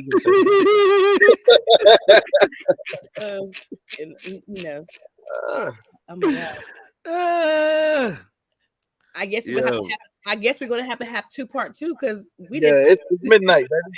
Yeah, we do. Oh, you already know. Let me tell you something. Yes. We doing a part 2, right? Yes. But I'm just saying that we ain't inviting Vic because he be talking that bullshit. Hold on. Wait. This is the wrong one. Okay, I got an article.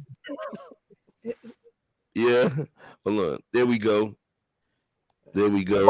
And my white neighbor taught me how to break into houses. Jesus. See? There he goes. So Vic don't want y'all to be successful. Let me leave it alone, yo. Oh, this shit is looking crazy right here. But yo, listen. Tonight was a good night. Tonight was a wild night. And what took place tonight put us in a situation where we pretty much, have no choice. We got no choice but to do something else and make a part 2 to this. We actually had another piece of curriculum to share with y'all. But guess what? Apparently, y'all want to talk about this. So this is what we going to be talking about. Can you guys see the screen? Yeah. Black excellence. Are we progressive or are we assimilating? Literally, this conversation was a beautiful conversation. Why? I literally only played 3 clips out of about 14. And the conversation took its way. It's not about me performing and dancing. It's about us performing and bringing up a conversation and you guys actually participating in it. So it was not us. It was actually you that progressed the conversation into the depths that we did. I could clock the time and say, nope, we're going to move to another topic. But you choose to be here with us. So we have a certain degree of responsibility to you. So with that being said, you, the audience, the chat, the people that joined the panel, those of you that even text me certain stuff, somebody that texts my old lady certain stuff like about their opinion that I was able to hear. All of you that participated were the you that impacted us. The only thing that I beg, and I don't normally beg, the only thing I beg is that y'all continue to do that. Talk your shit. If I'm wrong and you disagree with me, tell me. I like this. Tell me. If you disagree with Vic, if you disagree with Andrea, tell her. And if you have a good point that may sway her soul, mind, consciousness, she'll be honest to admit it. All right. And if you disagree with Vic, he gonna just quadruple down and sextuple down to the shit. He ain't gonna listen. I'm joking. But listen, yo, let's make this interactive. The beauty of tonight was that it was an interactive event. And I want to keep more of these going on. You have a voice. You have a voice. Tell me that you think I'm full of shit. It's okay. But I'm going to tell you back if I think that you are. You know what I mean? So, with that being said, we only played about 4 clips max. And it's 4 hours and 24 seconds in. So, we are pushing this one to the next episode. Today is Tuesday. This is going to be Friday's episode. What was scheduled for Friday is going to go to Saturday. Because right now our schedules are Tuesday, Thursday, Saturday, with a possible for Sunday. You know, like we playing spades. So last Saturday we didn't do anything because of the massacre that took place at Tops Grocery Market in Buffalo, New York, and I didn't want to follow that. So we did Sunday, Tuesday. So we got Thursday coming, which is going to be the part 2 to this. And then we got Saturday. So you guys created an additional episode for us, and I appreciate you. We try to keep it organic. Go ahead, Andrea. And please watch tomorrow at 6 o'clock East Coast time and 3 o'clock. 3 o'clock. See, Jesus just agreed with her. Whenever she say some good shit, Jesus go, bing. No. It's 3 o'clock California time and 6 o'clock East Coast time. Please watch that Chef. What is it? What was it? Wait, hold on a minute. You telling them to watch some shit, you don't even know the name of it, man. It's called Family Battlegrounds. Yes. Chef is caping for Cardi B. Yes. All right. Yes. And you guys We're want gonna to leave see it that. at that. We're gonna leave it at that.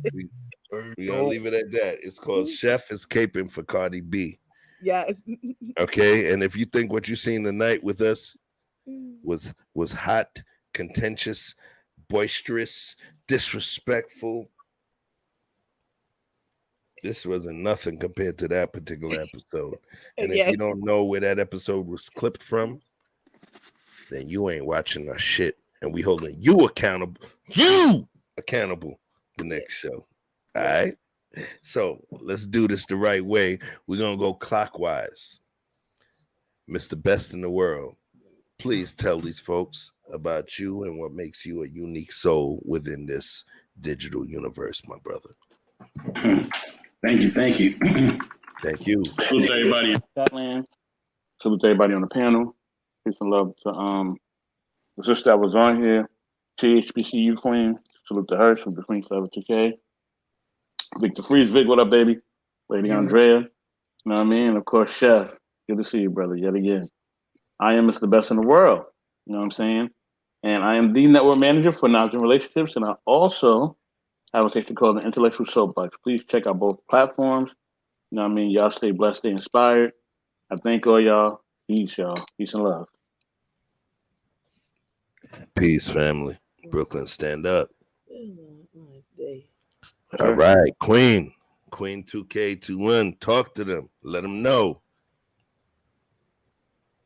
I'm so proud of you. You didn't even ask what we was talking about tonight. You came in ready with your guns blazing, the clips loaded. Come on, Queen. Oh, see, she's asleep now. I give all of the props. Come on, come with it, Queen. She said, give her a second. Okay, so Andrea, you go next. What makes Andrea I'm just unique, got opinion. Everybody say I talk too much. I'm a little extra. It is what it is. You just gonna see my opinion, and I'm just hanging out with my fellas right here. That's it. Okay, you being humble tonight. I'll take that. Vic, let them know what it do, family. Face looking ass. Hey, Victor Freeze music, all one word. That's how you find me. You see the logo. That's what you're gonna see. Go ahead and hit that sub, hit those notification bells, and if you like what you see here, we do it in a sports fashion over there as well, called No Glove Sports, and it's me and the sister Andrea right here, and my brother Best in the World. It's gonna be Slide, and I got my other homie over there, PD Jupiter. We do music together, and we put on a pretty damn good sports show. It's pretty new. We have a little bugs here and there, but we working it out. And anybody who wants to see us get started and crank up something a little different than what you're used to seeing concerning sports, please come check us out. It's operated currently on my page, but it will be his own page soon. But just find me on Victor Freeze Music, and you'll be able to find all of those intelligent people there. Appreciate everybody coming out, tolerating my opinions if you disagree. I can be somewhat disagreeable to some, but I believe that the things that I believe aren't based in nonsense. And I believe there's some topics that we're gonna have to address at some point. And I don't like to force my opinion down people's throats. So didn't know this conversation was gonna take this, but my brother Chef gave me the appropriate amount of pushback, and it was able to unlock a greater conversation, and I'm glad for it. My guy, Quinn, how you looking over there? All right. So, folks, let me see. Make sure, have a blessed PM to all who leave. Please catch the replay. Please catch the replay. Listen, y'all, I don't be on the YouTube begging, hey, send me Cash App, send me this, that, and the other. The only thing that I ask is if you really enjoy coming through here, please hit the like on the way in. Please share the stream on your Facebook or your IG. No. If you clever with the different apps, make a clip of the funniest part. It could be 1 minute, 2-3 minute clip, and you upload it to Facebook. All I ask is that you share. This is not a relationship where I'm your dude. This is a relationship where I'm a dude, and you telling the rest of the homies, hey, you need to check this dude out. If I'm your dude, then you're gonna keep me secret, and you're gonna just tell the world I'm full of shit so that you don't let them see me. You know, that's the sisters, right? But yo, please, just share this thing, man. Share this thing. I'm clipping these videos. You know, share them on your Facebook. Let people know what's going on. It's okay. I won't take any offense to you clipping down what you find is the best part of a show and uploading it to your page. It's important. Find what you find special about what we do. And the only thing that I expect you to share is just what you find special. You feel me? So thank you for coming through. Quantum said tonight was amazing. Thank you for being a part of this. I know you're on YouTube a lot, so, you know, your contention is an honor to me. Much love, respect to the chatting panel. To be listed or not. Love. Quantum said I was always disagree with Vic. Right. The nigga, I think Frank Gooden mesmerized with Bus, but he always looking for talent. Hey, if you don't know who Bus is, then you ain't looking at my content. Bus is a character from a live graphic novel that I used as voice to do voiceovers for. If you don't know what it means, then start digging. I ain't telling you where it is. Peace, fam. Back to you, big homie. I appreciate you. All right. Yes, peace out to Gabrielle. Queen Forever 2K. She took a commercial break. But listen, y'all. Like I said, the next episode is going to be a continuation of this called Black Excellence. Are we progressive or are we assimilating? Stay freaking tuned to that one. So, with that being said, this was a dope show. And it wasn't just a dope show because the three of us talking heads. It was a dope show because the audience jumped in and wanted to participate. And it had literally changed the whole dynamic of where we was going. Dope as hell. I want to continue having dope as hell content for you.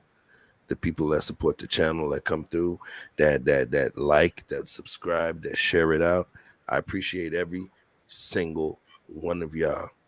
because this is what we need to keep this thing going. We're not pandering.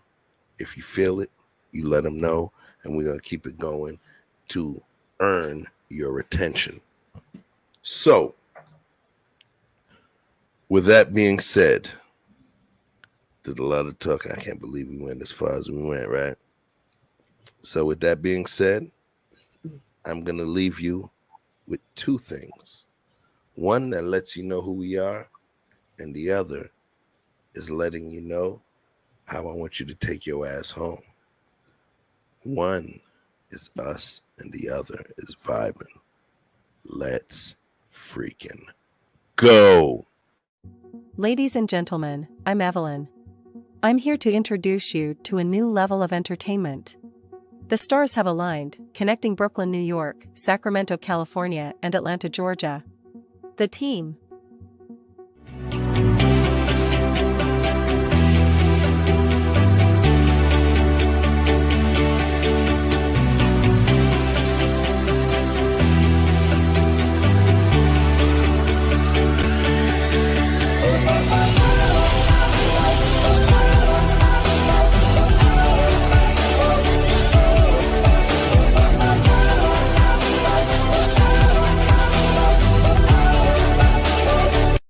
Introducing Flatbush, Brooklyn's finest, the boss, Chef Chupino.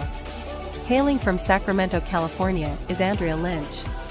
From the dirty South Atlanta, Georgia, is your boy, Victor Freeze Music, or just Vic.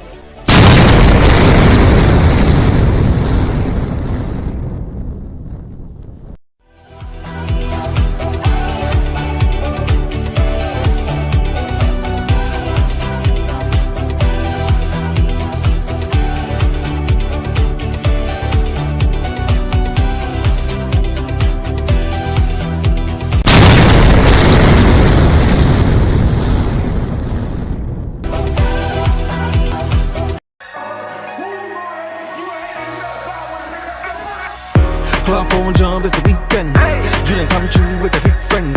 Hitting on doors, that's a defense. Rolling with all, that's that offense. Hit me, change, you, let me peachin'. With a bull shaking to my maybe drop bands. Today on buy, and I say, today on buy, you the kid play, baby, tell me what you want. Julian, I know you need fun. Ever since remember we been knocking at the door. Y'all been moving paper, we be running up the school. Y'all before that pillar, we was sleeping on the floor. West side Africa, you know the shit ain't hard. I don't care what they say. We don't care. Driving all night long. I don't care what they say. We don't care. Profit, baby. Come roll with me. All night long. As times relax, my mind's relax. I got now from who got next. Here's my number, just send a text. You got a man and she responds, nah. Okay, sure enough. I'ma let you go, don't wanna hold you up. I'ma call your phone when I put it up. Whoever let you go must be them as far. Wait far. Girl, you so fine, I pay for. Fly you first class to the lake for. Body so blessed, I pray for. Body so blessed, I pray for. Because I don't care what you say. I don't care what they say. We don't care. Vibing, driving all night long. I don't care what they say. We don't care. Vibing, driving all night long. My nigga, I killed it. Night long. It's the part when you get your girl, nigga. Make sure she focused, nigga. Make sure you focus, nigga. Let's go. 1, 2, 3, hit it. I don't care what they say. We don't care. Vibing, driving all night long. I don't care what they say. We don't care. Vibing, driving all night long. I don't care what they say. We don't care. Vibing, driving all night long. I don't care what they say. That's a hit for your ass, nigga. Hit for your ass, nigga. Prophet the One. Follow me on all Instagram sites, PROPHETTHEONE. That's Prophet the One in case you couldn't spell. But if you could, you already got it. Like Prophet like God, and then duh like duh, nigga. And then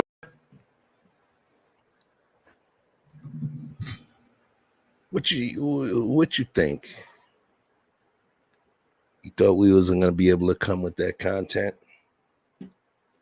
You know who I'm speaking to. I'm the mason that laid the bricks to your crib. Peace and blessings, beloved. You know where the mason at. Let's go. Watch your mouth, beloved.